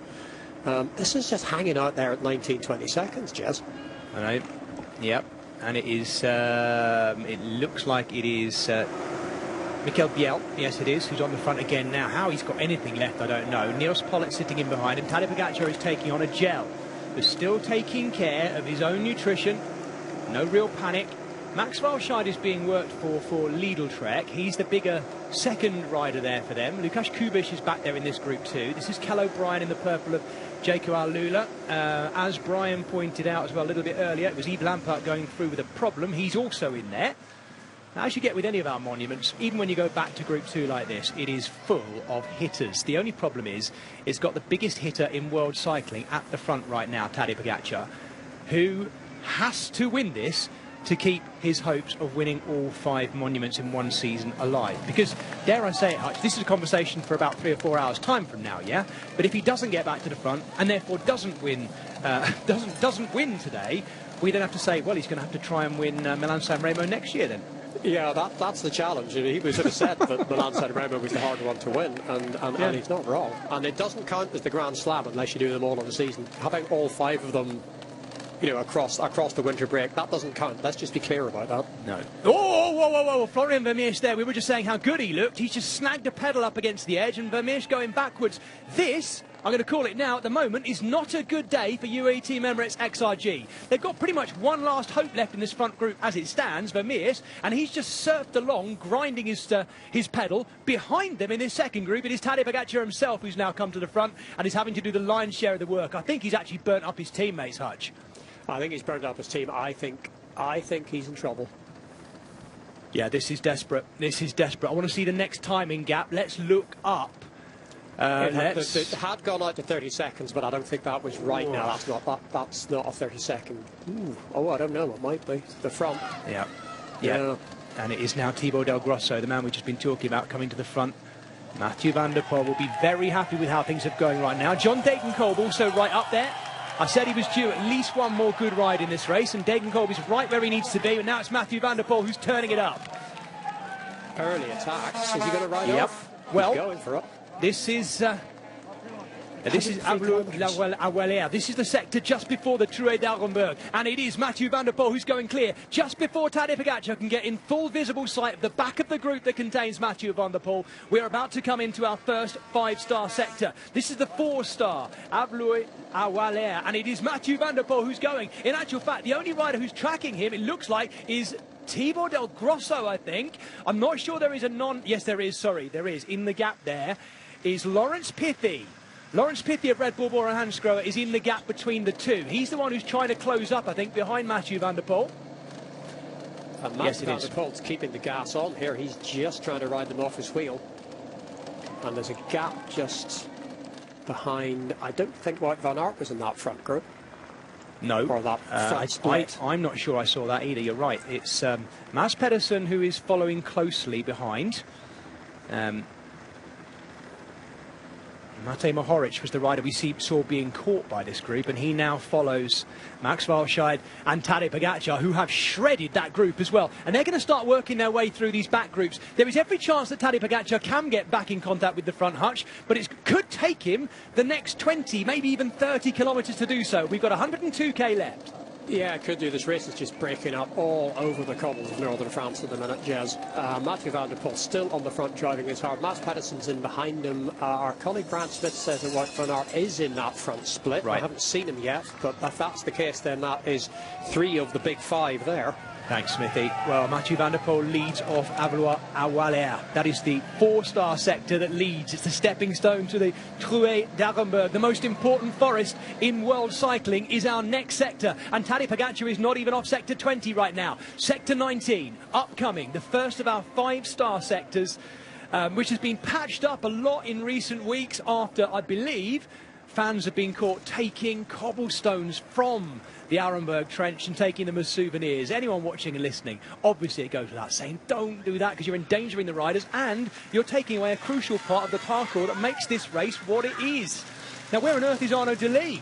I have no idea where he is. He's off the back of everything, I think. Yeah, a real shame. Here you go. Here is Wout van Aert. Thank you, Smithy, for spotting that. So Wout van Aert looks round and looks into the eyes of Mike Turnison, the first man to attack on the cobbles today. Mathieu van der Poel following Wout van Aert. Maybe the 2-up sprint we get on the velodrome isn't Tadej Pogačar and Mathieu van der Poel. Maybe it's Van Aert and Van der Poel. What a 2-up sprint that would be again in their careers. I would like to see that. Hutch, I'm so excited. I love, you know this, I love watching pro cycling. I love talking about it. I love everything about it. But what we're about to come into is absolutely epic. The Arenberg Trench is like nothing else. I've never ridden it, but I have so many friends who've ridden along it and said, you just don't go back there. It is hell on wheels, and they're about to thunder into it. Do you want to know who the 3rd fastest KOM time for Strava on the Arenberg Trench is? It is our colleague, commentary colleague, John Mould. That is awesome. That doesn't surprise me. What an incredible bike handler as well. Yeah, that is amazing, isn't it? Just a few seconds faster. Just a few seconds faster than Tadej Pogačar and the whole gang of them from the race last year. That is mega. Yeah. I love Mouldy, and I loved commentating him as a rider as well. Brilliant rider. That's awesome. He's in the team car, I think, for Unibet today. Yes. Yes, of course he would be. Oh. If you're watching in the team car, John, I hope you are having a good day. I can only imagine what it's like in the team car back there, because whenever we come back there, it's worse than the race. It's mayhem. Yeah. There we go. There we go. I think I can see Lewis Askey in this group, by the way, moving around. There he is in the NSN kit. Yes, it is definitely Lewis Askey, British rider. Just following behind Vacek. Laurens Pithy has a little look.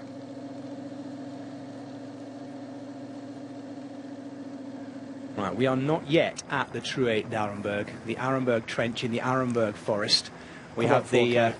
we've got about... Sorry, Hutch, go on. It's about 4 kilometres to the Arenberg Trench. Thank you. So Thank you. Very firmly in the minds of these riders already. So, my goodness me, if you've tuned in waiting to watch the key moments, this is the first of our 5-star sectors in about 4K's time. Tadej Pogacar is here, having punctured, how many sectors ago now? 1, 2, 3. He punctured on the Kerenang-Amang, the 3-star sector, right in the middle of this kind of opening phase of Pavé sectors. This is Gianni Vermeers having a little dig on the front of our leading group. This is our leading group. If you're recently tuning in, it's not a breakaway group, it is just what remains of the front of the race. Tadej Pogacar punctured out of that group and is now back in this, which I think we're calling Group 2. I don't know if there are any other riders in between the two. It's Tadej Pogacar, and he has Max Walscheid behind him of Lidl Trek, and they are catching... Hang on a minute. Help me out here, Hutch. That's Group 2 on the road. That's what was, I think. So that suggests that Pogacar's not. He's saying he's 18 seconds behind. They are pulling that group in because the pace has gone out of that group up front. I mean, there I guess is the question of whether Florian Vermeers should be going back at this point. Yeah, but do you that risk group that? up front has really slowed down.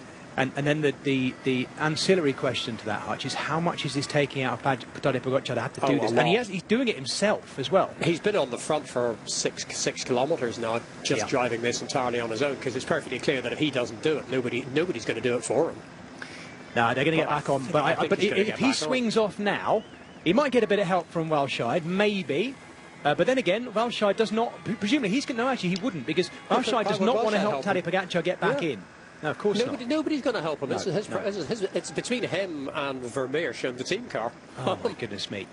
But then, you know, there we are saying it's going to take a lot. With Tadej Pogacar, we know that he's got a lot, so we can't just rule him out as a result of this chase. You know, it might be just fine. This again, even now, Hutch, this might be one of these moments we look back on at the end and we almost forget to mention because it didn't seem important. Oh, I think I'm going to remember to mention it. He's going to get back on. Look at this. What a ride. It's like the crash in Milan-San Remo. Crash in Milan-San Remo, we said, well, that's the end of Tadej Pogacar. And his win in Milan-San Remo was all the more impressive for it. If he wins from here after that, and he might well do it, but if he wins from there after that, he's got nearly 100 kilometres to kind of get back on. But hang on a minute. Hang on. Sorry, Hutch, to interrupt. I think Florian Vermeers just literally dropped off the back, taken him back to the front. They're not going to launch something now, are they? But that is, isn't it? Florian Vermeers just literally dropped off the back to do his little bit to get Tadej Pogacar back in. He's in. He's on the radio. He's in. As you were. He's up alongside Peter Ganna. Yeah, I'll go and get him. I'll help him with the last 10 yards. It was about 6 pedal strokes as well. This was the moment, I think. Is this the moment where we saw him puncture? No, it's just one of our beautiful slow-mos, and I'm loving this, Dan. I'm going to go quiet and let everyone soak this in.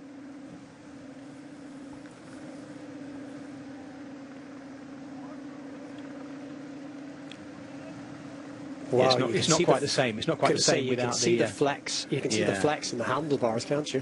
You can, absolutely. Well, they're designed to flex as well, aren't they? You can just see there that Tadej Pogacar's still got his long gloves on, protecting his wrist, we think, from his vicious $350,000, I think it's dollars, watch, which managed to cut into his wrist last year.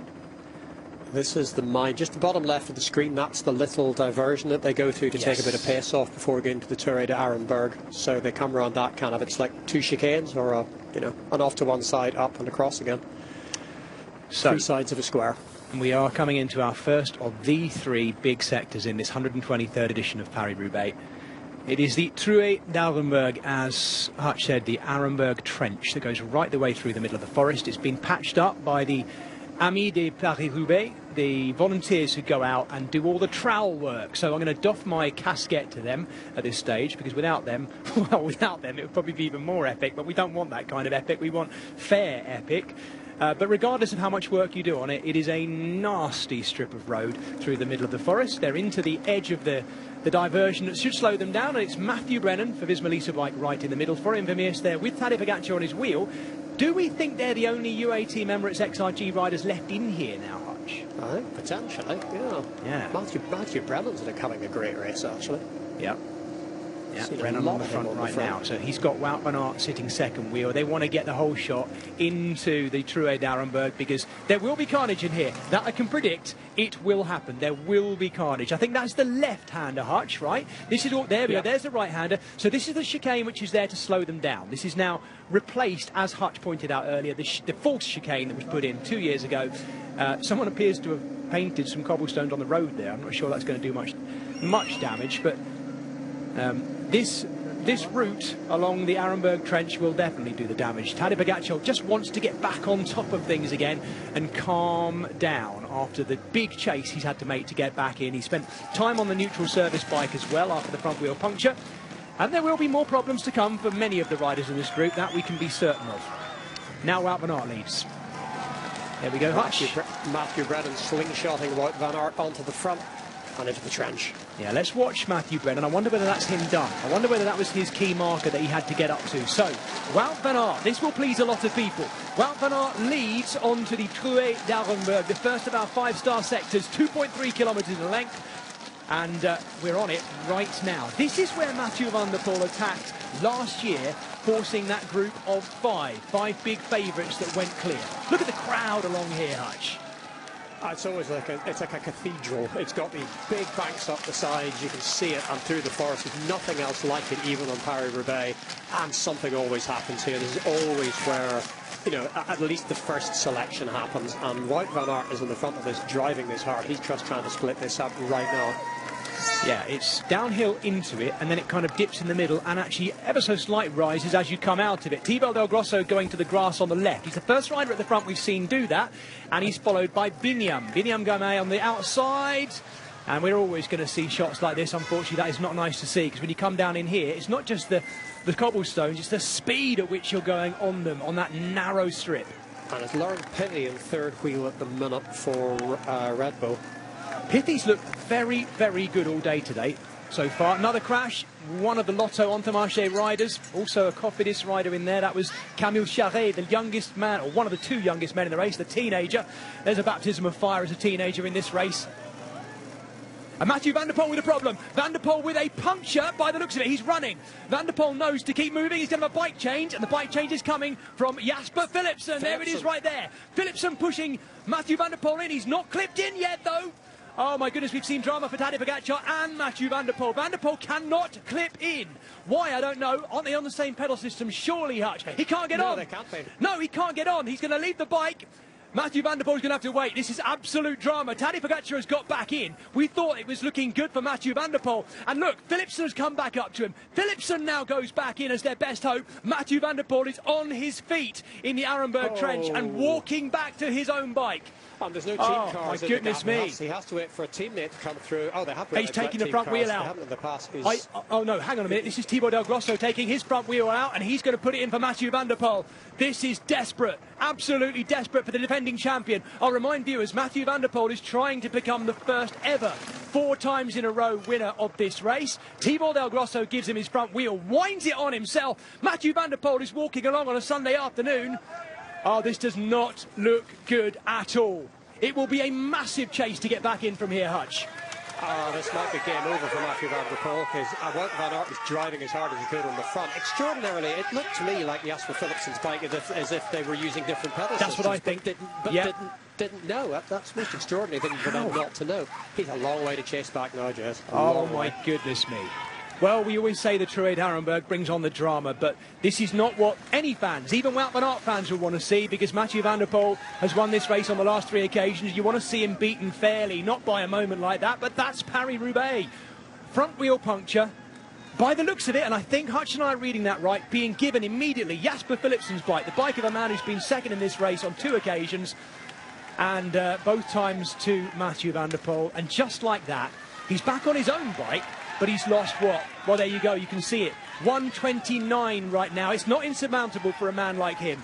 But the True d'Arenberg has... Look at this. Look what it's served up. We went into it with Tadej Pogacar having only just got back on. We come out of it with him at the front. And Mathieu van der Poel, what, a minute and a half down. True d'Arenberg always changes the race. The race is never the same on the far side of it, and that's what we've seen here. We saw Tadej Pogačar chase back on almost immediately. Mathieu van der Poel had a nightmare, and at the front we've now got Wout van Aert and Mads Pedersen in this group. What a difference a year makes. 1 year ago today it was Mathieu van der Poel attacking along the Arenberg Trench. And now look at him. Now look at him. At the moment, I think he's got another problem. It's Jonas Abramson he's with. Florian Vermeer's with a problem there, so I think he's crashed. I don't know where he is, but Mathieu van der Poel is in. I think Van der Poel may have punctured again. He is all over the place. Look at that back wheel, Hutch. I agree with you. He's clearly got a problem the way he's sitting in the saddle. Oh, he's all over the place. He can't keep the bike upright. It has fallen apart utterly and totally for Mathieu van der Poel here. He doesn't look panicked just yet. He's so calm under pressure. And that's him being caught by another group, the group including Lukasz Kubiš, but of course the team car. My goodness me, it's just managed to get to him. I'm surprised it's even there yet, because we're technically still on the True d'Arenberg at this stage, but he's a long way behind the race. 2 minutes now behind Tadej Pogačar at the front of the race, and we were talking about Tadej Pogačar not getting back in contact with Mathieu van der Poel. In just a matter of kilometres, it has swung again. And he's been using his team up, so I don't know what, if any, team he's got in and around him, but his team have been working very hard when Tadej Pogačar was chasing, so he hasn't even got an awful lot of team resources left, even supposing he can make contact with teammates. Oh my goodness me. Back now. Oh my goodness me. He has Dylan Corkery now making his debut in the race and riding on the wheel of Mathieu van der Poel after the True d'Arenberg. Who'd have thought that would happen? Yeah, this is the fun of the race, Hutch. This is it. Yeah. Let's just run through who's in here. Let's run through who's in here. Tadej Pogačar, Mads Pedersen has made it. Wout van Aert has Christophe Laporte with him. Stefan Bissegger, there he is, the Swiss rider from Decathlon. What a brilliant ride by him so far. Jasper Stuyven is there. There he is, the former Belgian road race champion for Soudal Quickstep, and Lawrence Pithy, who I think, Hutch, is looking more and more dangerous as every kilometre goes by. That is a super group of 7 riders. Everyone in there is a star. Every rider in there is a Paris-Roubaix type rider. Yep. It's a stunning group. Mathieu van der Poel back here with Yves Lampaert. Crikey, what group? Where was Yves Lampaert by the time he's caught up with Mathieu van der Poel, who is now 2 minutes and 12 seconds down in this group. But the True d'Arenberg is a cruel mistress, and right in that moment there, it's dealt multiple blows to loads of riders, I suspect, Hutch, but the one we're focused on is the 3-time winner.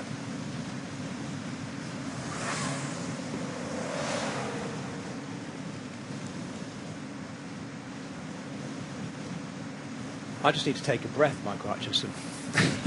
My goodness me. This race is unreal, isn't it? Here was the moment. Talk us through it, Hutch. Well, Jasper Philipsen gave him his bike, and he just didn't seem to be able to clip in. And I can only assume it's a different pedal system, and the 2 riders weren't aware that they weren't running the same system, because he's trying to clip in. Philipsen is running, 100 yards down the side of the road. And now what happens is he gives Philipsen back his bike, walks back to his own bike, which Thibaut Dagrosser has already found and swapped the front wheel in before Mathieu van der Poel even gets back. A fabulous piece of teamwork. But then he swapped again. Not sure whether he got a puncture or whether he just wanted to change bikes because the team car was there. But it's another stop to take a bike and his own front wheel to his own spec in it. But by this point, he's 2 minutes back. He's back there riding with riders that we haven't talked about for the last 30 kilometres. No, and I think this will all come out afterwards, you know, depending on what happens. If Mathieu van der Poel gets back in and wins, we'll probably still talk about it a bit. But if he doesn't, it will also come back to that conversation about the pedal systems, the difference in pedal systems between him and Jasper Philipsen. And I must admit, you know, I totally get it. Some riders absolutely love a particular type of pedal. They want to ride that for their whole career. But there's got to come a race like this, surely, where if I was... maybe if I was even the team owner, the sports director, the person, I'd say, no, everyone has to be on the same pedals for Paris-Roubaix. Tough. We all go with one set. Because of all races, this is the one where you're going to take bike changes. We've seen how many bike changes, bike swaps have we seen so far? Not changes, but bike swaps. We've seen at least half a dozen. Yes. But the thing is, the traditional denouement to a story like this is usually then what you discover is the 2 riders were in the same pedal system after all, but it was like a bit of mud on a cleat or a bit of mud on a pedal, and it's a bit of a panic. It's like Remco Evenepoel at the Worlds in Kigali last year, where he took like two bike changes, and actually he changed off a bike that had nothing wrong with it because he convinced himself there was something wrong with it. Right, they are just into the next sector, Waller at Elms, and I'm going to hand back over. I'm going to need to go and have a lie down in a darkened room, I think. I'm going to hand back over to Joe Rousel and Brian Smith. Wow, Jez, I can barely believe what I have seen. The Arenberg has certainly set the stage that we were expecting, but in the cruelest of fashions there for Mathieu van der Poel. And this race, Paris-Roubaix, is giving us exactly what we expected it to. 88.2 kilometres to go now. We're on sector number 18, and so much has changed. Brian, let's just take stock of where we're at the moment. We've got 500 metres more to go of this section, and look at this front group that we've got now.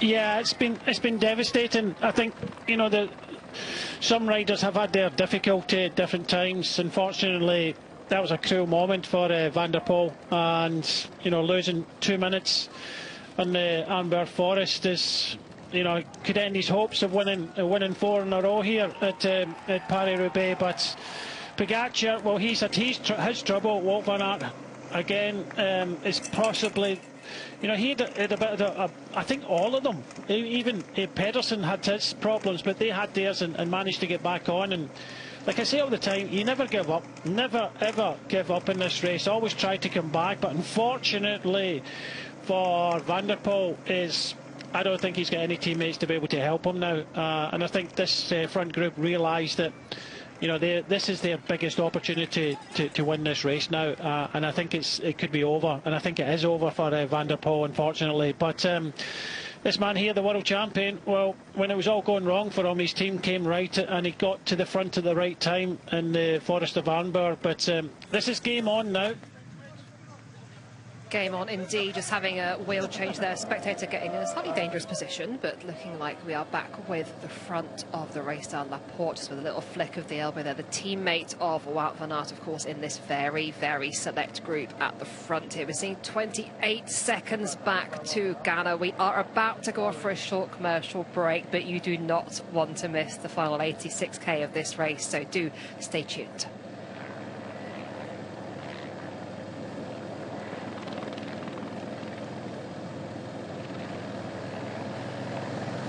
I believe we just saw Alex Dowsett on our screens with the wheel change for XDS Astana. That is Dr. Michael Hutchinson letting me know exactly who is roadside there for Astana. As we are now back here, Brian, with Ghana. He's only got one rider with him. 20 seconds down. If anybody could close a 20-second gap on a group of 7 riders, it's going to be a former time trial world champion. Yeah, you'd think so. He's got the power to be able to do that, and with the help of Meus, they can definitely do it. I know that Pithy's in front, but I think this is a good move by Red Bull Bora Hansgrohe. It's better to have 2 there. On other occasions, other riders would take advantage and just sit behind Ghana, but I think Meus realises that he needs to help and give them 2 in front instead of just having Pithy there. So, yeah, good move by Jordi Meus, and I think there's a possibility of coming back. Possibilities indeed there for the group of Ghana. We are back here with the group of Van der Poel, just sat in second with him. I'm trying to see if he's got any assistance from any teammates at the moment. I cannot see any other Alpecin jerseys just at the moment. There are plenty of riders here that will of course want to be getting themselves back, but it is Van der Poel himself, the 3-time winner in a row, that is being forced to do the work. And Brian, it's reminiscent of the images that we saw a few moments ago of Pogačar doing the work himself to get himself back to the front of the race. So, if anybody can close these sort of gaps, it's these superstars of the sport. But seeing 2:01 on the screen there, I mean, it's coming down ever so slightly, down to 2 minutes now. That's a huge ask with 85k to go. You have to do it yourself. Like you said, Pogačar did. You can see Del Grosso a little bit further back in this group. Or is that Philipsen as well now? So he's got no teammates really kind of to help him. There's Philipsen there, so that was Del Grosso, so he's catching Philipsen now. But I think when we compare this to what the situation was with Pogačar lost maybe about a minute.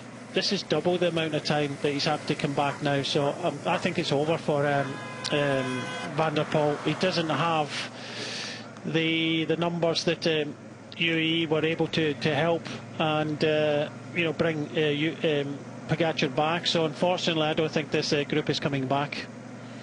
cruel, cruel luck indeed. 1 minute 49 now the gap. It was just over 2 minutes when we first saw images of this group a moment ago. So it is going in the right direction for this group. Still an awful lot of work to be done as we are now back with the front of the race just inside 85k to go. We have 7 riders here. Wout van Aert with a teammate in Christophe Laporte. The World Road Race champion here, Tadej Pogačar, who of course had his bike change, as did Mads Pedersen with the puncture earlier on. And this could be the moment Filippo Ganna gets himself back. Crucially, another rider from Red Bull, Bora Hansgrohe, will be up there for Laurens P. Thies. We're just about to welcome back our TV viewers.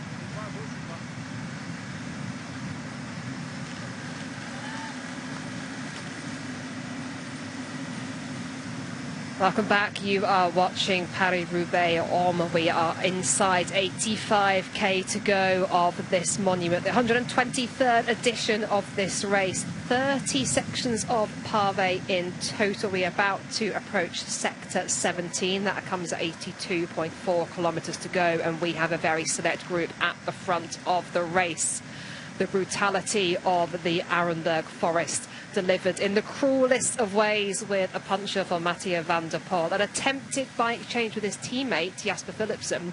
Brian, is it likely that they could be on different pedals? I know Jez and Hutch were discussing this just before you and I came on. Normally teammates would all be on the same set of pedals. It's very unusual to have a difference there. I don't think that it was another set. I can't see how in one team you would have that situation of different pedals, and you know they would have known that anyway when they went to change the bike.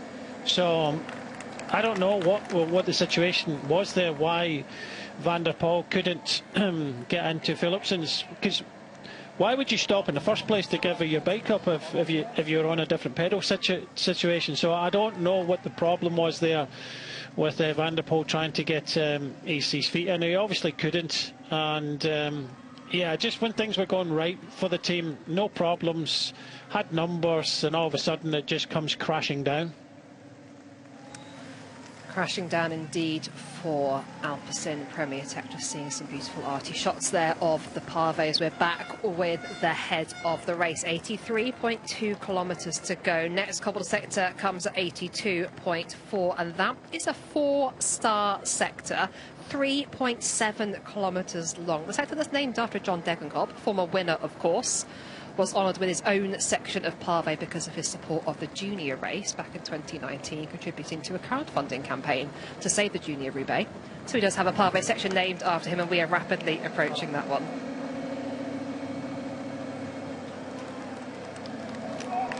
Just seeing the head of the race working well together, but we are about to let you know that the women's race is of course on the same day this year, normally taking place on the Saturday. The women's Paris-Roubaix this year has been moved to the Sunday. Our coverage will of course join live pictures from that race as soon as they are available from the host broadcaster. The head of our race approaches sector number 17. Here we go, 4-star sector, a very select group at the front, 3.7 kilometers long. How much can this sector affect things, Brian?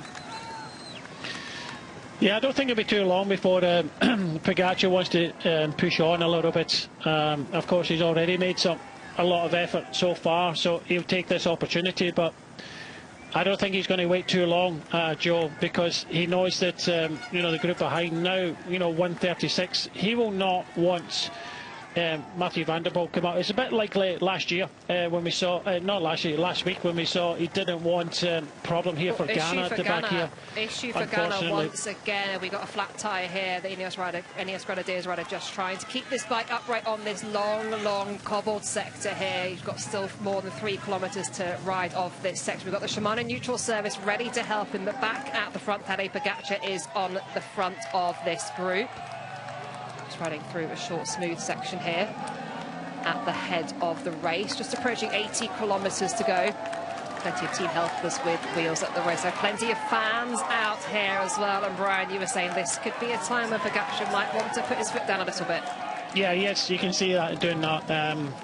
unfortunately for Ghana, he's punctured at the wrong time there. But just as I was saying before, that he didn't want Evenepoel back in Ron van Vlaanderen, and it's the same now. He's putting the pressure on now, and he's want to see if there's any weakness in the group, and probably, you know, whittle this down to a little bit kind of smaller group. So yeah, putting the pressure on. The gap was coming down a little bit. It was from 2 minutes to a minute and a half, but he wants to keep the pressure on. You have to say that, you know, what comes around goes around, because it was Alpecin Premier Tech that took advantage when Pogačar had his problem.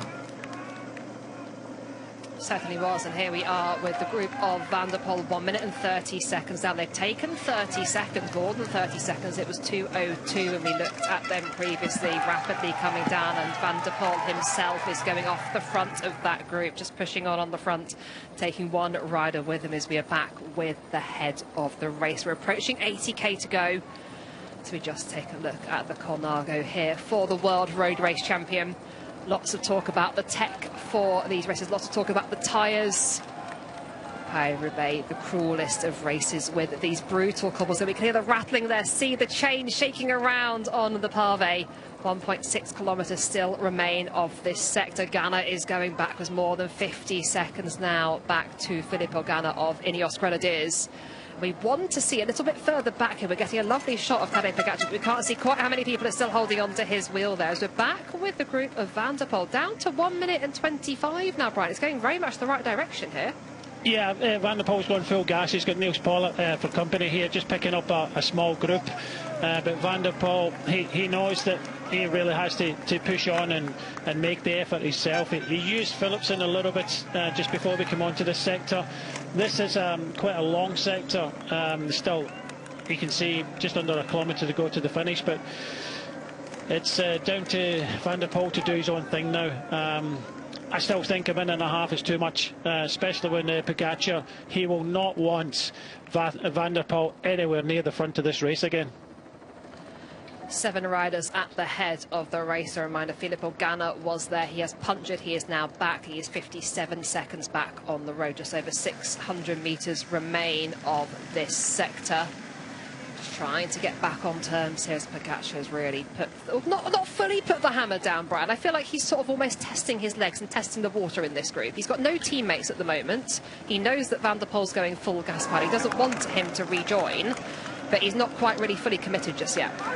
No, he's going as fast as Mathieu van der Poel. It's not changed. It's still a minute and a half. So, you know, both Pogačar at the front of the race is going as fast as Mathieu van der Poel. So the gap isn't closed, and I don't think it would. So he's keeping the pressure on. But what he has to realise, Pogačar, is he's got some strong riders behind. He's kind of towing them along. They could take advantage. He has to encourage the guys behind to ride. We just saw that at the back there, Red Bull had 2 riders there. I think Jordi Meus has kind of slipped back a little bit.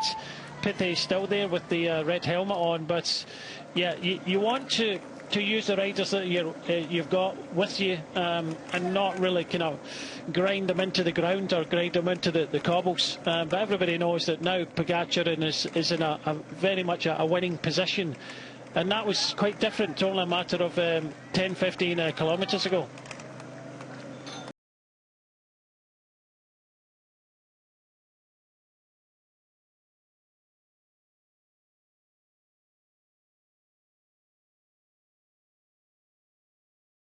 The men's this year changed from its usual position on the calendar of the Saturday, making it Paris-Roubaix weekend. There has been a change for this year. It remains to be seen if that stays the same for next year. I certainly have my opinions on the matter, but for now we are back to the men's race. Brian, 77.7 kilometres to go. Visma Lease Bike, the only team with 2 riders in this front group at the moment. As I say that, Red Bull have got a sort of 1.5 almost, just trying to get back on there. But Laporte now on the front for Visma Lease Bike. How can they play this with 2 riders? Well, they've got 2 very good riders, but unfortunately Red Bull Bora Hansgrohe, they had Jordi Meus and Pithe in this group. Jordi Meus was dropped in that cobble section, and Pithe punctured coming off it, so he stopped. Jordi Meus was trying to get back on. It looked as if he gave him his wheel, so just when it was going right for Red Bull Bora Hansgrohe, Jordi Meus was forced to stop and try and kind of help his teammate, and the 2 of them now are off the back of this group trying to come back on. So here are our two riders from Red Bull Bora-Hansgrohe trying to work their way back to the front of the race. There was a nice situation briefly where they had two riders in that front group, but disaster has struck and now trying to work together. Here is the head of the race now, 6 riders strong. The World Road Race Champion has just pulled off the front of this group. Christophe Laporte, former European Road Race Champion, now comes to the front. Wout van Aert, no need for him to do work here, Brian, with a teammate. But how much will he have the agenda to try and keep pushing the pace here? Well, it's good that Pogačar is now getting a little bit of cooperation. I still think that Wout van Aert has to contribute. I know they've got 2 riders in the front group, but you know, all of them have to contribute a little bit to try and, you know, keep Van der Poel and Ganna at bay.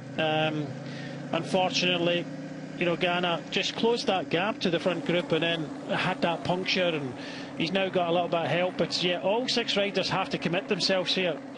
You have to say that possibly Bissinger, you know, he's done fairly well in this race in the past, but Bissinger, the Swiss rider for Decathlon, in a very illustrious front group here of only 6 riders. So all 6, I think, have to contribute because they're going to get a good result and potentially a podium.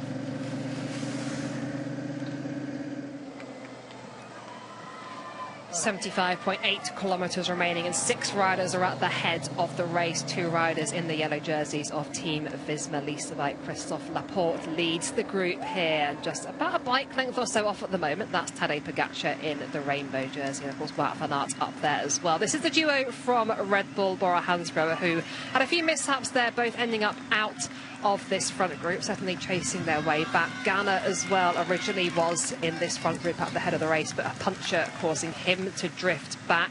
We're keeping a very close eye on the group of Van der Poel. That's 1 minute and 30 back still. That's been holding for a while now. We're seeing the group of Ganna on our screens at the moment. We've now just gone back to the group of Van der Poel, and that has also become a very select group after that cobbled sector, Brian. Yeah, it has, but he's getting absolutely no help whatsoever. He used his teammates a little bit, to the teammates they had left, of course, but unfortunately this gap has not changed. It's still a minute and a half. So these 6 riders have got a great opportunity to go to the finishing line. I don't think it's going to be together, of course, but Visma Leasebike have got 2 here, and 2 very strong riders in Laporte and Wout van Aert. And you have to say that majority of these riders have had their own problems throughout the day. Now find themselves at the front of the race with a chance of winning. Bissiger, well, top 10 last year. It's looking like he's going to top 10 again this year. Stuyven, good to see him there. He's been strong in this race, but unfortunately for these 2, I don't think they're going to come back. I think we now have to kind of concentrate on Pogačar. I think he would have maybe gone full on if it wasn't for his own efforts earlier on, but I think, you know, we're counting down the kilometres now to where he has going to, you know, unleash again, and it's the question is, you know, who's able to go with him when he goes. Big question indeed is, of course, being asked who will be able to go with Pogačar, because it's a case of when and not if. We are on sector number 16 here. We're on with the 3rd group on the road. This is the group of Filippo Ganna. He's got a teammate just ahead of him there in the orange jerseys of Ineos Grenadiers. Some bad luck for Filippo Ganna in today's race. This is the group of Van der Poel. They are gradually making inroads into the head of the race, down to 1 minute and 25 seconds now. Reminder, it was well over 2 minutes before. It held at 1.5 minutes on the previous cobbled sector. And Mathieu van der Poel, the 3-time winner, is being forced to do all the work himself. Still, he rides hard on the front, and we keep a very close eye on the time gaps between the head of the race and the group of the 3-time winner. We really want to see images, though, of that front group, a very select group of 6. Here we have Stefan Bissinger on the front here at the moment. Former European time trial champion, and also worth adding, Brian, that one of the director sportifs is, of course, Luke Rowe, who was brilliant on this sort of terrain. Yeah, of course. You know, very, very experienced, and, you know, that's what you need to have. But I think last year, Bissinger in the decathlon colours here, just after doing a turn at the front, he already showed last year that he was able to compete, and a lot of time that gives you the confidence to go into, you know, the following year to be able to compete. And I think he's in very good company now. Probably of the other riders that are here, he's probably the least expected to deliver the big result in getting that victory. But as you say, he is a bit of a time trial star. You know, Europeans and, you know, been up there in the Worlds, and definitely multiple Swiss champion. So he's got the power to deliver here. But this is a little bit of a kind of waiting pattern now. And I think everybody knows they're in a situation to win this race today. I know there's a lot of fingers crossed that nothing really kind of happens in the run in towards the finish in the last 72 kilometres. But like I said a moment ago, it's only a matter of time before Pogačar decides that, you know, he wants to go. And just look here, Joe, he looked down and went on to the radio there. So has Pogačar got another problem here? We need to keep an eye on that one. We need to keep an eye on the head of the race. We're back with Group 4 on the road here, the group of Van der Poel. Inside 1.5 minutes now from the front of the race. He would love to make history with 4 in a row today and add his name to a very, very short list of riders who have, of course, won this race on 4 occasions. You can see another group not far ahead of him. That's the group of Filippo Ganna. As we now go back to the head of the race. He's got and a it problem. is an issue for Tadej Pogačar. He has been on the radio. Very, very well spotted, Brian. Off his bike once again. Where is the team car? It's right here. How quick is this bike change going to be? Mechanic with the bike there. Quick little pass on the bottle there. It should be a very smooth change. A push down the road. Yes, he's got the bottle as well. And the World Road Race champion is back on another of his team bikes. At the saddle now, accelerating back towards the head of the course. Brian, this race, the brutality and the cruelty of this race is just continuing to deliver. What a story we've got today. Yeah, it just keeps on giving. He will get back. There's no panic. He'll be hoping that his team car comes up and gives him that little bit of advantage to come back to the front of the race again. But that was a quick change. And like I was saying all throughout this race, when you whittle the group down and you've got a very small group, look how easy it is to get that bike change. It wasn't so for Mathieu van der Poel and some of the others that have had problems. But he just has to relax. He'll come back, not a problem. And, you know, again, we see another kind of bike change. And that bike wasn't on the outside. It was another one of his bikes. But he just has to make sure he doesn't panic too much, make a mistake like he did last year, and came off the side in one of the corners. So he'll come back. But, again, it's another effort. Another effort indeed, as we are on sector 15, 2.4 kilometres long, a 4-star sector, and it's an issue for Wout van Aert here of Team Visma Lease bike. He was one of the very few big names without any major issues so far, but the cruelty of this race continues to deliver. Bottle in his mouth there, having an opportunity for a quick drink. No real panic there from Wout van Aert. We can see the UAE car just behind him. He's behind Pogačar, he came and back that's for the Pogačar. Red Bull. Wow. So Joe, he's lost even more time, so that wasn't as quick a change. So Pogačar's in front, coming back. I know that they've got Christophe Laporte in the group there, but I know that this race is full of mishaps. I've been here and involved with teams, and but I don't think for the top riders I've seen so many in quick succession like this.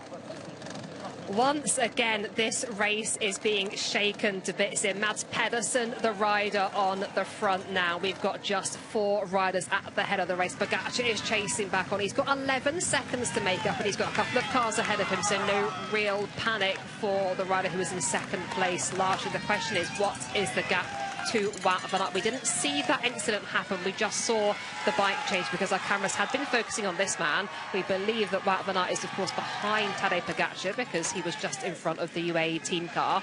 Pogačar with 11 seconds to make up on the head of the race.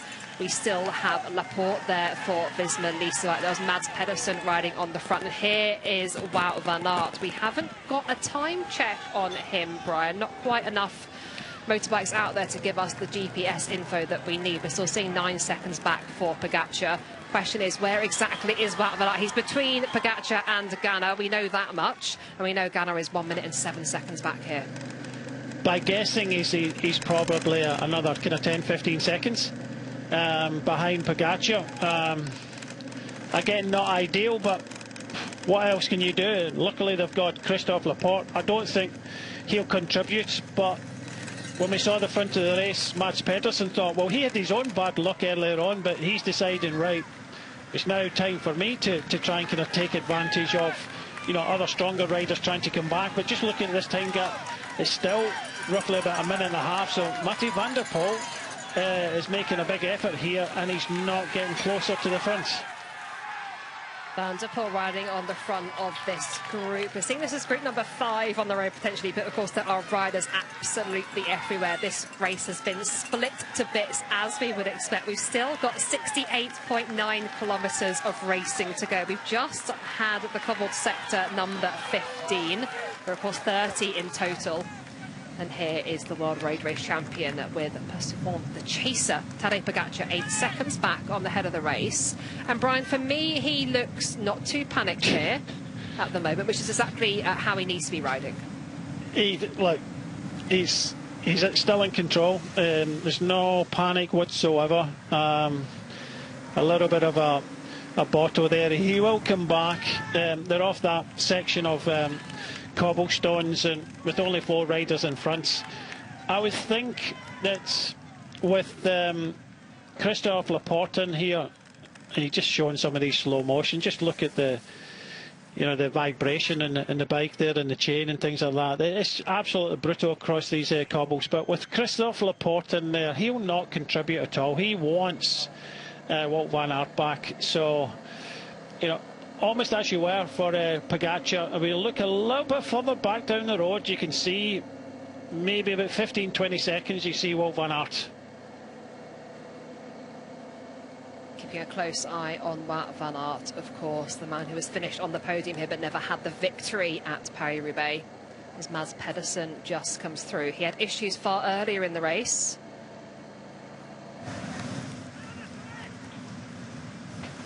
Van der Poel is on his own now, closing the gap to the group just ahead of him.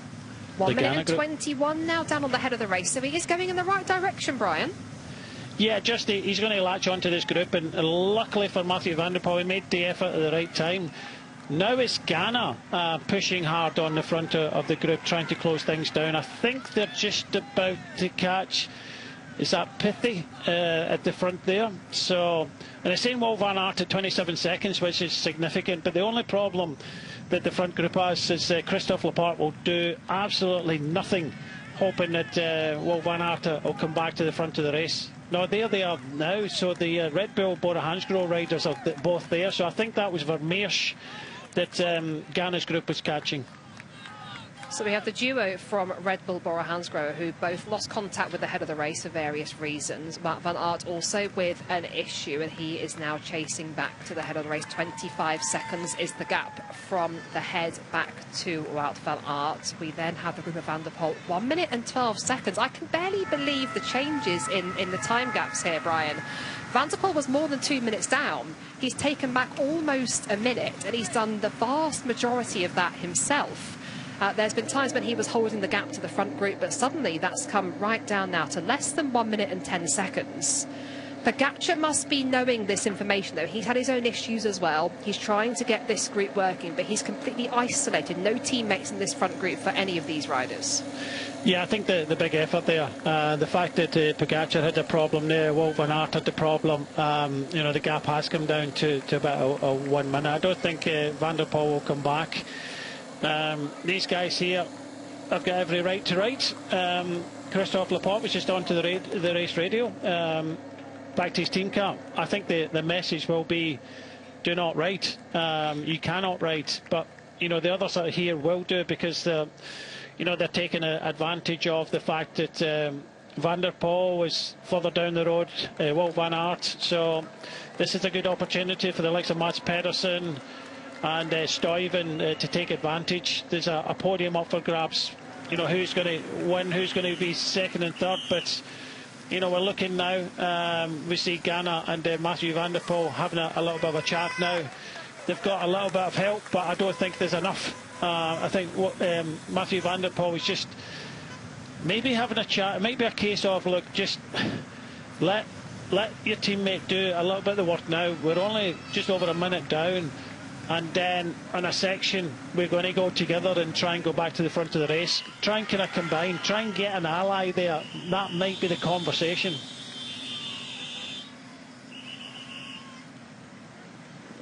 A little bit of attention there from the mechanic from the team car for Red Bull Bora Hansgrohe. We just go back to group number 3 on the road now, the group of Van der Poel, and of course Ganna as well. Having that conversation, as you pointed out, Brian, very, very interesting what may or may not have been said there between those two riders, and can they hatch a plan together to get themselves back towards the front of the race. I'm keeping a close eye on the gap as well from Van Aert to the front of the race. He's 22 seconds down now, so going in the right direction but not coming down really rapidly as we might have hoped for. Just as I say, that just pops down to 20, so just sort of hovering around that 20-second mark as we now approach sector number 14, a 3-star sector, 1.4 kilometres long, and it is Tadej Pogačar leading across this sector. So it's likely one of the shorter sectors, Brian. We do have 2 more 5-star sectors remaining in this race, so plenty more opportunities to come.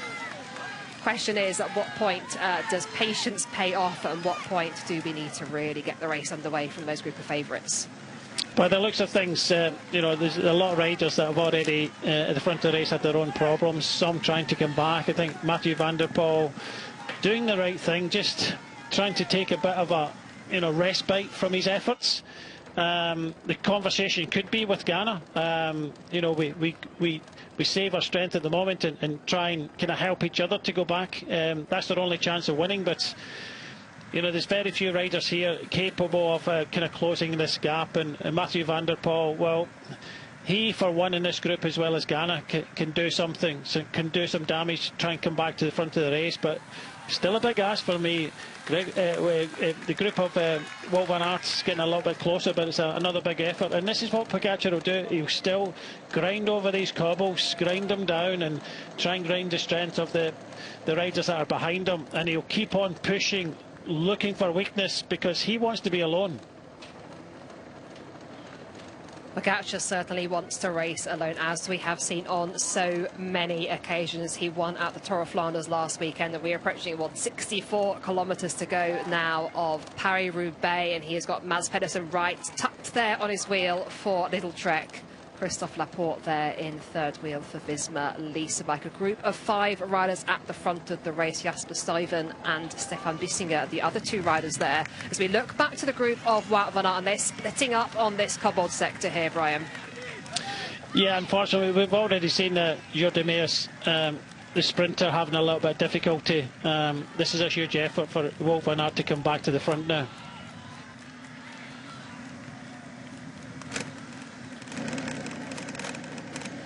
Gap for Van Aert under 20 seconds now to the head of the race. And the gap for the group of Van der Poel still just over a minute, down to 1:05, so by far the best it's been. Just a reminder, it was well over 2 minutes. There was a huge delay for Mathieu van der Poel.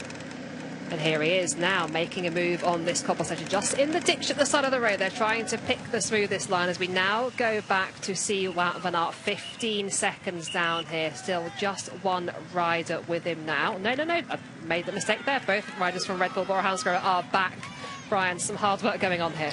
Yes, you know, they're desperate to get back. They were there, but they had a puncture. He's riding strong today, so, you know, trying to get back to the pointy end of this race, but it's another effort. Talking about effort, that was a real good effort for Ben Turner to keep this gap around about a minute. But over that sector there, we saw that Mathieu van der Poel had taken a little bit of a rest. Now he's starting to kind of push on. This is another big effort to try and get back. But when we saw the front of the race, we saw that Pogačar was starting to try and you know, push on. But when you do that, I know that he's been in similar situations where, and even last week in Ron van Vlaanderen, when he's asking for some help, he got some help from Van der Poel, but some pundits have said, you know, when you get a situation when you're in front with Pogačar, don't ride with them. Well, you're still in a race. You still, you know, have to you know, look after yourself and do a little bit of work. Of course, Christophe Laporte's not going to do anything with Wout van Aert at 15 seconds, but for the others, they're in a really good position to get something out of this race today and potentially, you know, try and win it. But Pogačar just has to watch himself, that he doesn't put the others off. I think he still needs them until we get to possibly the next. There's 3 5-star sections, and I think until we get to inside 50 kilometres ago, Mons-en-Pavelay, I think that's where we'll see Pogačar try to go solo there. But he needs to use the riders that he's got, which he is doing now. They're contributing a little bit, but everybody knows how strong Pogačar is, and everybody knows what to expect coming into the last 60 kilometres. Well, we all know exactly what to expect from Pogačar. The question is, can anybody respond to it? As we're just seeing Wout van Aert here, work for him to do to get himself back to the head of the race. 13 seconds now, ever so close, but not quite there. And as you just mentioned, Brian, we do have a 5-star sector coming up, Mons-en-Pavelay. That begins at 48.6 kilometres to go. The final 5-star sector is, of course, Carrefour de l'Arbre, beginning at 17 kilometres of the race remaining. As you see, Mathieu van der Poel here is about to get ready to welcome back our TV viewers.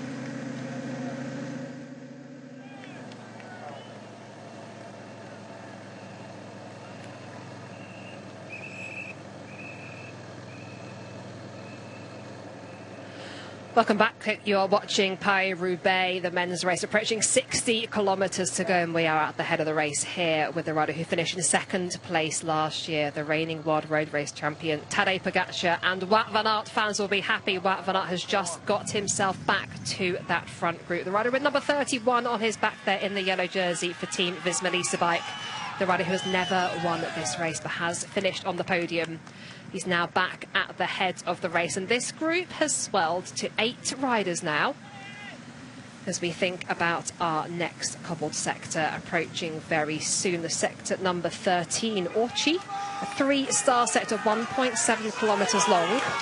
But that is just the appetizer. We then, after that, have a 4-star sector, 2.7 kilometres long, and then a 5-star sector, 3 kilometres long, Mons-en-Pavelay. That begins at 48.6 kilometres to go. So the next 12 to 15k of racing is certainly going to be very spicy. Approaching sector number 13 now. Front group is all back together. And interestingly, Brian, the gap back to Van der Poel, now under a minute. Yeah, the pace has gone out the front of the race, and you know that's the gamble sometimes you have to make if you're Pogačar, that allow Wout van Aert back in here. It means that you don't have a passenger in Christophe Laporte, so it has swelled back in numbers, and as soon as we say this, Jordi Meus goes straight to the front, so they've got cooperation from more riders now. And yeah, that little hesitation there when the two groups came together meant that the Van der Poel group has got within sight, and they'll realise this. And you've got to remember, even for some of these teams getting a good performance here, top 10, top 6, it's what they're got an opportunity to deliver today. So they don't want to kind of mess up and allow others back. So I think there's a little bit more cooperation in this group, but it's only a matter of time. And I think with Pogačar, well, he's getting a little bit of a kind of respite now, but the pressure on definitely the combination of Mathieu van der Poel and Ganna, and I think that's what they were talking about just a moment ago. We saw a brief conversation between Filippo Ganna and Mathieu van der Poel, who are now at the head of this group, 43 seconds back, with 3-time winner Mathieu van der Poel on the front of this group in the blue jersey with the rainbow bands at the end of his sleeves as a former world road race champion. And if anybody can do this, if anybody can bring back this huge gap that he was left with after the Arenberg, where he had a cruelly timed puncture, a failed bike swap with a teammate, and a long wait for a new bike, it could be Mathieu van der Poel. 40 seconds now is the gap. We're inside 60k to go. The distance at the top of the screen there, 500 metres to go of this cobbled sector, is of course for the riders at the front of the race. So it's a little bit more for this group, but Van der Poel really used this opportunity to get this gap down. Now 39 seconds. What a story this would be if he brought this back. No teammates in this group at the moment. Van der Poel is the rider doing all the work on the front. Ganna is there as well, and that alliance between those two could be absolutely key. They just race around these corners, not long to go now of this cobbled sector, and we are thinking about the 5-star Mons en Pavel. That will come at 48.6k to go, so just under 10k to go until our next 5-star sector. And look at the crowds here, look at the atmosphere we've got here at Paris-Roubaix. What a race, what a monument. And we've still got 58 kilometres of racing, and what a day we've had so far. Absolutely full gas in this group, Brian, to try and make it count when they can.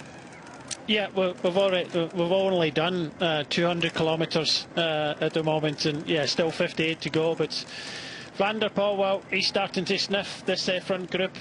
Still don't think he'll make it. It probably needs a little bit of a mishap from a couple of riders in the front group, but it's an effort of a champion. It's an effort of somebody that's won this race 3 times in a row, would love to win it 4 times in a row, and, you know, given everything to do that. But, you know, 33 seconds now, he's going to get no help whatsoever. The only person I think it would help him would be Filippo Ganna for Ineos, but it looks as if he's suffering a little bit. Back at the head of the race, I think we all know what the tactic of Tadej Pogačar will be. Question of when, not if he will attack. For the other riders in that group, is there anybody in that front group where attack could be the best form of defence if they want to win the race, or is it all going to be about following or attempting to follow when the inevitable move comes? Well, you have to really anticipate the next. I thought the Mons en Pavel would be the crucial parts of the run-in for Pogačar, but I think with the time gap coming down to 28 seconds, the team cars have been pulled out. This is a combination between Ganna and Mathieu van der Poel that we talked about. You can see the riders behind have got riders that are in front, so they're not going to be any help whatsoever. I really do think Pogačar might be given a shout here to go in this next section, which starts with in 3 kilometres time with 54 kilometres to go, because he'll not want Ganna and van der Poel back at the front of the race. So we have a 4-star sector beginning at 54k to go. This is the sector named after Pauline Ferrand-Prévot, who of course won the women's race in this edition of this race last year. We then soon after that have Mons en Pavel, the 5-star sector, one of just 3 5-star sectors in the race. They are ranked from 1 to 5 stars. There is just 1 or 2 sectors that are ranked 1 star. There are 3 sectors that are ranked 5 stars. We know the difference can be made there, as we are seeing 25 seconds from the group of Van der Poel to the front of the race. 56.4 kilometres remaining, and that duo of Van der Poel and Ganna is so incredibly powerful. Let's not forget Filippo Ganna, former world time trial champion, a winner at Doorsdorf-Vlaanderen just about a week and a half ago, choosing to miss Ronde van Vlaanderen over Easter weekend. So coming here to Paris-Roubaix, having not raced Flanders like a lot of the big favourites would have been.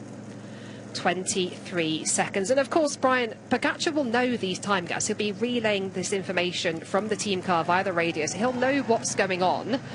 And there'll be some conversations, I guess, between Director Sportif and riders about when to make the next move. Yeah, 100%. He'll know. It does look as if, you know, the front of the race is taking its time a little bit. There's certainly a fast-moving train coming from behind with the combination between Ganna and Van der Poel. And Van der Poel just taking his foot off the gas when he came up to the Ganna group and, you know, using it to his advantage. But I think if I was in a team car of UAE in this next sector, which comes up within 2 kilometres now, I think Pogačar is going to try and really kind of push on now, because the last thing he wants is that group to catch. So the head of the race, 8 riders strong, 55.5 kilometres of the race remaining. Christophe Laporte here working on the front, one of just 2 teams with more than 1 rider in this front group. Laporte has been looking ever so strong all race. As we just go past some of the team cars there, this is the second group on the road. This is the group of Mathieu van der Poel, and headed up by Filippo Ganna at the moment. The 2 exchanging turns on the front, not expecting much or any support from the riders behind, because they, of course, have riders in that front group of the race. What a story it would be if Van der Poel were able to close this gap, Brian. I know, like, you know, I was even saying it at the time through the Forest of Arnberg. He gave away 2 minutes. It was almost like game over. And like I said throughout this race, never ever give up. You can't, okay, you get a bit of bad luck, but you hope that you get paid back. And I think Mathieu van der Poel has had his fair share of bad luck, but I think the way things have worked out for him, I don't think for one moment he would have thought at this stage of the race that he'd be combining with Filippo Ganna to try and come back to the front of the race. I think in Arnberg you could see that the way he was standing at the side of the road, I think he even thought game over. But it's one of these things, especially when you're in a team car, just keep on going. That's all you can ask. You never know what's going to happen in the race. No one knew that, you know, Pogačar was going to have another bike change, or Wout van Aert was going to have trouble. So just watching Wout van Aert going, this is a time they need to move. 20 seconds now, Wout van Aert pushing on, Pogačar going. This next section of Pave, I think, is going to be crucial. We are approaching here sector number 12, 2.7 kilometres long, a 4-star sector. And here we have Wout van Aert making a move on to the Pave, looking back over his shoulders, trying to see where Tadej Pogačar is. A gap just opening up there to the World Road Race champion, and we are seeing damage being done at the head of the race here, just 22 seconds back to the group of Mathieu van der Poel, who are now entering this cobbled sector as well. A reminder, this is a 4-star sector. We have a 5-star sector very, very soon after this one. Wout van Aert making the move here. Brian, is this the way he could potentially win the race, attack being the best form of defence? Yeah, I think we were concentrating on, or especially I was, that Pogačar would be the one to do it. But Wout van Aert, he doesn't want Mathieu van der Poel back as well. So he decided to go into the sector, and the crucial part of this moment in the race is we come into this 4-star sector, and then we get the 5-star sector straight afterwards. So yeah, this is a good move from Wout van Aert. He's still in it to win it now. He's got Pogačar with him, Mads Pedersen, who's just concentrating in the back wheel of Pogačar at the moment. But Pogačar still aware, just sitting there and just biding his time. And I think, as we say, just putting the pressure on in this sector now. He wants to go alone. Pogačar putting the pressure on here. 1.7 kilometres remain of this sector. Mads Pedersen just losing touch here from the head of the race. Wout van Aert with an answer to every question being asked, though, and of course him with the aggressive move at the start of this section of Pave, opening things up. Pogačar joining him at the front. Very small respite here with a section of tarmac before the cobblestones continue. Mads Pedersen looks over his shoulder. We can see the damage that's been done to this front group at the head of the race. Christophe Laporte, the rider there in the yellow jersey for Visma Lease Bike. He was so crucial to Wout van Aert, just being distanced there a little bit. Wout van Aert pushing on here as we have just over 1 kilometre remaining of this section of Pave. Wout van Aert's every move being marked by Pogačar, but that was very telling there, Brian, that Mads Pedersen couldn't hold the wheel then. Yeah, he was on his limit just before Pogačar went. He was just concentrating in the back wheel, but you just see the wind blowing in these sectors. It's blowing across from the right-hand side to the left-hand side, and you know, the two of them are riding the gutter, the two of them are riding as fast, you know, the two of them are in the wind here. And I think when Pogačar looked around and asked the question of Wout van Aert to do a turn, he just flicked the elbow in that small tarmac section. Wout van Aert came through. So I tell you what, Wout van Aert looks strong today, and you know, he thinks by this chance he's got a huge chance of winning this race. For Mathieu van der Poel, well, it's opening up a little bit, and saying opening up, well, Pogačar, I think you know, just lost the wheel a little bit there. Pogačar's losing the wheel a little bit. Both riders backing off just into that right-hand bend there. Wout van Aert on the front there in the yellow for Visma Lease Bike, the rainbow jersey for Tadej Pogačar. But we are back here with last year's winner issue there for Mathieu van der Poel, just unclipping slightly on that bend. 23 seconds back now for the rider with race number 1 on his back. Could he do the impossible and overturn this 2-minute plus deficit that he had after Arnberg? He's really pushing himself and his equipment to its limits here, Brian. He is, and that motorbike was in the wrong place in that corner there, causing a little bit of havoc there, and he just had to go into that corner a little bit sharper. But yeah, all systems go. both these riders taking a different line there. Pogacar just been pushed off the side there into the grass, but yeah, it's full on now, all the way into towards the finish. And you know, we've got a big sector coming up, but Wout van Aert, he's just taking advantage of any opportunity to keep the pressure on Pogacar.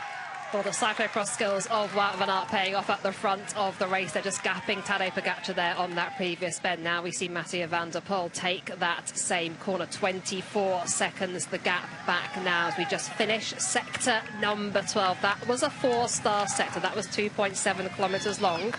And we are eagerly awaiting Mons-en-Pévèle. That begins at 48.6 kilometres of this race remaining. So very, very soon for our second of 3 5-star sectors in this race. And despite issues for both of these riders, we've had bike changes, we've had punches, we have Tadej Pogacar and Wout van Aert at the head of this race, approaching 50k to go. This race is not at all over though, Brian, as we go back now for Mathieu van der Poel.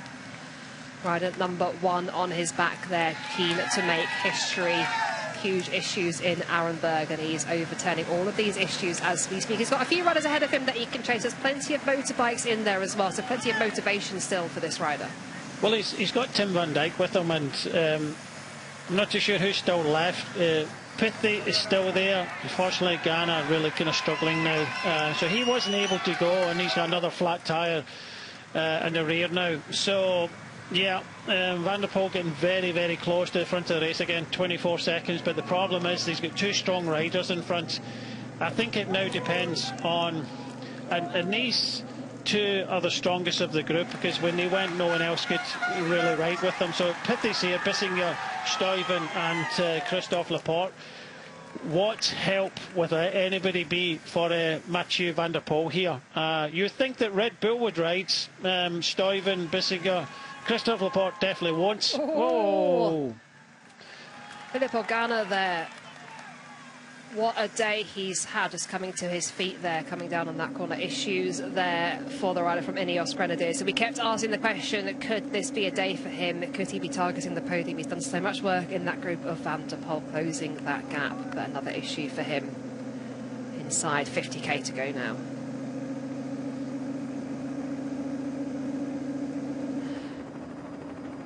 Mads Pedersen, the rider from Little Trek, rider number 21 here with work to do to get himself to the front of the race. We haven't got a time gap currently on Mads Pedersen. We know that Tadej Pogacar and Wout van Aert are in the lead. We know that Mathieu van der Poel and a sizable group of riders are 27 seconds back. And Brian, I believe Mads Pedersen is in between the head of the race and the group of Van der Poel. Yeah, yes, and I don't think with the combination of Wout van Aert and Pogacar, because I think that's a good situation for both of the riders. That's why they're combining well together. You can see Mads Pedersen just in the background there. So Wout van Aert, he's looked strong today. He was the one that pushed on into that previous cobble sector, and I think he thinks, well, in the last 50k's here, Pogacar's going to find it difficult to get rid of me, and I could be winning Paris-Roubaix in the velodrome. But Pogacar, well, he definitely doesn't want anybody else to come up. And now we're on to this 5-star sector. I think now is the time. If you've got any legs behind, this is the sector that you want to close this gap. And if these 2 come out with the same gap at the end of this sector, I think both of these, barring any incident, of course, I think these 2 riders could be battling it out for the victory today. Sector number 11, the 5-star Mons-en-Pévèle, and we have Tadej Pogacar and Wout van Aert at the head of the race. Tadej Pogacar leading at the moment in the rainbow stripes. Plenty of crowds out here along the roadside ready to cheer these riders through this 3-kilometre 5-star sector. A reminder, there are only 3 sectors in the whole race that have been given the 5-star ranking. We've already had Arenberg and the disasters and the chaos that caused. We have Carrefour de l'Arbre coming up, beginning with 17 kilometres to go. But for now, inside the final 50k of this race, with 2 riders at the head of the race, it is Tadej Pogacar bidding for a victory here, as well as Wout van Aert. Neither rider here, Brian, have won this race. Both have been on the podium. Both are incredibly talented, but this would mean the world to either of them. Yeah, for me, looks like Wout van Aert looks good today. He's looked strong. He's prepared to swap turns, which isn't helping Van der Poel come back. But Van der Poel was riding hard before that previous sector. Just when the speed had gone out the front of the group, this gap is creeping up a little bit now. 34 seconds now. I'm not too sure Pedersen will make it. Oh, I don't think he will make it back to the front. But this is a fight behind Mathieu Van der Poel. Not going down without a fight, but I still think he's going down. He won't make it back to Pogačar and Wout van Aert, barring any incident from anybody. But Mats Pedersen, no man's land at the moment, 12 seconds. And I think Wout van Aert looks as if he's on a good day. He's in it now with a great chance of winning. Pogačar, the combination between the two of them, I think no one else is going to see them until they get to the velodrome. Pogačar really putting the hammer down here, 47.1 kilometres of this race remaining. He asked the question of Wout van Aert, and Wout van Aert has an answer. Van Aert has been able to respond to this acceleration of Tadej Pogačar. He's easing back to the back wheel of the World Road Race champion, the winner of the Tour of Flanders last weekend, who is looking to make history, adding Paris-Roubaix to his palmares this year. But Wout van Aert continuing to have an answer here, Brian. And on this 5-star sector, we're more than halfway through here, 1.2 kilometres remaining. That bodes very well for Wout van Aert. It does. He looks good. He's prepared to swap turns with Pogačar. Some wouldn't. There was a lot of criticism for Mathieu Van der Poel riding with Pogačar last week, and Ron van Vlaanderen. But I think he's confident. He looks good. Okay, both of them had their problems already, but both of them in a really good position now. You see that Pogačar really kind of pushed on there, but Wout van Aert is up for the fight, and I think the two of them combining together, no one else is going to see them until we get to the finish. Well, what a combination we have at the head of the race there with Wout van Aert and Tadej Pogačar. Neither rider having won this race, both riders desperately wanting it. Issues at the back here for Red Bull, Bora Hansgrohe and Laurens Pethy there, just coming down on this bed. Oh, hard crash there. Issues again and again for this team. Yeah, just slipped out there. But Pedersen, well, he's just about to be joined by Van der Poel. I don't know who's going to ride in this next group. They're definitely going to have a passenger in Christophe Laporte, but I think there's a lot of really hard legs in that group, and the strength seems to be with Wout van Aert and Pogačar for the moment anyway. Not too far to the finish of this one, and you know, we will only have a few sectors to go, but you can see the wind is blowing across these cobble sections, but luckily for the crowds at the sides, they're sheltering these riders.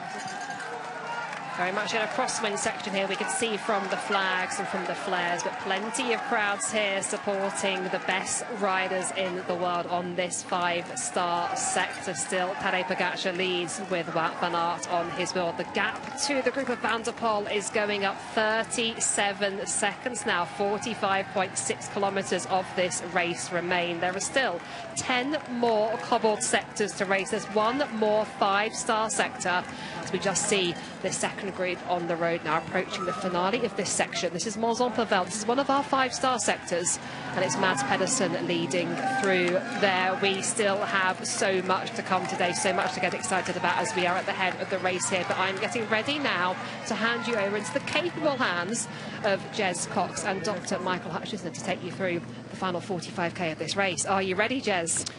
Born ready, Joe. Absolutely loving this as well. So thank you very much indeed. What drama we've had. I tell you what, if I described the Ronde van Vlaanderen last Sunday as being like a very accurate printout of current form and ability, nicely measured. It just printed out the results of their hearts, lungs and legs, and that's what we got come the finish with the Big Five. Well, the printer's gone wrong today. It's malfunctioned and it's spewing out bits of paper covered in rough old bits of ink left, right and centre. But what a brilliant race it's been. It has been incredible. I mean, we never like to see bad luck for anyone, but that's all part of it, and pretty much all of them have had the bad luck. The rider who seems to have had the least bad luck, I would say, would be Wout van Aert. And Michael Hutchinson, how good is Wout van Aert looking at this stage? He looks terrific. We've seen attacks like this one from Pogačar. He's trying to take advantage of the little rise in the road, and Wout van Aert sitting down just squeezes onto the wheel again. He's looked terrific. Mind you, he looked terrific last week up to a point. Yes, with he did. Ronald van Vleuten. He was the last rider to go with. You see that? A little shake of the head there as well. You know, this is a pretty fair boxing match we've had between these two so far, because they've both attacked each other, both times responded as well. I can't believe, Hutch, that Tadej Pogacar's going to want to take Wout van Aert to the velodrome, though. I don't believe that. One-on-one. He's not going to want to, no, but it might not be up to him. This is true. We have. I mean, there are a lot of punctures left in this race yet as well. There are. We're talking about this as if we haven't got Carrefour de l'Arc to get through, which is a very punctury spot to ride your bike. And bear in mind, everyone watching at home, you are seeing a tiny number of the punctures and mechanicals that will be happening in this race. 175 riders started. There will be punctures and mechanicals going on all the way down this field, and dare I say it, although I'd love to think I'm wrong, crashes left, right and centre that you'll probably never see. And we are only concentrating on the front end now, and it's a super elite front end. I know, Hutch, and I know you'll agree with me on this, there will be so many people delighted to see Wout van Aert at the front. He has so many fans, not just in Belgium, but across the world as well. He's a much-loved figure. And Tadej Pogacar is too, although, I have to say, and you'll have seen this, there's no point in ignoring it, there is obviously a fairly vocal group of quite a lot of people on social media who say, oh, we want someone else to win, it's getting boring, you know, Tadej Pogacar. I've seen some comments about, you know, he's not good for the sport. My answer to that, although I never bother replying, is, what would you do if you were Tadej Pogacar? No, seriously though, you know what I mean? That's my answer. Is like, I'd retire for the good of the sport. Well, oh yeah, definitely. So you are physiologically the best racing cyclist possibly ever that slung a leg over a bike. What are you going to do? Ease back in case you upset people? No, you're going to go and win everything. And the guy at the front of the bike race right now, let me just remind everyone again, is trying this summer to win his 5th Tour de France. Now, unlike, let's say Miguel Indurain, who won 5 Tour de France, who would spend very careful build-up, just riding stage races and steadily building up and getting into peak form, he's out here doing this. He has not won a single race this year. Yes, he's only ridden 3, but he won the Strade Bianche, this is his opening race, just to ease himself into the season. Then he won Milan San Remo after crashing very heavily in a 2-up sprint with Tom Pidcock. And then, of course, last weekend he won the Ronde van Vlaanderen. So he's not racing as much as he has in recent years, and maybe that's what might contribute to him winning that 5th Tour de France this summer. But at the moment, if you're the kind of person who feels that Tadej Pogacar is spoiling the racing, he could have spoiled a lot more. He hasn't had a lot of race days. But he of all of us, well, not of all of them, because Mathieu van der Poel is still chasing and not looking all that likely to get back. No. Pogacar had a long chase back from his puncture and his excursion on the Shimano neutral bike and all of that. It feels a long time ago, but it's still in this man's legs. And what that's going to... I mean, I'm surprised we haven't seen him launch a real all-out attack yet. He's squeezed on once or twice, he's asked questions, but Wout van Aert's been able to answer everything so far. And I don't know, I read an interview with Pogacar this week where he said, well, maybe at the end of this, yes, I have got a bit of a sprint. He beat Tom Pidcock last week. In an ideal world, he wants to get to the velodrome alone. So does everyone at Paris-Roubaix. Yeah. But if it came down to a sprint, maybe he's prepared to back himself. Maybe he feels he's got more sprint left than he has long-range attack, because maybe he's already used his long-range attack nervous energy just to get back into the race. Yeah. And if we remember, of course, Wout van Aert, a former green jersey winner at the Tour de France. Of course, Tadej Pogacar is perfectly capable of winning the green jersey at the Tour de France. In fact, I have to think whether he's actually already done that yet. He's probably come quite close. But were you to line them up fresh and just neatly warmed up and have like a 200-metre sprint in a straight line, I think Wout van Aert would win. No drafting. I mean, alongside each other on a running track, However, it's a massive level of this, and the one thing we know about Tadej Pogacar, about everything else, is he is incredibly resilient. He is probably the most resilient rider in this race, which is why he's won the Tour de France as many times as he has, because his recovery, both over a number of days but also over minutes and hours, is absolutely remarkable, and that's what could be the leveller, I guess, between them.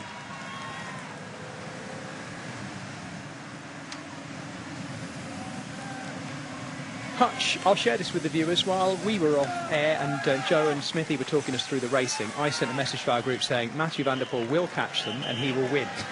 I'm just putting it out there now on the airways that I actually messaged you saying that, because I meant it. He looked like he was, I mean, he could see them, couldn't he? He could see, when it was like 20 seconds, he was right there on them. And now here he is in a group with Mads Pedersen, Christophe Laporte, Stefan Bissegger, Jasper Stuyven, and we believe Mick van Dijk. Although I'm not so sure, because he's got a 96 on his back. I'm going to need to check that. Tim van Dijk was wearing a number 96. I'm pretty certain if we go by race Dosart, it is Tim van Dijk. Have you got any intel on that, Hutch? I haven't got any information other than the number on the man's back, which is how I tend to identify bike ground. When it comes down to twins, I certainly don't start off into trying to work it out. Otherwise, you're quite right from what you were saying earlier on. Tadej Pogačar has won the green jersey at the Tour de France, but not really by kind of stacking up the sprints, if we're honest. No. These two guys are just, they're still working well together. We'd kind of quite like to have a minute to get the team cars in behind, because there's still, in sections like this, a puncture for either of these riders changes the complexion of this completely. Hutch, can I just interrupt here? I'll tell you why. Tadej Pogačar is at the front of Paris-Roubaix with one other rider, Wout van Aert. I think they have 2 bends to go until the bend where he crashed last year. In fact, it's at the end of this long straight, because this is where we saw Mathieu van der Poel. It's where we saw Tadej Pogačar attack Mathieu van der Poel. Van der Poel came back to him. The right-hander coming up is the one where Tadej Pogačar went off the road. Now, it cannot happen 2 years in a row. But I tell you what, Wout van Aert will be hoping for it. This was the corner. Is it this one? No, hang on, it's the next one then. It's here. It's the right-hander about halfway along this sector. If he makes it round this cleanly, which I'm sure he will, in actual fact, he did this at Strade Bianche, didn't he? He had a little nod to the place where he crashed before, I seem to remember. So I wouldn't be surprised to see Tadej Pogačar, even after everything he's been through today, have a little nod to Pogačar corner, Poggy corner. I've got ahead of myself. It's not here. It's slightly further along in this sector. But there we go. It's towards the end of this sector. We're not quite there yet. Oh, Van der Poel, he is living dangerously. We saw him on clip earlier, not holding back. Not holding back. It's that corner there, isn't it? Yes, it is. Yes, it is. You're well spotted, Hutch. Yeah. He's made it. Right. I was going to say, if he makes it through there cleanly this time, he will win. But we'll see, because there's a Belgian locked to his wheel who has a lot to say about that right now. 38 kilometres to go. Michael Hutchinson and I are going to talk you through all the way to closing stage of this race, right the way through the Carrefour de l'Arbre, along that final one-star sector, the Espace Croupion that leads into the velodrome, and we're going to talk you through that 1.5 laps of the Roubaix velodrome in order to bring this one home. Will it be just these two coming to the line? Van der Poel's group behind, which is now 6 riders deep, is 33 seconds down. Their only hope, I guess, is that something happens amongst these two up here, whether it's tactical or anything else, where they start looking at each other and that starts to slow things down. I mean, the other reason we might not be seeing an attack at this point from Pogačar is he may feel at this point that he still wants the help of Wout van Aert to keep this group at bay, because at this point it would be a bit of a gamble to go on his own, because Wout van Aert is clearly going to work, and they've been working together pretty well. Yeah, now Van der Poel has gone back to the back of this group. We mustn't just concentrate on the big 5, because there are other riders in here, world-class riders who are doing brilliant rides. Definitely Jasper Stuyven has looked great all day today, the Belgian, for Soudal Quick-Step. Mathieu van der Poel takes a bottle right at the beginning of this feed zone. But other riders doing good rides, definitely Stefan Bissegger. He's not new to performing at Paris-Roubaix, of course. He was 7th last year and looking very good for another top 10 here as well, the decathlon man in the light green helmet there. And then Christophe Laporte in this wonderful position where he really doesn't have to do anything in this group, does he, Hutch? You would be backing him for this. If this group comes to the velodrome together, you'd be backing him on the sprint, wouldn't you? What, if they caught Pogačar and Van Aert? No, if there's a sprint for third at this point, you would be backing Christophe Laporte, I think. Yeah, on the velodrome. That'd be interesting, wouldn't it?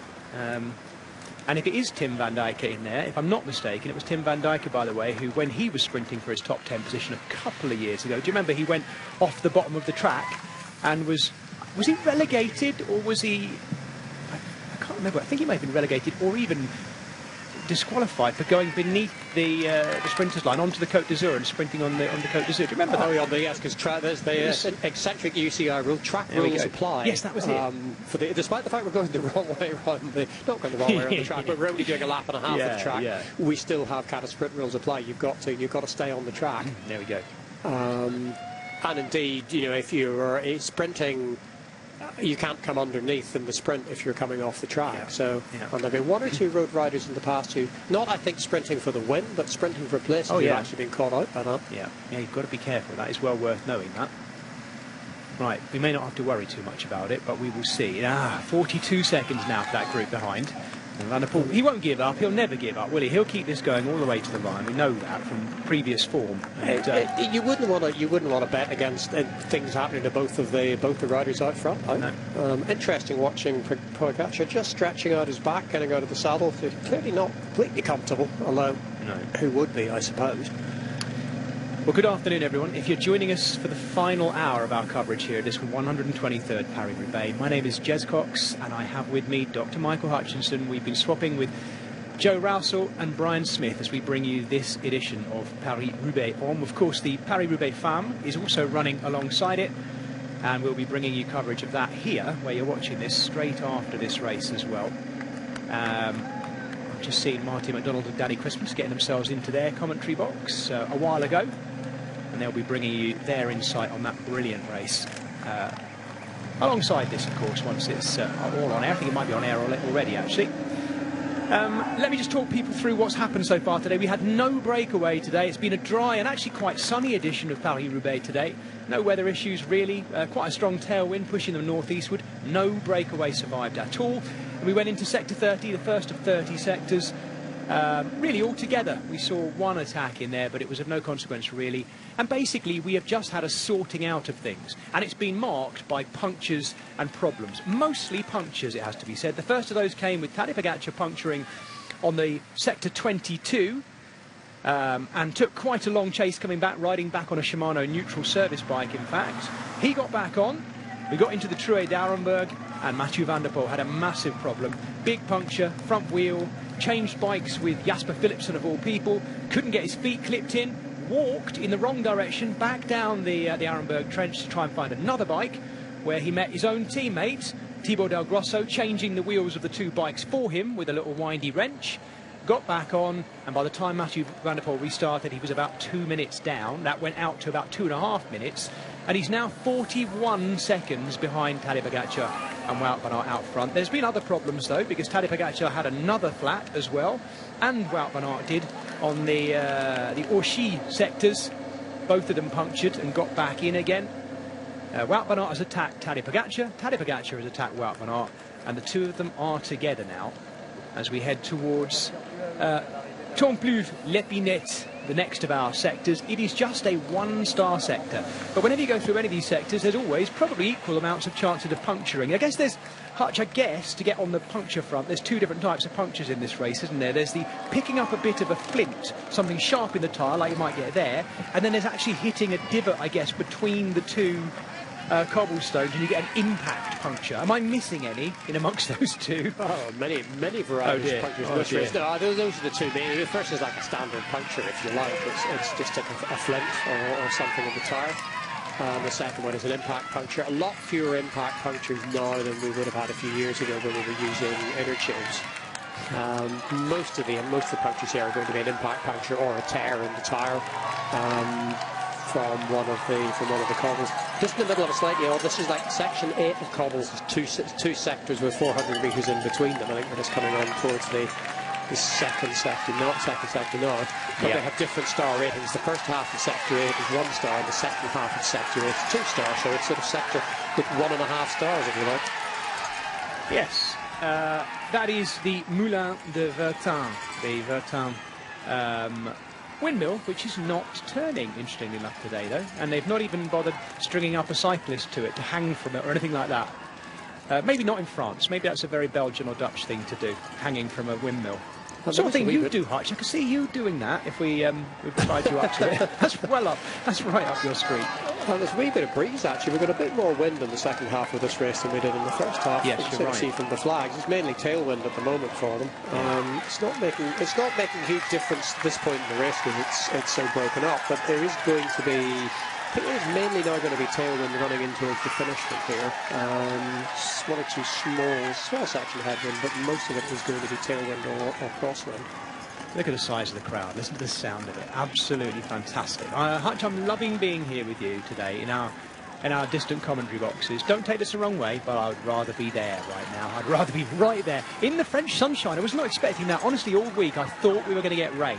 It may just be people sort of banging their drums in the hope that it would rain on the cobbles, and it hasn't. But it looks like a brilliant day to be watching an epic edition of Paris-Roubaix.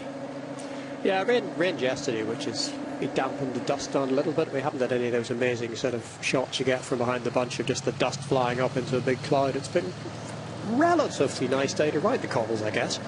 Mathieu van der Poel and Wout van Aert are the kind of riders who might have liked this better if it had been a bit wetter and a bit muddier, because it would put Pogacar under a little bit more pressure if he had to deal with mud as well as cobbles.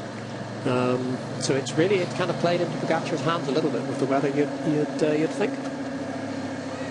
Yeah, and they're holding that 40-second gap now to the Van der Poel group behind those 6 riders with Mathieu van der Poel and Mads Pedersen, 2 of the big 5. We include Pipo Ganna in the big 5, although I believe he is now back in the, what I could almost call the peloton behind them, the big group 3. This is group 2, led by Jasper Stuyven of Soudal Quickstep, who doesn't seem to have had any bad luck so far. Hasn't really put a foot wrong, Jasper Stuyven. He's actually looked really good today. Yeah, he has. We haven't really mentioned him a lot, just because he's never really been punching it out at the front of the race. He's always, whatever Group 2 has been, he's always been in it. I think has been the problem for him. Yep, and there is Tim van Dijk at the back of that little group. Again, you get a chance to see it kick out. That slide by Pipo Ganna, by the way, on his flat back tyre, Hutch. Did you see it? I did, yes. Amazing, absolutely. Again, another example actually of really good bike handling under pressure. There was very calm, just unclipped and got back on it. I mean, I was drawn to thinking when we were watching the problems.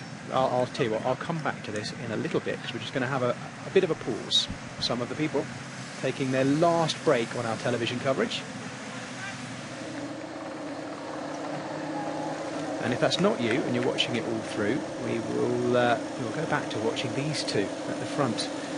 Have you spotted any slight differences in tiredness, fatigue, load, or anything between these 2, Hutch? I don't think I haven't seen. Here they are pedalling in more the same gear. I thought they were in exactly the same gear and exact unity. No, they have both looked very evenly matched. They've both been doing turns. They're pulling out that advantage. They've now actually both got their team cars in behind. A couple of kilometres ago, I noticed UAE had made it in behind, but Visma hadn't. So it makes it a bit safer for them. But no, they've looked very much of a pair. Yeah, let's give this a little bit of career context, shall we? Tadej Pogacar, as we know, needs to win this race.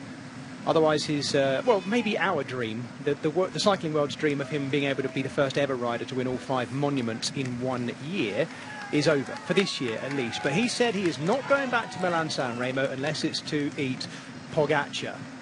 And I'll tell you why I've said that, Hutch. I'll tell you why. I don't know if this is true, but I saw it reported that Focaccia is a type of sort of ceremonial focaccia type bread which is eaten in Slovenia on special occasions. That's what I've read that in 2 different places, and I haven't been able to verify it. Are you still following what I'm saying? Yes. He said he will not go back to San Remo unless it's to eat focaccia, at which point 2 different websites I've read have reported that Focaccia in Slovenian is actually the name of a ceremonial sort of celebration bread which is eaten by families at certain times. So this is some complicated bread-based pun. Yeah. But anyway, the reason I'm saying that... Welcome to Breads of the World. I've moved on from animals and fish. I haven't. I don't worry about that. But what a point I'm making is he said he is not going back to Milan-San Remo. He's ticked that box now. So, well, yes. And actually, to go back to the people who kind of, and there are people who say, you know, can't Pogacar move on now? We want other people to be winning. You know, we're done with this sort of thing. Well, then you might wish him to win these 5 and move on like that. Get his 5th Tour de France. Tick all the, when you've ticked all the boxes, you know, what more can you do? He's also, you know, he has talked about not necessarily having a desire to do this for the next 8 years. Yeah. You know, he's has a rider who sort of said, well, I've achieved a lot. I'd like to achieve more, but there are other things in life. I could see a life beyond cycling. Yeah. So, you know, this may be kind of 2 or 3 seasons when he really is trying to displace Eddie Merckx. That's the kind of the Sisyphean task that riders have had since the beginning, since the 1970s, is trying to be the next Merckx. And he's one of the few riders who's really got a chance to do it. And he needs to do it this year, next year, maybe the year after. He doesn't have forever. No. And, yeah, who'd bet against him doing it? Absolutely. Particularly when he's still only 27 years of age. This has got to be the purple patch of his career, but we'll see. There is always still room for improvement. And we look at his cobble riding, bearing in mind less than a year ago, this day a year ago, we're still wondering how he'd adapt to the cobbles of Paris-Roubaix, and we found out. So those of you who've just taken your last break on our linear television coverage, welcome back. We are now going to bring you all the way through the final 28 kilometres, all the way through to the lap and a half finale on the Roubaix Velodrome. Tadej Pogacar is wearing that thing under his arm again, in his armpit. What did we decide that was? Did we say it was a Whoop or something like that, Hutch? Body sensor? There's something, one of those sensors, yeah. As long as it's not a glucose monitor, because obviously he would get disqualified if it was a glucose monitor. But it presumably isn't. He's also carrying stuff down the front of the skin suit, some sort of napkin affair. We discussed this actually last week at Flanders. Yes, but he'd taken it out a couple of times and wiped his mouth with it. I told you. That's, I told you, it's a napkin. He's got a napkin down there. Yeah, he is a natty gentleman about town. No one wants to be dribbling or something as you're taking on your gel. Yeah. No, absolutely. It's all got about a knife and fork down there as well. Yeah, it's all got to be Instagrammable. He's not of our generation, Hutch. You know, it's got to be Instagrammable. And if you've not wiped your snout, you know, when you're going full pelt, every man needs a little natty. I wonder if it's got any rainbow bands on that little napkin. That would be neat. I don't believe so. Yes, you're making me think of. Go on. I've completely forgotten the rider's name. Move on. Right, we'll come back to Tony Martin. Tony Martin was who I was thinking of. Just a bit unfair on too long a time. Tony Martin. Oh, it's terrible to go blank on a rider's name, and it's someone you can see them. Yes, I know exactly what you mean. Remember. Yeah. Right, we are riding towards Cizay-Abougel. The next, there it is, we're on it, just like that. 3 stars. And now, by the way, we are ramping our way up towards the Carrefour de l'Arbre, because it goes 3 stars here. The next 2 are 3 stars, then 4 stars, and then 5 stars for Carrefour de l'Arbre. So a lot to survive. Not just maintaining their gap, but surviving the risk of having a puncture, mechanical or other issues in these sectors. This is Sector 7. So we have 6 more remaining after this. The final one is the ceremonial, just gentle clatter across the Roubaix cobblestones of Espace Crouplon, which even I could ride across, probably one-handed. It's nice and smooth. It's a little bit of traffic calming, basically. And that, yes. This is the group that are chasing them. I'll just bring people up to date with a reminder of who's in here. Stefan Bissegger, Mads Pedersen, Mathieu van der Poel, Jasper Stuyven, and I still think Tim van Dijker. I think Pro Cycling Stats are saying it's Mick van Dijker. We need to. Well, no, he's got a 96 on his back. This is an eternal problem as well. I need to get a definite answer on that. Anyway, out front we have one man who has to win this race, Tadej Pogacar, as I say, to keep up his record of winning monuments. If he were to win today, by the way, he would of course be the first rider ever to have won Milan-San Remo, Tour of Flanders and Paris-Roubaix in the same year. Well, Bernard just stretching a little gap again on Tadej Pogacar in the corners here, and he'd do well, although he might not be noticing it, he'd do well to notice that, because that might be where he can start to squeeze in and get a little bit of a gap on Tadej Pogacar every time, making Pogacar close. Now, Wout van Aert, Hutch, let's remember, let me just go back to his stats. 10-time Tour de France stage winner. We know he's been a green jersey winner as well in 2022. But in terms of the classics, Strade Bianche winner, Amstel Gold Race winner, Milan-San Remo winner, of course, He's also won in Flanders Fields, the race formerly known as Gent-Wevelgem, although probably always known as Gent-Wevelgem. But he's never won this race, and he's never won the Ronde van Vlaanderen. So many people saying that one of those two races, if not both, should be on his palmares before the end of his career. And I wonder if this is the day that Wout van Aert does it. He won't get a lot of better chances. No. I mean, he may be, Carrefour de l'Arbre is potentially a spot that he might attack, because it's got several corners in it. Most of these cobble sections are fairly straight, maybe with one right angle corner somewhere in the middle. Carrefour de l'Arbre has several corners on the way in and quite a tricky corner for midway through. And it's just the sort of spot where someone like Wout van Aert can possibly apply pressure to Tadej Pogačar. Just that cyclocross background, more experience in the cobbles. There's an opportunity for him there. Carrefour de l'Arbre starts at 17 kilometres to go, so we are 8 kilometres from that. But we've got another 2 sections to deal with between now and then as well, and they're both 3 and 4 star sections, so they're not nothing either. Hutch, I also don't want to give up on that gap in terms of the drama. I know in his commentary before us, Brian was saying, no, it's done, it's going to be these two staying clear, and he's probably right. But I keep seeing it go 39, then 38, then 40 again, the seconds, the gap behind. But it's completely stuck. I mean, there are a lot of cars in behind these two riders now. That's what I mean. So if they can peel another 15, 20 seconds off it, they're maybe into the cars. There's a lot of vehicles in this convoy now. I'd love to see a forward-looking shot over Mathieu van der Poel's shoulder to see what he can see. Yes, on the other hand, these guys also have this motorbike in front of them, which isn't doing them any harm either. That's true. This is Sector 6, so just 5 more to go after this. It is Bourgel à Wonnien, 3-star sector. And by the way, I give everyone a little stat that we haven't given yet. Across the 258 kilometres today, although we call this a flat race, it has 1,576 metres of elevation along the way. Early on.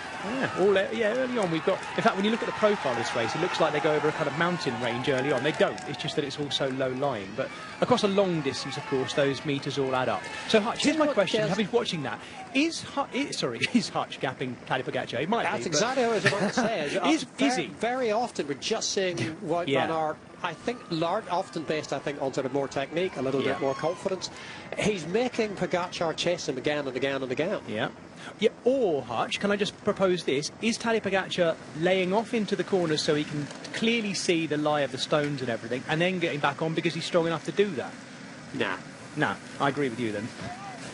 I agree with you. I'll go with you then. I'm going to say no. This is yes. There goes the gap again. He's just squeezing on a little bit, Wout van Aert, and we're never seeing him look round. But you know, a rider of his experience will sense the sound of the wheels behind him, and he's just squeezing on again. He is making Tadej Pogačar work hard here. Now, this is exactly what I expected we'd see Mathieu van der Poel doing in this situation, but it is not. It's his great junior and under-23 rival for Mathieu van der Poel, Wout van Aert, who is definitely making Poggy work for this today.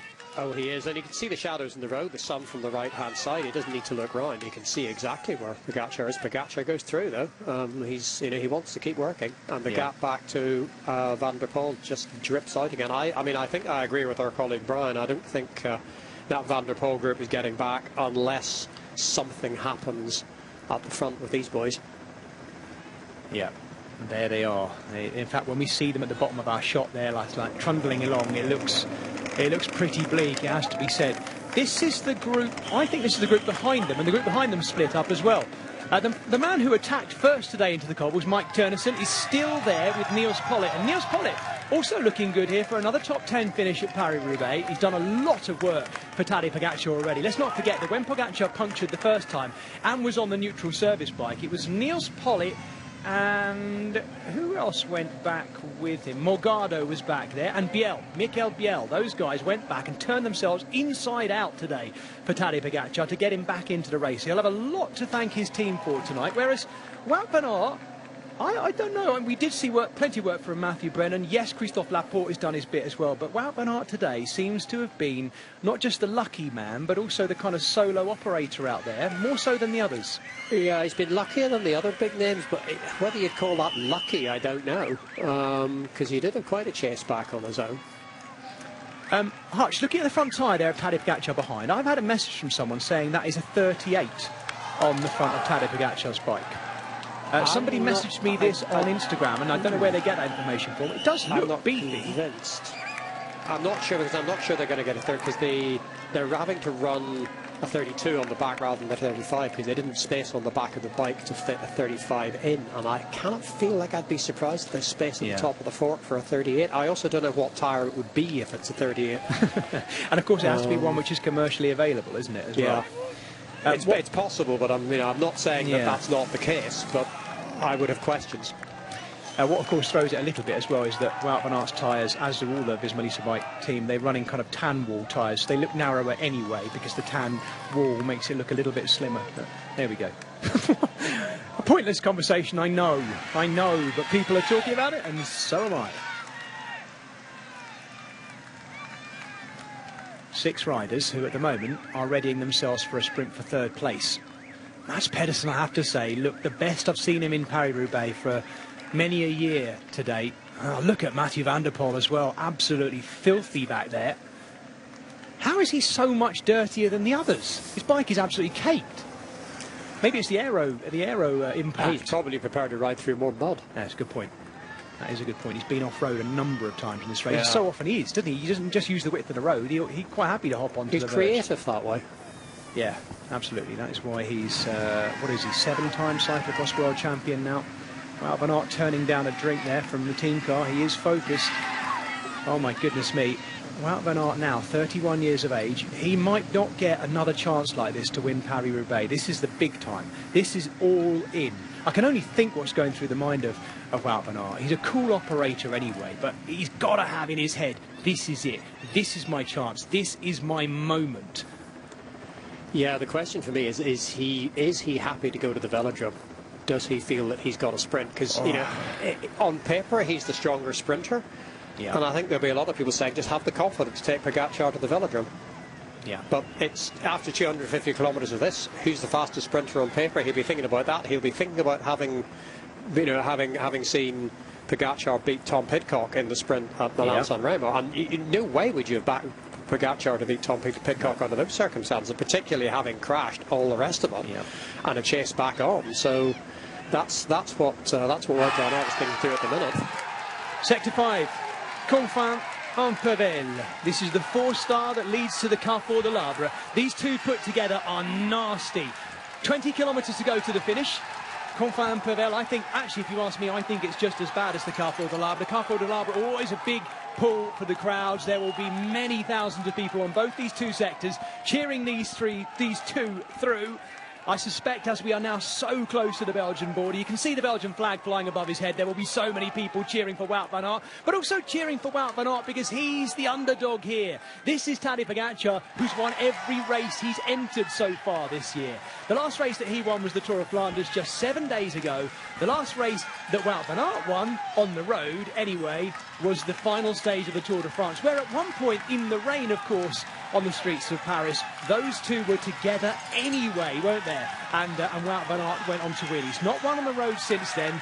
This would be quite some return to doing it by winning Paris-Roubaix today. And the crowd, so many Belgians in here, will be wanting that all the way to the final line on the velodrome. And these two sections are really critical. They've only really got about 3 kilometres of pavé left after this, and it's 2-star, 1-star pavé. These two sections, this one and the next one, this is 1,800 metres. We've got a kilometre of it to go, and then 2,100 metres of Carrefour de l'Arbre. Those are absolutely key. And I tell you what, Jez, that gap back to Van der Poel is beginning to get into the draft of the vehicles behind that front group. I don't think we're done with these boys yet. All of a sudden. It's got Amstel Gold written all over it. I can see it happening. I tell you what, you imagine that. You come onto the Espace Crouplon, that final strip coming into the Roubaix velodrome, and then, Mathieu van der Poel and Mads Pedersen, this lot come into view just behind them. Can you imagine? And they're trying to finesse it out front, those two between them. 8-up sprint. Suddenly Mads Pedersen looks interested in life again, doesn't he? Yes, he does indeed. 30 seconds. We've got to take this as being accurate, this timing, and Mathieu van der Poel is not being, there's no caution there at all. None whatsoever. It's now or never. They've got these are two sectors to do it. Is this going to prompt an attack up front? Do they know that those guys have got it to inside 30 seconds? And it's narrow, and there's the crowd, and all of that is just going to make that draft from the vehicles more effective. If they can just get into that 27 seconds, is a very small gap to have all those cars behind. I mean, right, traditional thinking on paper, Hutch, says to me, particularly what we've seen in the corners so far, that Wout van Aert needs to try and attack Tadej Pogačar either in this sector or on the Carrefour de l'Arbre. I mean, that would be the classic way to win. If Wout van Aert could attack him and go away on the Carrefour de l'Arbre, hang on, yes, another little no I can't or no I won't, a blowout of the cheeks from Tadej Pogačar. Now, if there's more of that goes on and Wout van Aert sits in a little bit, bearing in mind he has Christophe Laporte in the group behind, they're the only team that have strength in numbers, Visma Lease Bike. So there is a tactical reason for Wout van Aert to say, well, I've got Christophe Laporte behind. I'm going to sit in because he's very close now. 26 seconds. Hutch, I think they're going to come back. Unless Tadej Pogačar says, by the way, I'm out of here. I'm beginning to agree, unless somebody goes up front. And if I were Tadej Pogačar, I'd be thinking about it pretty seriously. Honestly, if I were Wout van Aert, I'd be thinking about it too, because this group's coming through. We've got Christophe Laporte, who should be pretty fresh, good sprinter, but we've also got Mads Pedersen in here, who hasn't been doing an enormous amount in this group work in this group because Mathieu van der Poel has been driving that group. Here we go. Tadej Pogačar still leads at the moment. We will watch to see if Wout van Aert comes through. Would he be... I mean, is he playing this right, though, if he doesn't? Or because we don't know what they're saying to each other, Hutch. He could be saying, I can't, I've got cramp, or I just can't come through. Or you know, I don't know. Oh, hang on a minute. We're into the next sector already, just like that. This is it.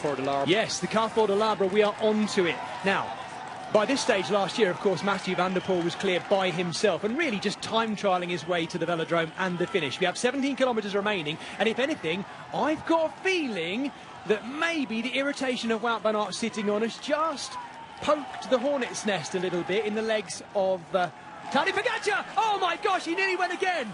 Oh, we've seen this. We saw it last year, just pushing on a little bit too hard. The back end kicked out. My goodness me, if we see a slow-mo of that again, Hutch, that was well on the edge. I was so sure he was down there. I thought that was it for him. But no, he held it up and with no small amount of skill. Oh, this race is something else. It delivers every single time. Mathieu van der Poel is stretching out the group behind. 22 seconds. Oh my gosh, it looks like we're looking at Amstel Gold all over again. I've got a feeling he can close this gap. Tadej Pogačar has regrouped after nearly wiping out on the Carrefour de l'Arbre, and behind him, Wout van Aert, who has never won this race and yet seemed to have been born to do exactly that, is sitting on and waiting, watching the world champion in front of him, who is nearly, so nearly on the deck there on this final 5-star sector. And back in that second group, Mathieu van der Poel had just gapped the rider behind him, who's Mads Pedersen. I imagine that's going to come back together, but I'd like to see it. I'd like to be certain. It's still hovering at 21 seconds. I mean, Pogačar is putting the pressure on up here. Wout van Aert's got an answer to everything he's got to throw at it. If anything, it is going out again at the moment, but it's close. And just look, we keep talking about it. Look at these cars in the gap. Now, how big then is the gap? That's the bike that's leading the second group. Yeah, where is Van der Poel? That gap looks like a good 20 seconds to me, to be honest, Jez. I think too. I think you're right. Now look, if Wout van Aert was to drop Tadej Pogačar in a corner, the next couple of corners, if there's any left on the Carrefour de l'Arbre, and there are, he'd be better to try and do it now, because Tadej Pogačar is now definitely holding back a bit in the corners after that near wipeout, and who can blame him? But he's still on the front. I mean, Wout van Aert hasn't given him a turn. What do you think? Is it because he can't, Hutch? Is it because he can't, or is he choosing not to? I think he's choosing not to. I think he's read all this press during the week talking about whether you should work with Tadej Pogačar, and he's deciding Tadej Pogačar. I mean, he will do this. If you leave him on the front, he will ride. He's not going to get involved in the brinkmanship. He's going to ride, and I think at the minute Wout van Aert's playing this perfectly. If Tadej Pogačar can win today, he will be the first rider in history to have won Milan-San Remo, the Tour of Flanders and Paris-Roubaix in the same year. And then, of course, after that, all he has to do is try and win Liège-Bastogne-Liège and Il Lombardia to be the first rider ever to win all 5 monuments in the same season and pick up a 5th Tour de France and pick up another rainbow jersey. Job done. Can he do it? We've got 15.3 kilometres to find out. And that final 1.5 laps, of course, of the velodrome at the very end of it. Into the feed zone. Wout van Aert backs off again. He just rolled up alongside Tadej Pogacar, then backs off again. 22 seconds back to the Van der Poel group, which is kind of staying together now. Has it lost Bissiger? Someone's gone from that group, I think. Oh, Tadej Pogacar's turning the screw again. All right, I take it back. You know, he's not holding off in the corners, is he? He's really winding it up at the moment. That gap off that sector was more like 30 seconds than 24, so it is back out to around about 30 seconds. My goodness me, Wout van Aert is also like a limpet, not just sticking on him, but slightly to the right of the wheel as well. Wout van Aert is hooked up behind the Tadej Pogacar train right now. Again, just to remind everyone, Wout van Aert of the big five is the one that's had the least issues today. He has had the smoothest passage so far. Always there. And again, as if we needed a reminder of the form coming to the boil at just the right time for Wout van Aert. He was the only rider who was able to respond immediately to Tadej Pogacar at the Ronde van Vlaanderen when he attacked last week. And I wondered a bit at Ronde van Vlaanderen if actually going right on the wheel, had he just put himself in the red a little bit too much, would he have had a chance to get back on that little bit of descent that was sort of, because it was quite near the top of the climb. But at the minute, he looks like he's playing this masterfully, because it takes a little bit of nerve to do this. Yes, indeed. Yeah, the only thing maybe in the back of his mind is, yes, he has got Christophe Laporte behind, so he can play that sort of mental card, maybe. But it's a big ask when you bear in mind that Mads Pedersen and Mathieu van der Poel are in the group behind. I mean, Christophe Laporte actually is a really quick finisher, but that's a bit of tasty speed going on in that second group, isn't it? If the team want to win the race, they've got a better chance of doing it with Wout van Aert out front. Yeah, indeed. Well, certainly, you wouldn't want this group to come back, but you're quite right. It's another card to play, particularly if Tadej Pogacar turned around and said, "Come on, do some work, do a turn, help me out." He can say, "Oh, I've got Christophe in the group." Well, I think he has been saying that, Hutch. I mean, we're not hearing it, but I think it's very short words. But I think he is. Well, let's watch. Wouldn't be surprised if he does it again in a minute. But we've seen on camera at least 2 no's, not even a no, just a sort of a shake of the head from Wout van Aert behind. I don't think so. You're right. You're the world champion. You want to win your 5th monument. Yep. You do it. Now, where does he do it now then? We've got 3 more sectors to come. As you say, they total no more than about 3 kilometres, do they? The next one is Cruson, which is coming imminently, in actual fact. We should be nearly onto it, in actual fact, in just a moment. We're on it, yeah. Just 2 2-star sectors, and then the final 1-star sector, which is purely ceremonial, the Espace Crouplon, really. It is a rattler, but it's flat and straight, urban, in Roubaix itself. And look, it's Wout van Aert on the front of the race. We haven't seen that for a few kilometres. Yes, indeed. I'll remind everyone of his passage to this point. Attacking late on at Milan-San Remo to take that podium finish there, 3rd place. 30th in Flanders Fields, race formerly known as Gent-Wevelgem. 2nd at Dwars door Vlaanderen, and then the Ronde van Vlaanderen 4th last week. And few people will forget, of course, how close he was to the win at Dwars door Vlaanderen midweek 2 weeks ago, when Piet Bogana caught him just before the line. Is this his moment of retribution here today? And I think I always say this about the Tour of Flanders, the biggest one-day race of the year. Maybe it depends where you come from. Certainly to the French, this is the biggest one-day race of the year. It's so different to the Tour of Flanders anyway. I know it's the same riders, but such a different race, isn't it, Hutch? Completely different. They've got a different character. I mean, I'm always a man for Roubaix. It was the first one-day race that I ever really hooked into, because like most people, I came into bike racing watching the Grand Tours and the World Championships and things like that. And just this astonishing race. And I used to go out in the odd training ride with Sean Yates, who's a teammate of mine. After he finished his business for Motorola, he rode for a team in the UK with me, and he used to tell me about riding Paris-Roubaix, and just his sort of stories about what that was like. Yeah, you're right. Well, we're not now doing a little bit more work on the road sector before this next section in Cruson. Very nearly there. 30 seconds back to the Van der Poel group. Maybe that late catch isn't going to happen. I'm going to keep billing it, and we'll keep watching the timing, particularly if these two start any finessing and messing around late on.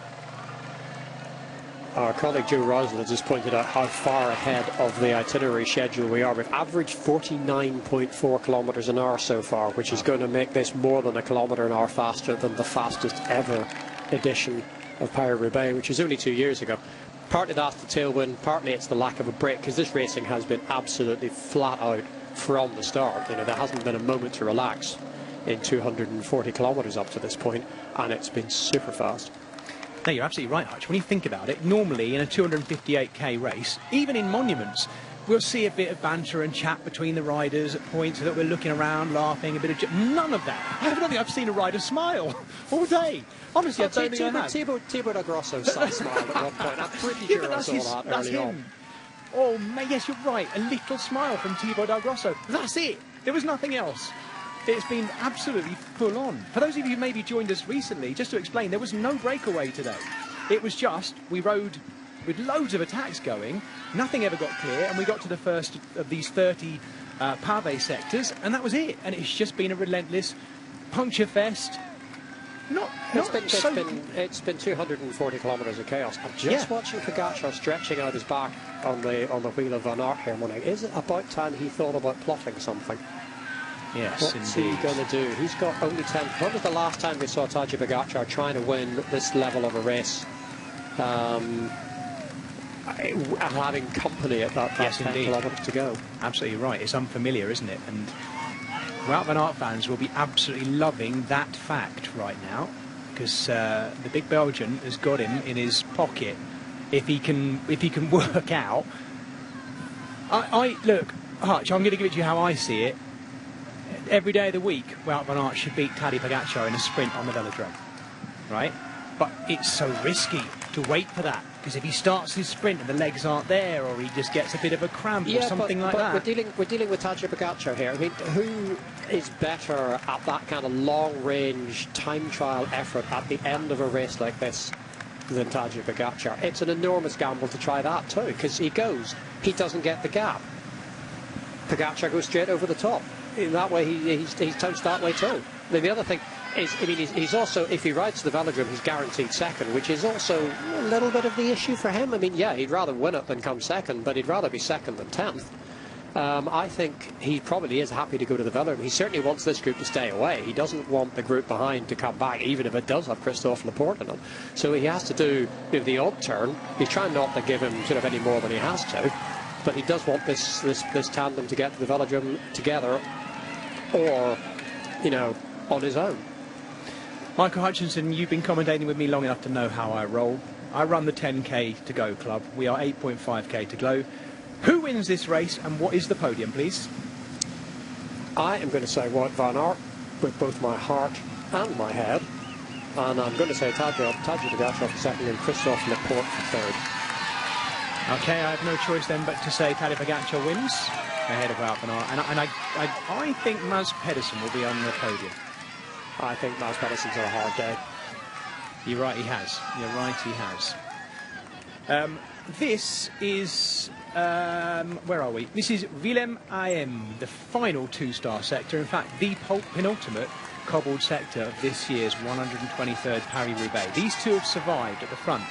Tadej Pogačar's had a lot more drama. If you scroll back, if you weren't watching it live, go back through our coverage, you'll see him riding a blue Shimano bike, which he took from a neutral service car. Cool as a cucumber he was, no problem at all after a puncture. Mathieu van der Poel here, with the number 1 on his back, had a much harder time. Really long and impactful puncture. Right in the middle, or about at least, say, maybe a third of the way along the Truet d'Arenberg in the Arenberg forest, where he had a bike change with his own teammate from Jasper Philipsen. Jumped back off that because he couldn't get his feet into the pedals, and it took him forever getting going again. He's done remarkably to work his way back to what is holding a 30-second gap to the front of the race now, Hutch. Yeah, he is. Brian Smith, our colleague, has just pointed out there is one very small rise between here and the finish. At about 4 kilometres to go, there's a little bit of a slope, which might be enough for Tadej Pogačar to launch an attack, particularly because it's a tailwind, which will make it a little bit harder to get on the wheel. But it's not much. At this point, I think these two are going to the velodrome together. Yeah, and that will be very interesting. as we've kind of already debated their strengths between them. Wout van Aert's strength, his sprint. Tadej Pogacar's strength, his sprint under resilience, the ability to cope and recover from everything that's happened in this race so far. Possibly that's the leveller between these two. The sunshine's still out. I'm pleasantly pleased, actually, because we roll through some beautiful countryside in Paris-Roubaix, and yet sometimes, Hutch, it can, you know, just because of the nature of the race, people are we see more black and white photos of this race than any other, because it's meant to look nasty. It's supposed to be horrible. It's the hell of the north, and yet actually the countryside we're riding through is lovely. It's a race from the first half of the 20th century. Even now, that's where this race's heart is. It's a tough, gnarly race. Yeah. And it's been a fast edition. It's been a very clean edition. Yeah, it certainly has. They are off sector 2, Villamaem. Now we have only one sector to come, and that is the Espace Crouplon, which is, as I say, a clinkers section, really straight line as well. And no corners. It's only 300 metres long. Indeed. Yeah. You could do it on a Brompton. Let's look ahead of them, because you can see them looking left. They're looking across the curve. They can look across the field there. Stefan Bissegger having a right old look to his left to see the whereabouts of Tadej Pogacar and Wout van Aert. We're never seeing this second group long enough to see if anyone's having to sit in here. I do agree with you, though, Hutch. Mads Pedersen starting to look like he's had a hard day out. And he's had a hard, I mean, he kind of coming in off the fractured wrist. He's only, I think, 8 weeks post-fracture, and when he broke it, he was told he wouldn't be on a bike at all for 10 weeks, so he's already kind of 2 weeks inside that. And on to his second race of the year. Second race since the break. Yeah. Third, actually, sorry. Because he was at Milan-San Remo, wasn't he? Was he at Milan-San Remo? Sorry, who are you talking about? Mads Pedersen. Mads Pedersen. He was going to, but then didn't. Was that it? Yes. But anyway... No, hang on. Did you say Milan-San Remo? Yeah. He was fourth at Milan-San Remo. He was in that group, wasn't he? Of course, behind. He won the sprint behind Wout van Aert. He's on to 3 races since the fracture, and he wasn't supposed to be racing it. But you know, that is going to be. You know, we saw an interview with him earlier where he was talking about just the damage to his wrist and how he could flex it, and saying no, it's still painful, and that kind of thing on a day like today, it just wears you down. The discomfort from that.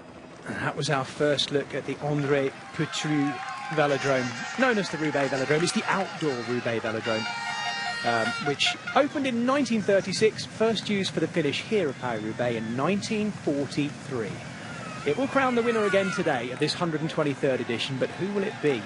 Is there any chance it's anyone from that group? We will see. 5 kilometres to go. And these are not sectors, by the way, they're going over. They're just normal cobblestones on traffic calming measures as we rode further and further into Roubaix itself. Wout van Aert now on the front a bit more. It would take a cheeky attack from here, Hutch, wouldn't it, from Tadej Pogacar to clip round him on the road section. Well, they've just got this little rise we're coming into here. It's the last place that you would even begin to think you could stick in an attack, but I don't think it's going to come. Yeah, let's watch.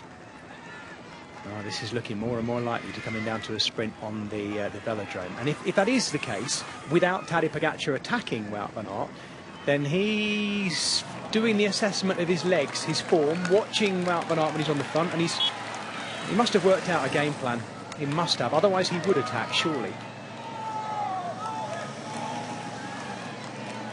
It's funny that you're seeing Van Aert taking a drink this late. I'm wondering if he's just beginning to feel a little bit empty leg. Often a sign if somebody's taking on nutrition or drink this late in the game. Sometimes it's just to kind of clean out their mouth and feel a bit refreshed, but sometimes it's because they've started to sort of feel they're maybe not quite on it anymore.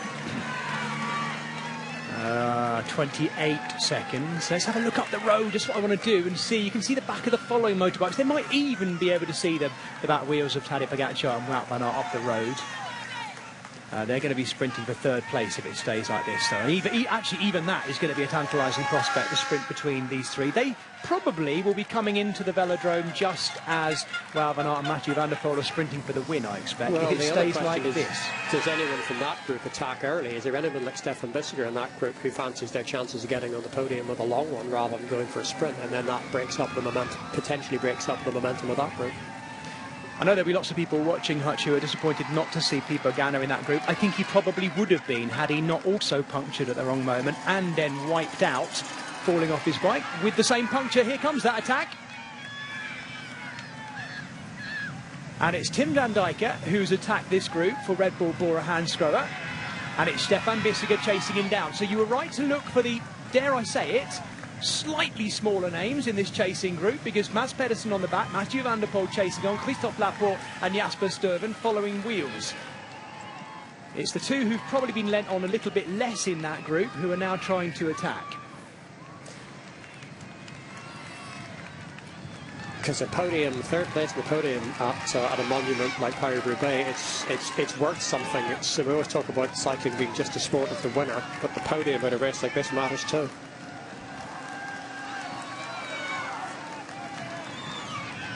So, the 5-monument chase within 1 year for Tadej Pogačar is going to be decided whether it's still on or whether it's try again another year or just eat your focaccia, because that's going to be known, isn't it, within the next 2 kilometres for Tadej Pogačar, whether he can do it.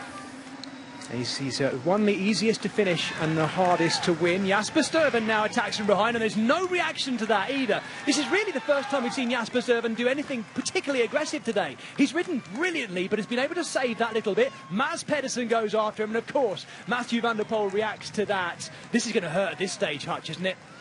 Yeah, this is the bit where we can be pretty confident these guys aren't getting back, because they're going to just start doing this. They have started looking at each other. They don't think they're getting back on. They've got 30 seconds or 1.8 kilometres. Of course it's not going to happen. It is down to these guys, and this is a mouth-watering 2-up sprint. I can't wait to see this. It is going to be absolutely brilliant. I've got to say, I'm equally nervous for both of them. Tadej Pogačar, because of what rests on this in terms of, here is the final sector, the Espace Couplands. This is it. 29 sectors have brought us to this point. This is the 30th pavé sector, and as you can see, it's a very, very generous one. At the end of it, they turn right and into the André Pétrue Velodrome in Roubaix to bring this one home. Tadej Pogačar, his quest for those 5 monuments rests on these next few moments, and Wout van Aert may never get a better opportunity to win Paris-Roubaix than right here. He's 31 years of age. He physiologically, skill level, everything about Wout van Aert seems built to win Paris-Roubaix. So much has to go right to make that happen. This may be his only chance in this situation. What a moment, Michael Hutchinson. They are coming onto the velodrome right now. A lap and a half of the velodrome to go. So they're through the finish line once, get the bell, 1 lap, and this is a 2-up sprint. It's a match sprint on the track. Here we go. Here we go. So Tadej Pogačar leads. Wout van Aert, I think, has got him probably exactly where he wants him. And if he can get a little bit of a rush at the back wheel of Tadej Pogačar, what they need to look across, and Wout van Aert's looking across to see if the other group is coming in, to know whether they're going to get caught or not. That's crucial. They don't want to get caught up in other riders as they start their sprint. Tadej Pogačar looks over his shoulder. Oh my goodness me, it has all come down to this. What a finale we're going to see. And it's not the same 2 riders we thought. Mathieu van der Poel is not sprinting for the win here. He'll probably be sprinting for 3rd. But Tadej Pogačar has to make this happen to keep his monumental dream alive. And he's got Wout van Aert ready. He waits. Every day of the week he'd win this sprint, but this isn't every day of the week. This is the Sunday in hell, and Wout van Aert unleashes it. He's got a gap on Tadej Pogačar. He's going to do it. Wout van Aert, at long last, he's going to do it. How long has he waited for this moment? Tadej Pogačar's dream is ruined, but Wout van Aert's dream of winning Paris-Roubaix is fulfilled. And look behind, it's Jasper Stuyven who's escaped the group. He will be on the podium. What a moment for Wout van Aert. I know so many fans, so many Visma fans, so many Wout van Aert fans will be cheering now for a man who at long last has done it. Oh, that's the win that so many people, the win that Belgium have been waiting for years. Wout van Aert, always there or thereabouts, never taken the win in this race, and it's built for him. And he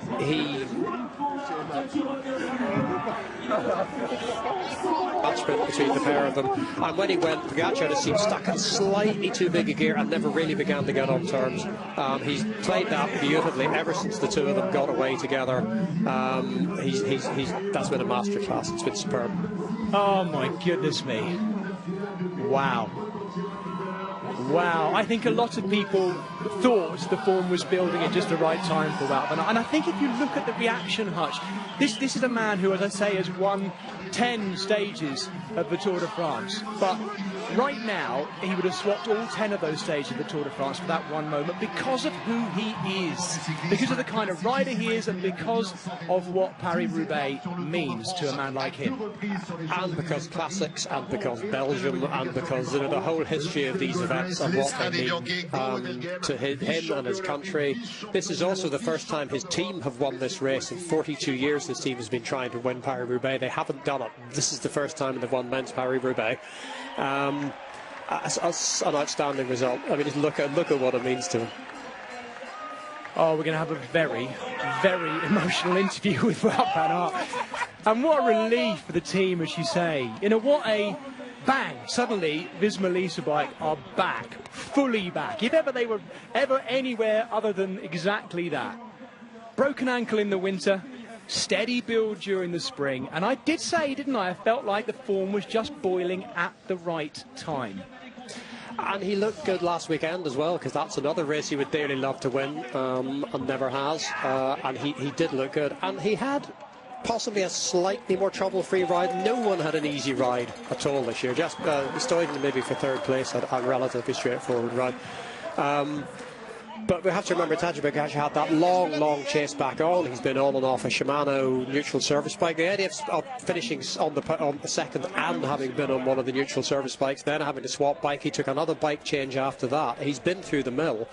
So maybe we shouldn't be as surprised as we are, but it's just, you can see Pogacar just on maybe slightly bigger gear, not looking quite comfortable, gets out of the saddle, sits down, and he knows he's beaten as soon as Wout van Aert comes past. Hutch, it was as we said. You know, didn't we say that actually every day of the week, the form of Wout van Aert, the way he can sprint, he should wipe the floor with Tadej Pogacar. And actually, Tadej Pogacar was closing there, but that acceleration from Wout van Aert, yeah. I mean, that actually worked out physiologically, I guess, how it should have done. Because this is a guy who's won sprint stages of the Tour de France. But now Tadej Pogacar does everything, but he doesn't do that. The thing he'd been thinking about for the last 20 kilometres was Pogacar out-sprinting Tom Pidcock at the end of Milan San Remo, because you wouldn't really have expected that. And Pogacar can sprint a bit. And at the end of nearly 260 kilometres of Paris-Roubaix, you kind of have to throw away the bit of paper that tells you which is the best sprinter. I think it helped that Wout van Aert had a slightly luckier race. He also managed to make Pogacar do probably 75% of the work when they were riding together, because he just decided that he was going to be that guy. He was going to play the brinkmanship and get Pogacar to do the work. And Pogacar did. My goodness me, what a special moment. What a special moment for a young family. He's done it, Hutch. And I meant what I said in my commentary. Like, actually, if there was ever a guy in the current era that just had to win this race, it's Wout van Aert. I mean, I know everyone said it about Mads Pedersen, and yes, I get that, but Mads Pedersen's also been road world champion, whereas Wout van Aert, if there's any race that he had to win, it was this one, and he's only gone and done it. There's the top 10. So it was Tim van Dijk, as I said, in 6th place. Jasper Stuyven making his way onto the podium. Tadej Pogacar, the Slovenian, in 2nd. Mathieu van der Poel still finishing 4th after all that. Christophe Laporte, the next of the Visma Lease Bike riders. What an amazing day for them. He's already had the congratulations, I saw, of Richard Kluge slightly before that as well. Here's the face of Tadej Pogacar, who can now, dare I say it, Hutch, Tadej Pogacar can now go about his season, carrying on as he was, without us hiring the pressure on him all the time for those 5 monuments. Let's hear from Christophe Laporte, shall we? Big day out for him and his team. Can we do a quick interview? Christophe Laporte, congratulations with Wout van Aert. How does it feel to win Roubaix with him? Yeah, super nice. I mean, we are waiting for this since 5 years, and finally come. And yeah, he's not one of the guys that serve more than him, I think. So I'm very happy for him. Really proud. What did you talk about going into the final when it was the two of you in the front? Yeah, it's always stressful with the flat and everything. So it was a super good situation for us. And Wout make a good move, and he left with Pogacar, and he was very strong. And behind, I just had to make it slow down a bit, and yeah, it was a perfect day for us. Laporte, I remember at your training camp you said you had one goal this year to win a monument, and Wout wanted to win a monument. You concluded that today. Yeah, for me it's the nicest one. So yeah, the goal is made now, so we are really happy. Is why also I came to the gym to help Wout to win a monument, and we finally made it. So super proud and happy of this day. Congrats. Well, there we have it. It is my turn to hand back over to Joe Rousel and Brian Smith, and I'll be leaving you from now on. So, Joe, over to you. Thank you, Jez. I can barely believe what I have seen for that finale. I'm still just digesting everything that has just happened. We are expecting a winner's interview very soon, as we just see riders just sprinting in for positions there. Every position, of course, counts in a monument, and especially Paris-Roubaix. Everybody fighting for those positions, and indeed just finishing the bike race is incredible in itself. As we just look on down here at the velodrome. Rarely at the finish of Paris-Roubaix have we seen so much appreciation, so much joy, so much emotion. The people that are surrounding you, they wanted you to win. You certainly wanted you to win, and you've done it. What does it mean? I mean, it means everything to me. It's been a goal since 2018 when I first did this race, and it's now 8 years ago, and in that race I lost a teammate, Michael Golas. Ever since then, it's been my goal to come here and point my finger to the sky. This victory is for Michael, but especially for his family, for staff, Marianne, Christophe, and all my friends and teammates in my previous team. It was a really tough day, and yeah, ever since then, some kind of way I was so many times unlucky in this race, but it brought me also experience. So even today, when luck was not on my side, I kept believing in it, and finally the reward is there. Everybody was talking about today, about Mathieu van der Poel. You never stopped believing. I did stop believing a lot of times, but the next day I always woke up and fought for it again. And honestly, it's no more beautiful way than going to the line with the world champion. The word says itself, but it's a true champion, and he gave me such a hard time. Beating him in the sprint mano a mano is something, yeah, really special for me. Talk us through that final part. You're in the lead with Tadej. The race is going to go your way or his. What goes on through your mind when you enter that velodrome? When I entered the velodrome, I was just sticking to my plan. In my dreams and in my preparation, I did the sprint so many times already, so I knew exactly what to do. And yeah, the hardest part was coming to the velodrome, I would say. There were so many attacks of Tadej, so many times where I was on the limit to stay in his wheel, and yeah, it was all worth it. It's also the reward of tough moments for you. A lot of injuries, some crashes to win here. This is Paris-Roubaix.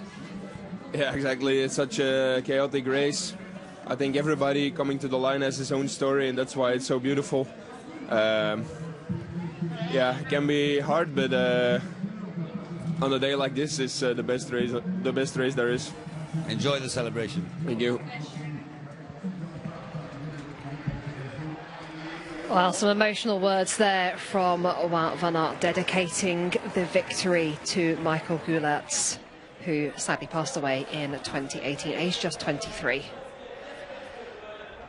So we're just taking moments here to replay this sprint in this iconic velodrome.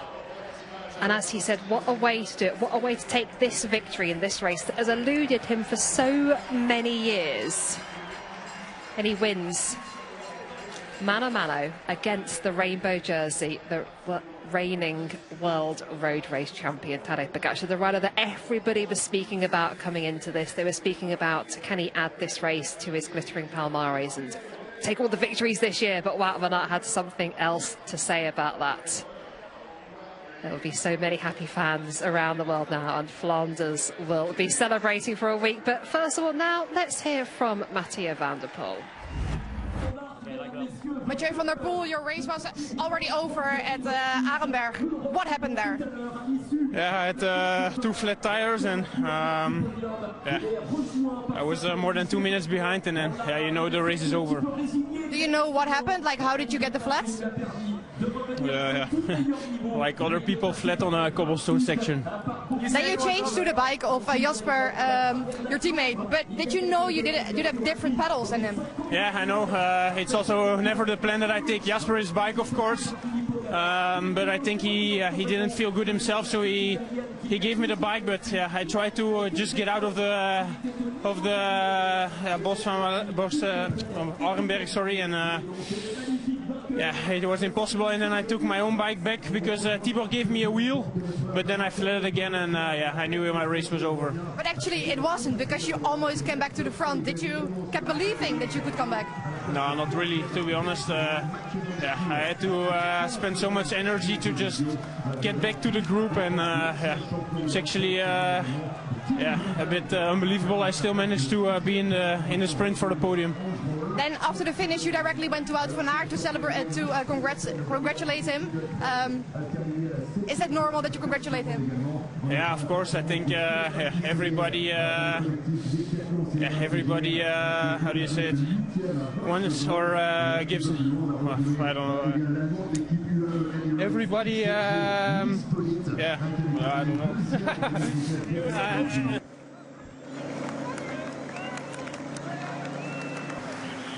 Well, Van der Poel just lost for words slightly there as we just watched back some of the incidents that really shaped the race there for the rider that had won the previous 3 occasions. And Hutch just hearing about double punches there. Yeah, Joe, that was really key to it, and it also explained that yeah, they knew they were on different pedal systems, but he thought he could get out of the Arenberg on Jasper Philipsen's bike, even with the wrong cleats in his shoes. But if you've ever tried doing that, you'll know how hard that is to do, even on asphalt, never mind on cobbles. And yeah, that was, you know, for Mathieu van der Poel, yeah, he's right, that was race over. He did incredibly well to get himself and his group back to within kind of 25-30 seconds, but even if he'd got up to the front, when you see the kind of shape that Wout van Aert was in. Incredible in shape indeed from the riders at the front. And I mean, I never quite gave up on Mathieu van der Poel there, but interesting that he said he knew his race was done there. But we are going to move on, and we're going to hear from a rider who was in that front group a long time, Mads Pedersen. Rejoint par sa famille, ses enfants, on l'avait senti un petit peu résigné il y a quelques mois. Eh bien, l'hiver passé lui a permis de revenir à son tout meilleur niveau. Lui qui est passé par de graves chutes, par beaucoup. Just while he recovers, we do have one of our reporters on the ground ready to speak to Mads Pedersen. Mads, always all or nothing. Despite the crash and the bad luck in the spring, can you at least be proud with your performance today? No. Why? I came to win. I came to do a top result, and I didn't. So no. Can you tell us about the moment when you were dropped with Wout and Pogačar? Honestly, it comes down to legs, you know. I can't follow. I couldn't follow there, so it's pretty clear what's going on. Was it a bit of a deja vu going into the final?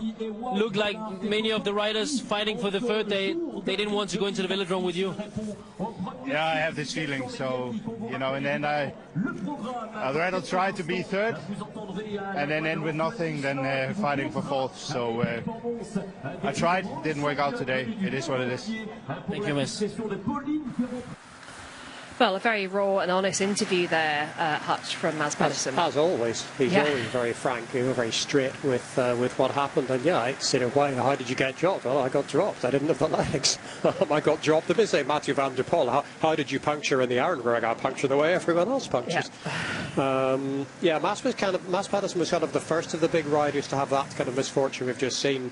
You know, out in the first 60, 70 kilometres, he got a puncture and was chasing back on.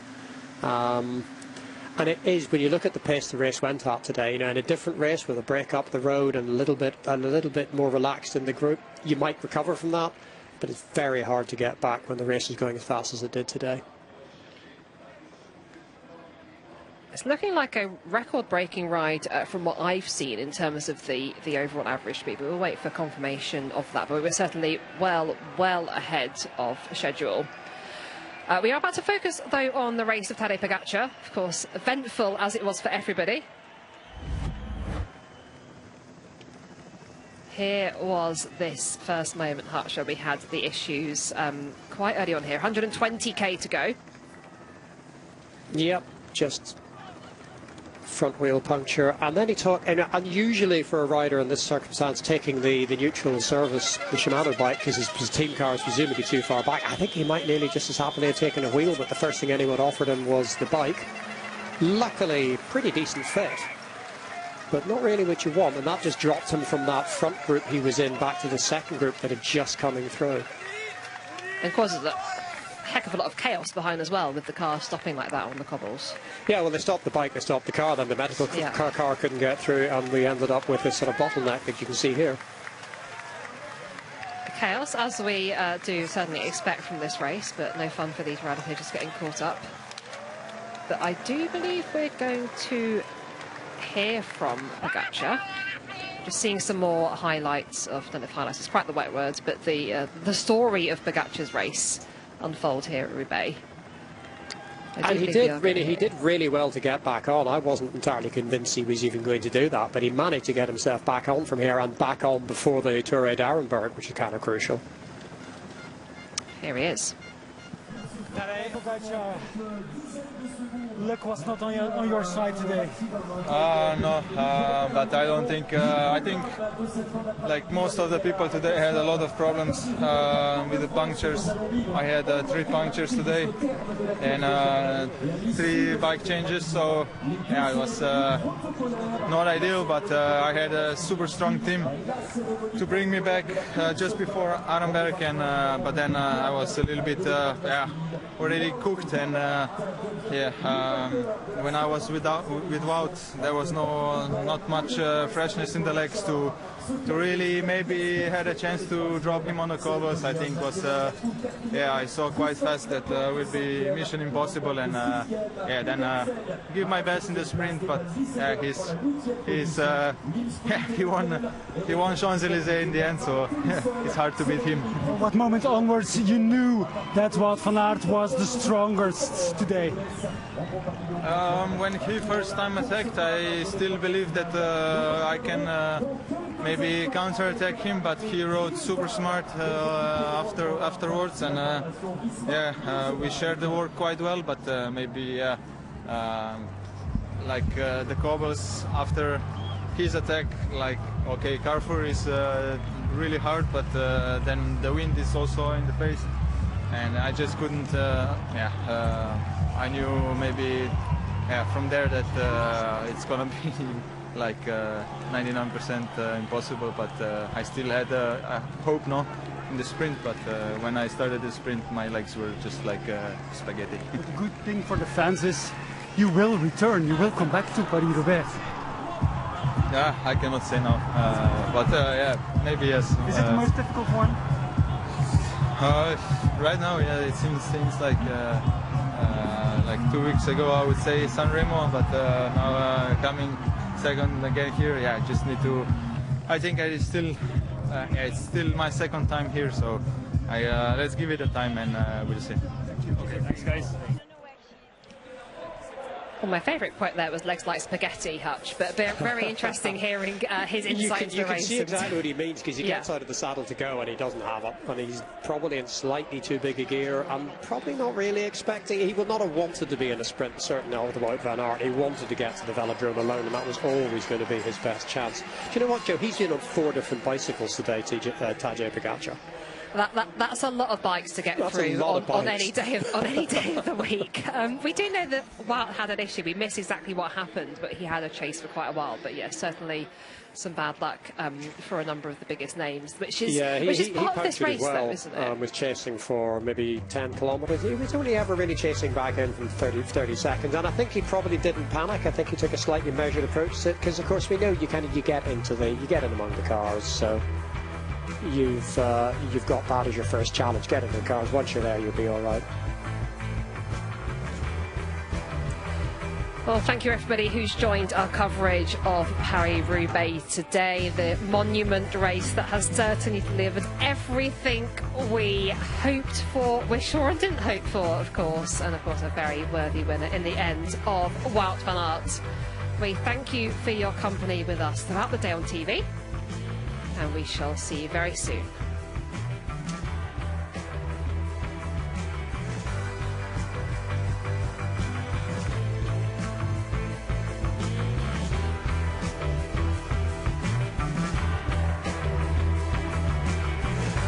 Well, those of you that have been tuning in on digital, you're very much still with us. I'm just seeing more of the aftermath of this race, Hutch, here. And Thibaut Groupama got a fair amount of skin showing there with that rip on the shorts.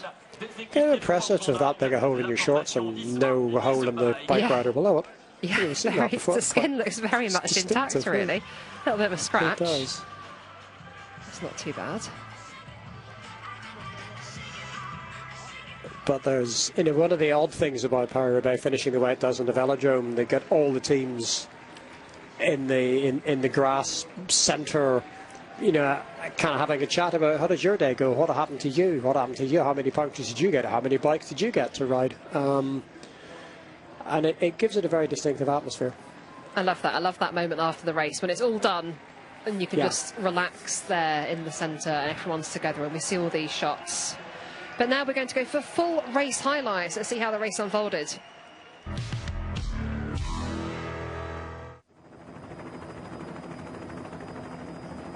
Getting ready for the start at, we left for neutralised start 10:30 this morning, and we're of course expecting lots of attacks from the official start.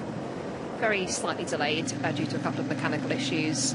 All the usual suspects up there attacking all the smaller teams as we'd expect. But as we know, if you can get into the break at Paris-Roubaix, you can potentially sneak yourself a top 10 result overall.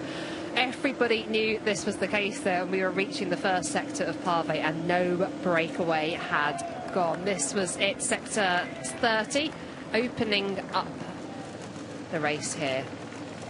We have just moved forward up to a few more of the sectors here. Each sector being ranked out of 5 stars. There are 3 5-star sectors in the race. So we began with 2 3-star sectors, then a 4-star sector straight away. And as we found ourselves inside 140k to go, peloton did split into 2 parts at some point. But this was the moment at 120k to go when the world road race champion Tadej Pogačar himself had his first puncture and a change onto a neutral service bike. So that was crucial there. He wasn't on the bike of his team. We're just seeing some shots there of him now making the change from the Shimano neutral service bike onto his spare bike, which is of course what he would have been after. Far happy about that there. His team dropping back to make sure he gets himself back to the front of the race. Gap here was over 30 seconds, sort of between 30 and 40 seconds. And Pogačar himself having to do a lot of work, not quite at that speed we just saw there, getting himself back to the front of the race. Meanwhile, Alpecin on the front with Mathieu van der Poel really putting the pressure down.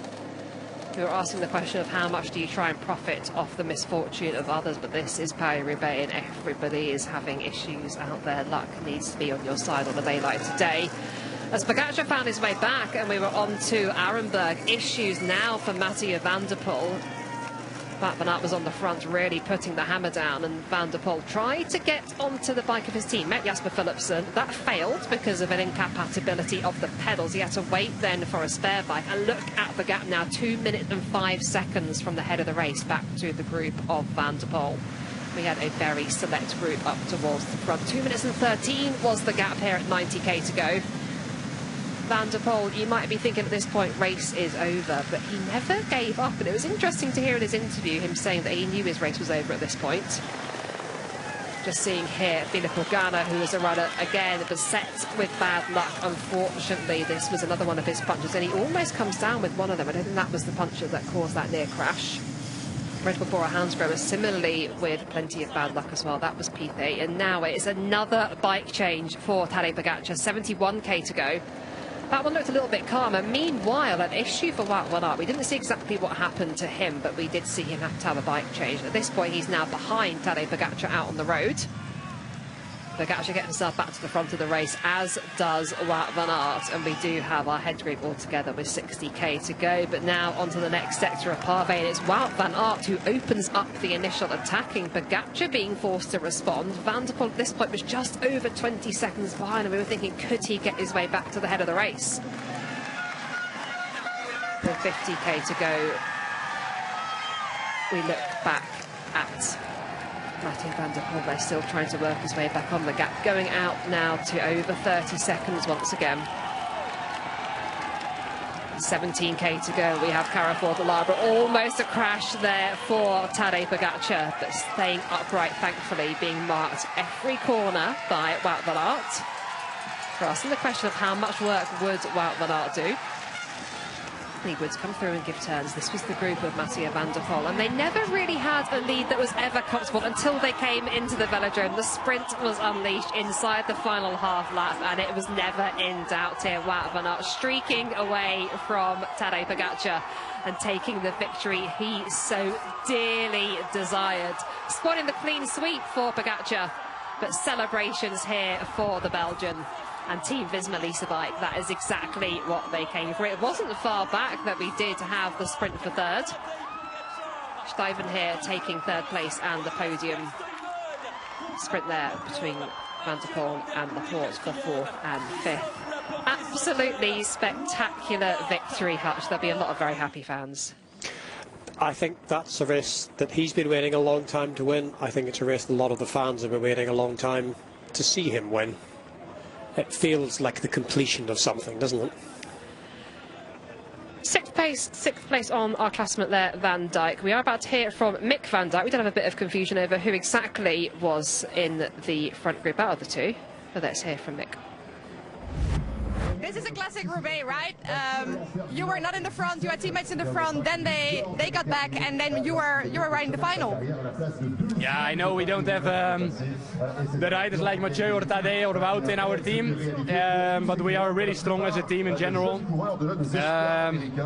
For me personal, I had quite some bad luck in the beginning, so I had to chase, but my teammates were all in the front. And I think, yeah, we can rely on each other always, and at some point Mathieu came back. I had some good luck that Mathieu, first Tadej and then Mathieu had a flat tire, and I could, yeah, how do you say, take advantage of that because they had to pull. And then we, it was a typical Roubaix race. We closed the gaps, and then in the end we ride for the third place. I attacked full, but they didn't let me go, of course, and I gave everything in the sprint, and then, yeah, sixth. Did you hear there was some confusion if you were Tim or Mick in the race? I'm sorry, we are twins, and probably our team struggles also a little bit. So with knowing who is who.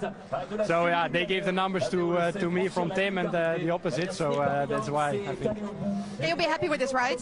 Yes, I gave everything I had in me, and if then it's a sixth place, I'm happy and proud of myself. It could also be third, but it's sixth, so I'm proud of myself.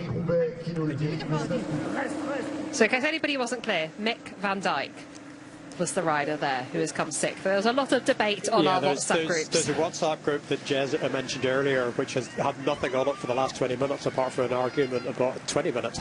Hour there's been an argument about which one it was, because Mick's girlfriend was watching the race with one of our colleagues and said, "That's not Tim, that's Mick." And we, as a commentary group, as one said, but he's got number 96 on. And we find the answer to that mystery. The team gave them the wrong numbers. I've never heard of that before. I've never heard of that before. I mean, I love how we all didn't trust the girlfriend, and we were like, no, we're going off the start sheet, and So, rider number 96 is Tim, and that's what we've got to go off, and that's what we do as commentators, so we're going to do that. Yeah. But some very happy people on the WhatsApp group that were happy that they were right. Last week, Jez put me in charge of telling the difference between them, and I haven't done a good job, have I? We'll let you off. It's a tricky one. We will let you off. I have heard... Oh, sorry, go on. Yeah, I was going to say, I once interviewed the wrong Yates at the top of Alpe d'Huez. Slightly awkward. I interviewed Simon and thought I was talking to Adam the whole way through. A tricky mistake to make. Yeah. Were they on the same team at the time, or were they on different teams? Yes, yes, they were. I'm not quite that dumb. I'll let you off then. We are now going to have another interview. I believe it is Stefan Bischiger. Yes, it is, coming up in a few seconds now. Let's hear what he has to say for after that epic ride today. Stefan Bischiger, what a race. Talk us through that, the last 100Ks, how was it? Yeah, it was super hard. Like expected with this win, it's really aggressive race. Boy, it was full gas from after Arenberg. I think everybody was on the limit, and it was just about surviving. We saw that at one moment you only had 20 seconds up to Pogacar and Van Aert. Talk us about the collaboration in the group behind.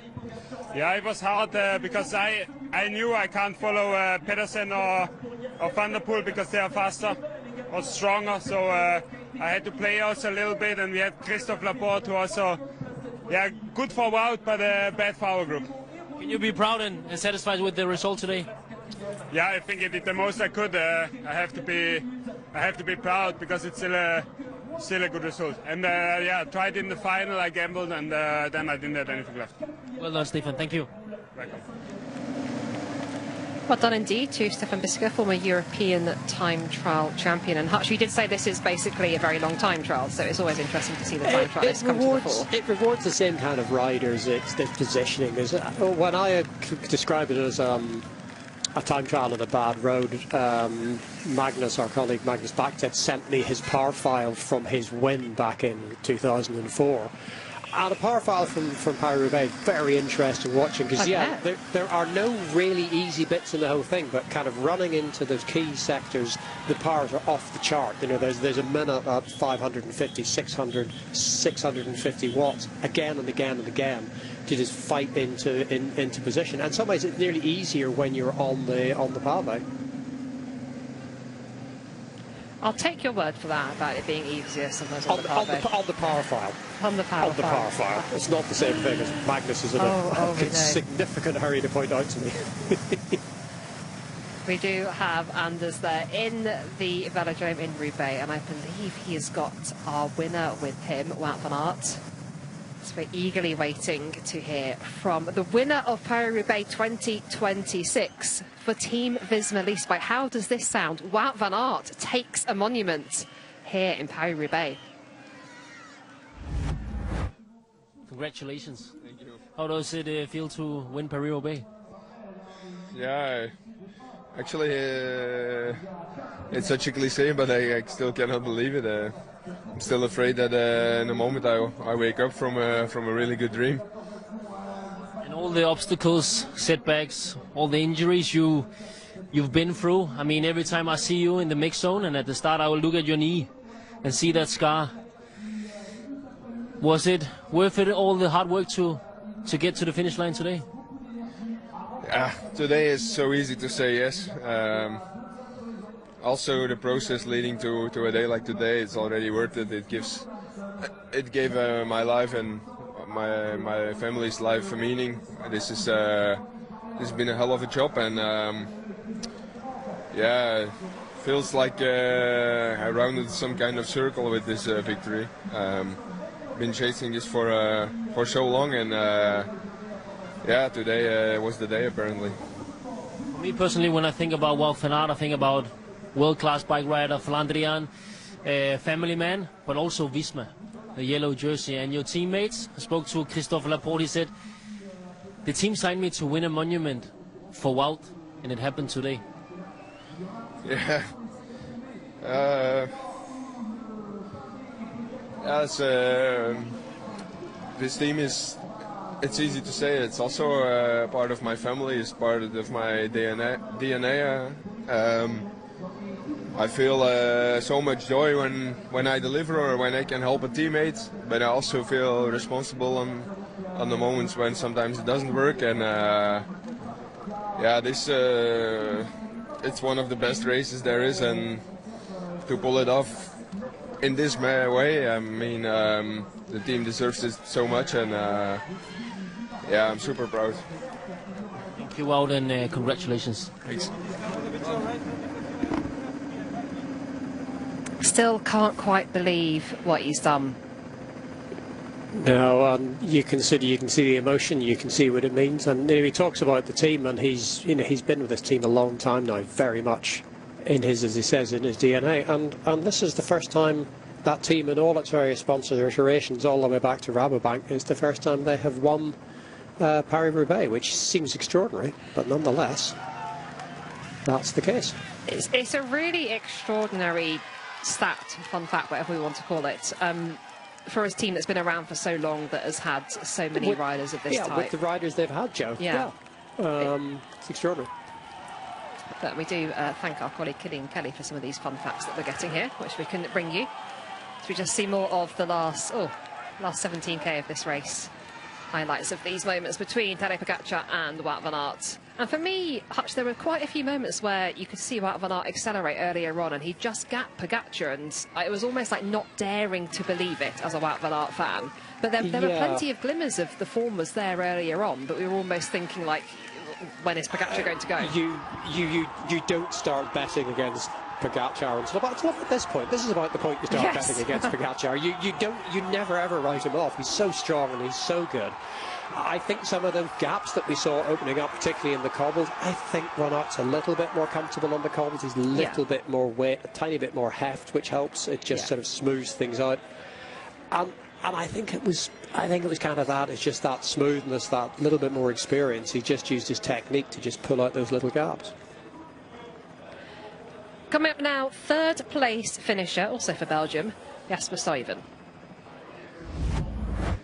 Jasper, congratulations. Of course you have already won the monument, but can you tell us a bit how this podium feels?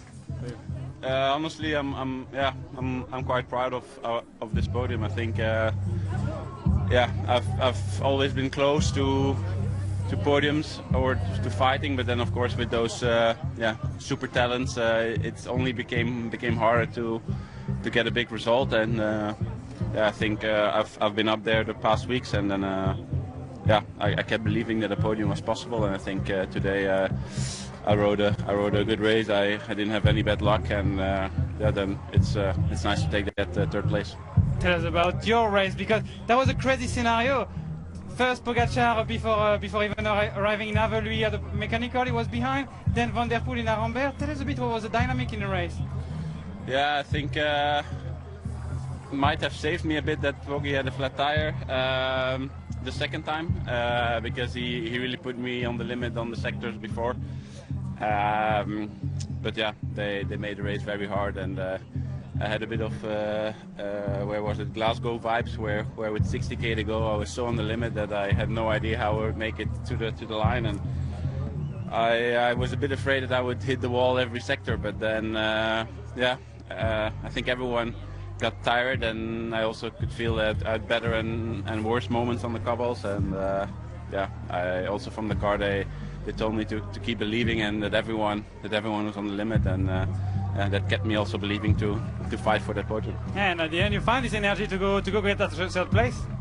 Yeah, the moment you accelerate and you go back in the saddle, you almost regret, because then the pain is coming in the legs. But of course I wanted to keep pushing to not let that podium slip away again. Well done, thank you very much. As our colleague Brian Smith was saying in Paris-Roubaix, you never ever give up. Third place there for Stuyven. Sprint behind there for fourth and fifth between Mathieu van der Poel and Christophe Laporte. Just have to check who got that out of the two there. Van der Poel. L'hymne national de la Belgique.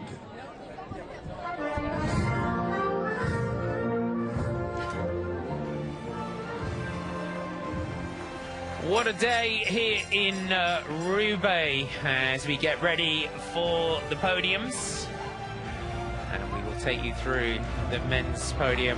What a race we had earlier on today, and a huge moment as well. It was another day of absolute drama that we had out on the cobblestones. Chase early on from Tadej Pogačar to get back in, then Mathieu van der Poel in the Forest of Arenberg. His chase, day-long chase, but it did come down to a battle between Wout van Aert and Tadej Pogačar coming into the velodrome together. Troisième édition de Paris-Roubaix Hauts-de-France, à la place de troisième, en représentant la Belgique, Jasper Stuyven. Jasper Stuyven of Soudal Quick-Step, third place for him today. That is a great performance from Jasper, managing to get away, coming in just a couple of seconds ahead of a group with Mathieu van der Poel leading in, Christophe Lacour, Nick van Dijk, Mads Pedersen, and Stefan Viska. Niels Pollitt and Mike Turnison was our top 10.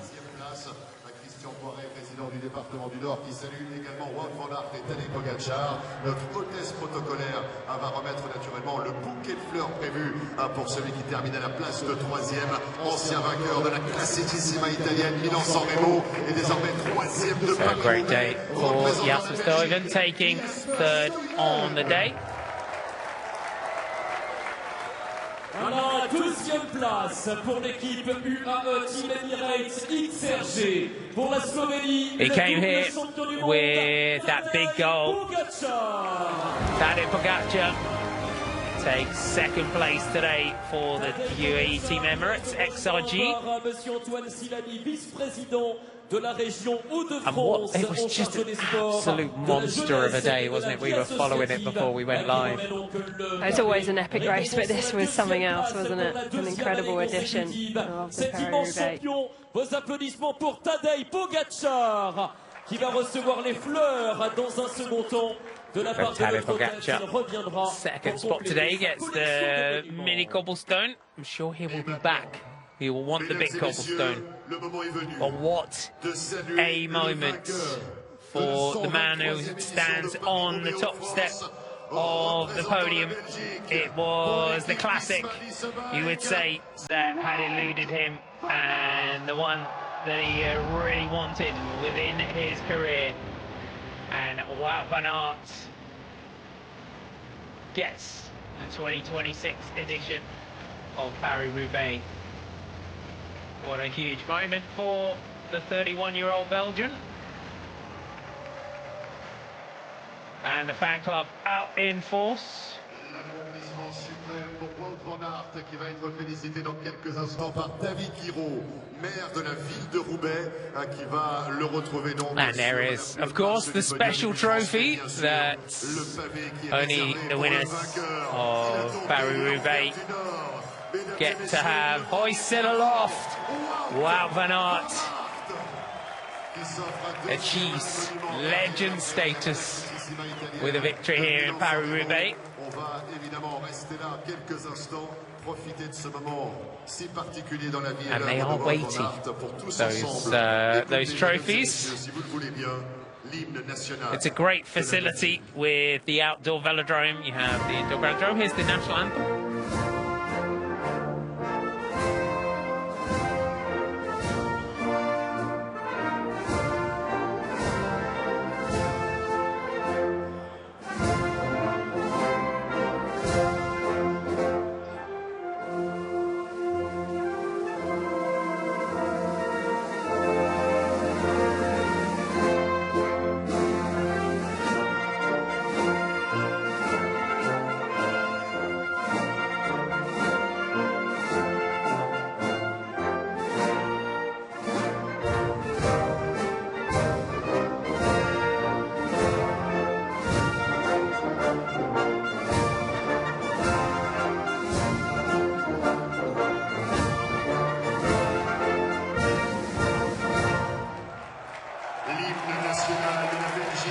National anthem of Belgium rings out around the Roubaix Velodrome for Wout van Aert.